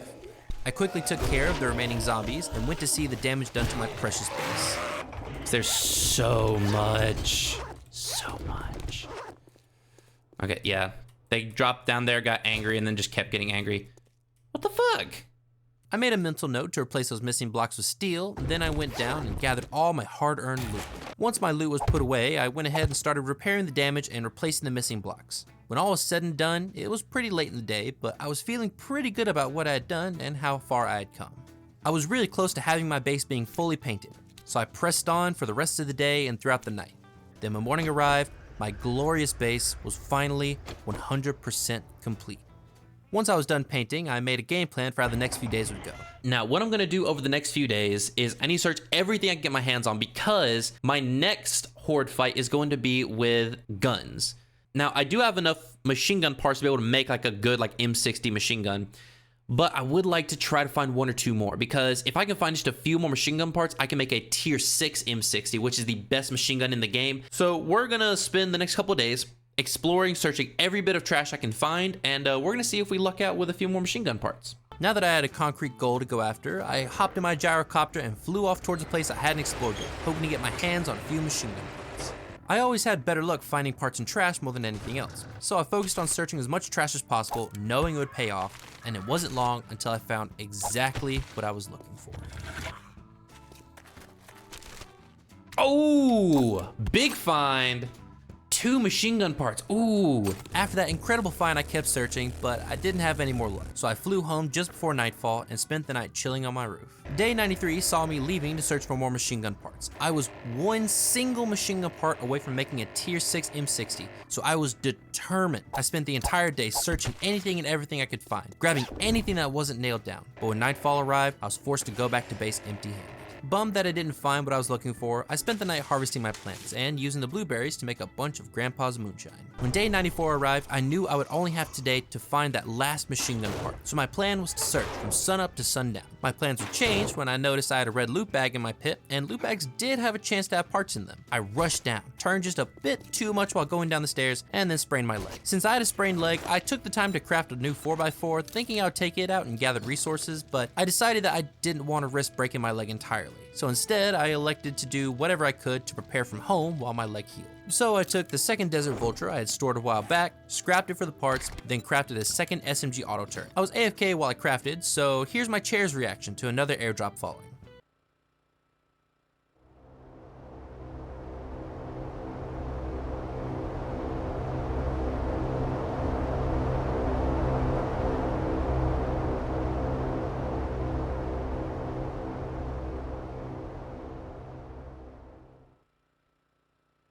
I drove to get the airdrop, and by now I was feeling really excited for each one. They had great chances to give me phenomenal loot, and opening this one didn't disappoint. Is it? It's on top of the tree. I hope this doesn't destroy it. There we go. All right, what do we got? Oh, damn. 100 steel cubes. Haven't gotten that one yet. Ooh. Okay, so it's not what I was hoping. But that is still pretty damn good. I spent the rest of the day exploring to find the last machine gun part, but was once again unable to find it. That night, I installed my new SMG auto turret and hooked it up to a switch in my control room so I could turn it on if I ever got overwhelmed. Then I spent the rest of the night patrolling my roof and keeping a lookout for any zombies that could drop me loot. It was day 95 and I was out of time. So I decided to start crafting a tier 5 M60 even though I really wanted the tier 6. It said it would take about 20 minutes to craft, so in a last ditch effort to find a single machine gun part, I decided to throw together a screamer spawner on my roof to get some loot bags. The spawner worked, and from the resulting horde, I did get a few loot bags, but I wasn't lucky enough to find what I wanted. So I took down the screamer spawner and spent the last little bit watching the tier 5 M60 craft. I know that I made getting the tier 5 M60 instead of the tier 6 sound like I failed, but let me remind you that before this, I was using a tier 1 assault rifle. So regardless of whichever tier I crafted, my firepower just soared through the roof. I outfitted the M60 with some mods, then prepared my inventory for the imminent arrival of another horde. I was as prepared as I could have been, and with my new gun, I was so much stronger than before. After this horde, there was just one more to go, and then the challenge would be over, and I was ready to end this challenge with a bang. So I prepared my M60 and took on my 4th Wasteland horde. One recog. I'm gonna take one pure mineral water. Everything's reloaded. Everything is ready to go. Come on.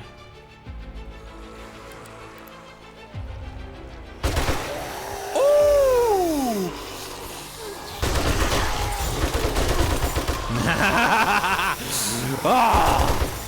Oh, this gun makes me feel powerful.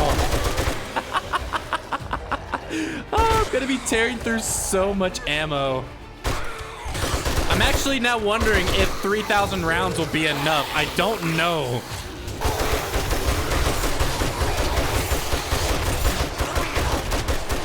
Oh my god. Okay, I will say my gunshots are hitting my door more than I would like, which is causing damage, so that I might need to replace that with either steel or just leave it off. I don't really think I have an option anymore.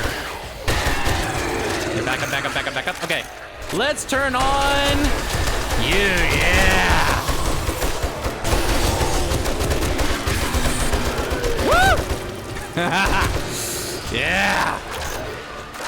Hold on, buddy. I see it. Hold on.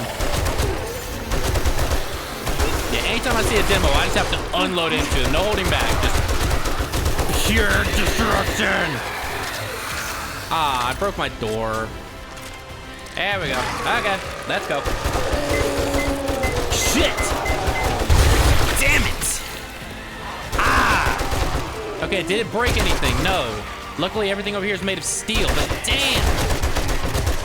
Woo! I need to repair. I need to repair. Oh, dead. That was almost broken. Woo! Hold on, I need to get some repairs going. Okay, so long as one of those are good, we're good. Let's go, keep it going. Oh my god, I'm gonna be rich after this. Okay, I still have 1,400 rounds, let's go.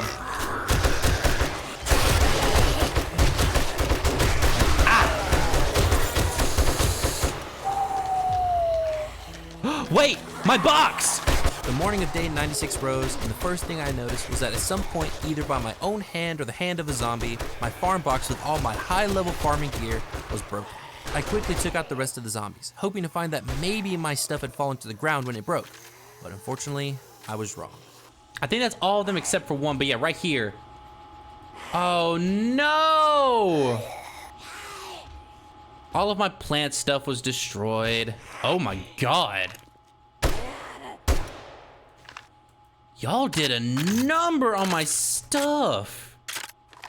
Jesus, they did some damage.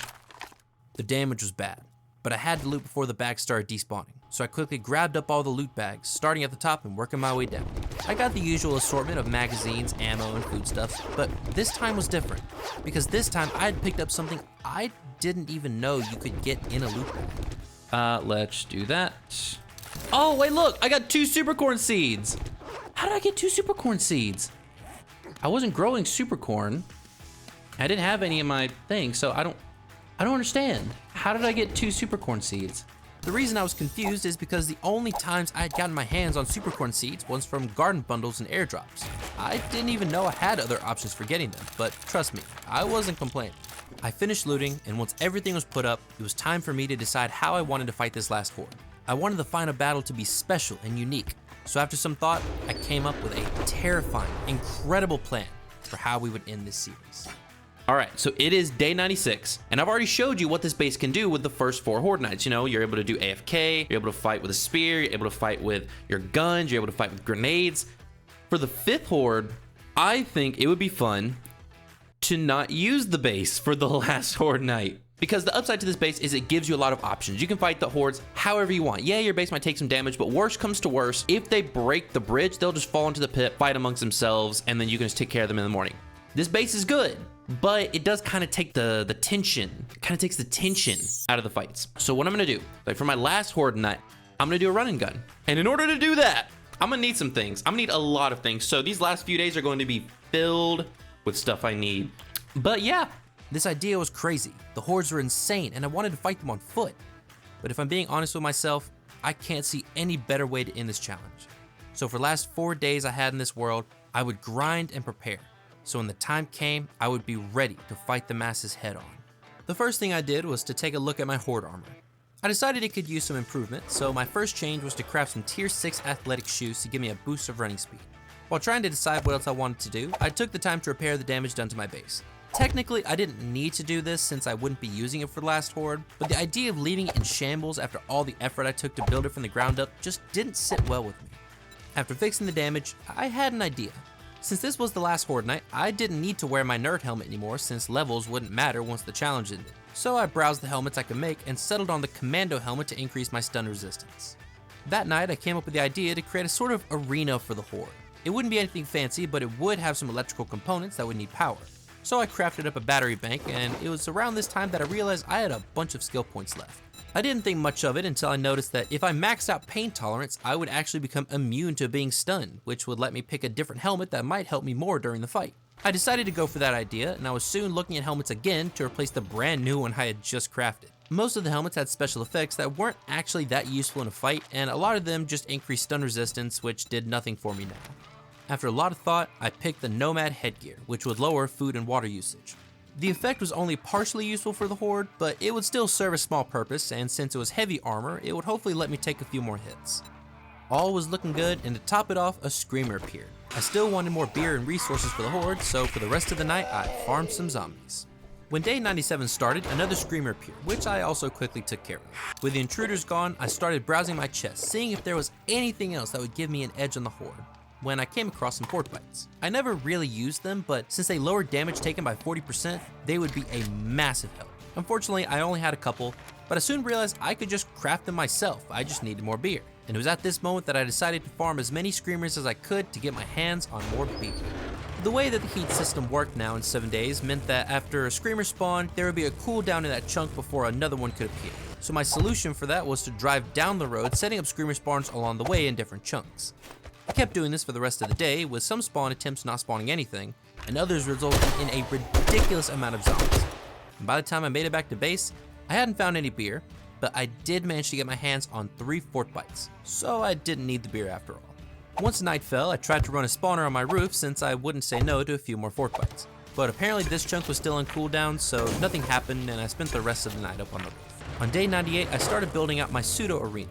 Basically, all I wanted was a few short towers with spotlights and maybe a turret or two. I didn't want to do anything crazy because the point of this horde was to see how powerful I had become, so I found a flat area near me and started setting up the corners of my arena. Shortly after night fell, my tiny arena was complete. Ooh, that works out pretty damn well. Once I was back at base, there wasn't really much else to do, so I decided to harvest my plants one last time. My farm had kept me alive and healthy throughout this entire challenge, so my last harvest felt like a pretty big deal. Once done, I replanted my crops out of habit, knowing it wouldn't do me any good, though if there happened to be another desperate stranger in this world somewhere, and they came across this abandoned base, I feel they'd appreciate a full farm. Day 99 was here, and since there was only one more day until everything was over, I didn't see the point in stressing over the details. I wanted to have some fun before tomorrow, so I took my motorcycle out on a cruise of the Wasteland, taking out zombies for my own amusement, and when I got back, I took up my new and unused 4x4 and went wild. Do some off-roading. How good is this thing at off-roading? I feel like it should be really good. Oh yeah. I've already taken out 80, 20%, 21% of my stability. That's a tree.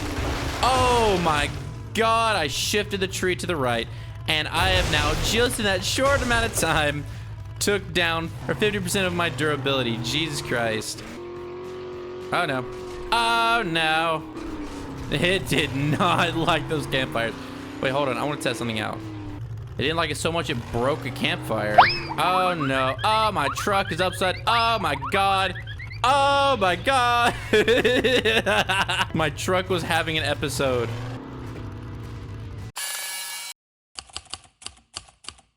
Oh, there's a Big Mama. We're gonna go say hi to Big Mama. Hello. Just eviscerated. Wait, is there a body anywhere? Oh, there is. Hi. Sorry, I thought you just became red mist. Oh my God, it about exploded again. Let's repair it up to max again. Trees are brutal. Okay, I think I'm gonna call that good. When night fell, I knew it would be my last peaceful night in this world, so I left to explore a bit more of the Wasteland before it was all over. Day 100 arrived, my last day in this world. There was nothing left to do, so I spent my time chilling at base and browsing the things I could make, seeing if there's anything that I could make last minute. I found I had the stuff to make a robotic turret, so I crafted one with the intention of placing it down when the Horde started. By this point, it was getting late, so I left my base, drove to my arena, and prepared my inventory for what would be the last Horde night of this entire challenge. Right now, I am game stage 435. I am level 95. It is day 100. I'm in the Wasteland, and this is my loadout. When it comes to the drugs and the different status effects I'm gonna have during the Horde, in my hotbar, it is organized from the ones that will run out the quickest to the ones that will run out the slowest. So we have 1 minute, 6 minutes, 12 minutes. And since I'm here, I might as well put it there. So I have 2 SMG auto turrets, 1 shotgun auto turret, and 1 robotic turret, which is down here. So all of it's gonna be doing like little bits and pieces of damage to the zombies around me. I just need to be wary of the demos. Whew. Whether I win or whether I die, you can't say this Horde isn't going to be interesting.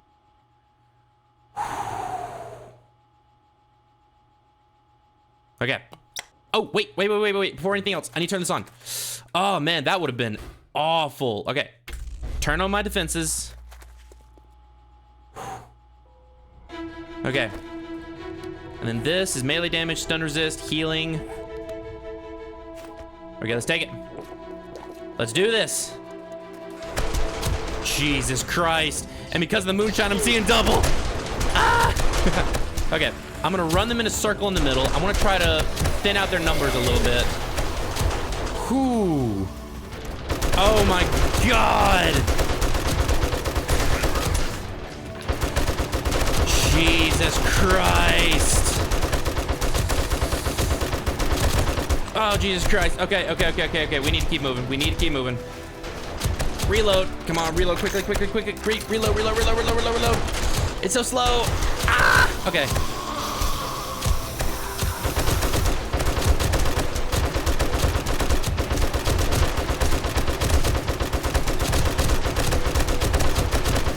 Oh my God, the amount of XP is insane.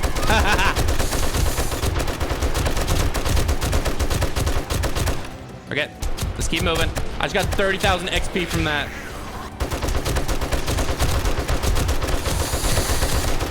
Okay, time to go. Oh, Jesus.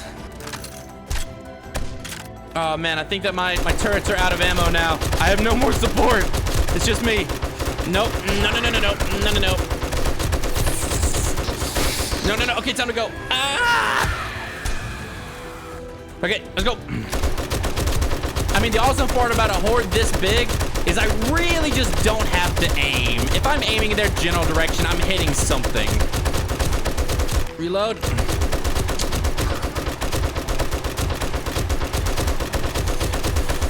Jesus Christ! No! Ah, get away. Okay, run. I unloaded for too long. Okay, let's do this. Let's take this. We're just gonna say screw it and just go in. Take them on, come on. Come on. Kill them all, kill them all, kill them all. Fuck them up. I cannot see what I'm shooting. It's just I keep shooting and it keeps working. Okay, reload one more time. Whew.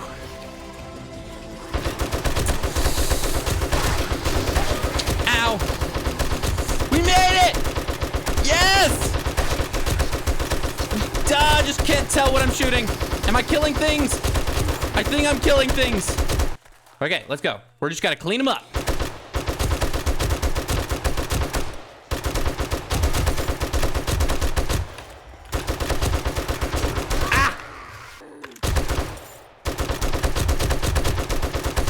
The sun has risen! It was shortly after morning on day 101 when the last zombie was defeated and the challenge I started several months ago finally came to an end. Yes! Oh! I thought that was gonna go so much worse than it did. Dude, my preparations worked beautifully, and I still have a little bit of ammo, but we just have one more thing to do before the challenge is over. And that is, I'm gonna empty out my inventory and we're gonna loot. I don't need the loot, but I'm gonna loot. One more time, everyone. We're gonna start from the end, we're gonna work our way back, and we are gonna loot.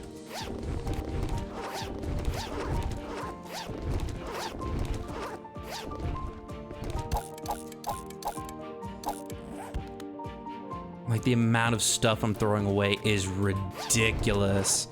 But I mean, I don't need any of this stuff anymore. The only thing that I want to get out of this is the magazine, so I can see exactly what I've been able to unlock this entire time. After 100 days, what was I able to unlock?